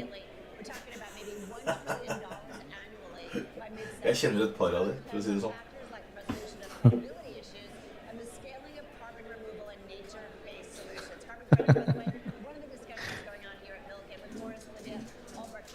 Det er ikke sånn som det var før, da. Nå er det veldig mye strengere. Over et torpedo? Ja. Før så kunne du gjøre mye rart, og så kom du unna med det. Nå så er det avlytninger. Du blir tatt på sånn mafiaparagraf. Alt er kjempestrengt hvis du gjør noe gærent. Før så kunne du i hvert fall gjøre, til og med nå, hvis du har til og med skriftlig at det enkelte mennesker skylder deg penger, det er dritstrengt, altså. Før så kunne du liksom bare hoppe litt rundt og gjøre litt sånne ting. Kan ikke det nå lenger. Nei. Så det er jo... Jeg tror ikke det er noen fin bransje å jobbe i, for å si det sånn. Nei, det tror jeg ikke. Det beste å være venner, tenker jeg. Ja. Å drive med aksjer og hate på Trump, jeg tror det er mye bedre. Ja, mye like.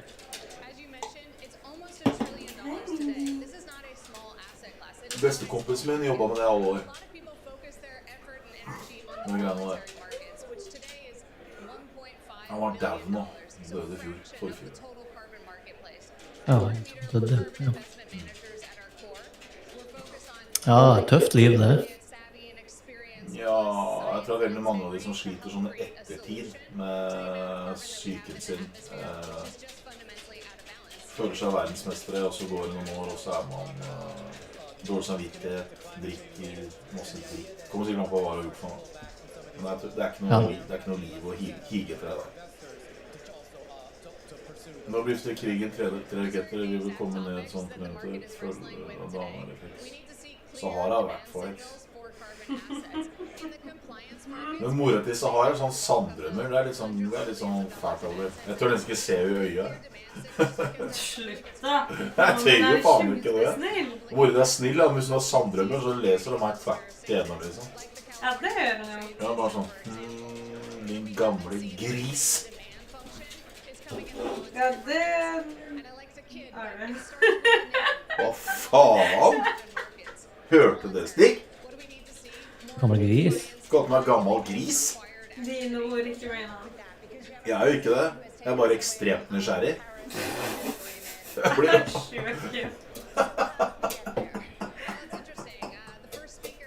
Stig bare... Jeg har kontantkort. Nei, gavekort. Gavekort!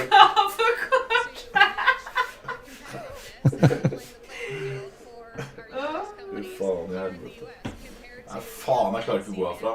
Men så har jeg dritsulten, og hun Dritsulten er jeg ikke, men jeg er sulten. klikker i vinkel hvis ikke drar og kjøper mat. Og Da ble jeg hangry. det var et nytt ord. Hangry, Alle angry. vet jo hangry. Jeg har aldri hørt om hangry før. Det er fordi du er en gammel Ok. gris. Hæ? Har du hørt om det? Angry heter hangry. Ja, kjæringa er det hele tiden. Aldri hørt om det. Gravid og hangry. Du skal aldri Hangry. kødde med en iraner, og i hvert fall ikke en kvinnelig iraner som er sulten, eller kan sitte der med en fuckings gang.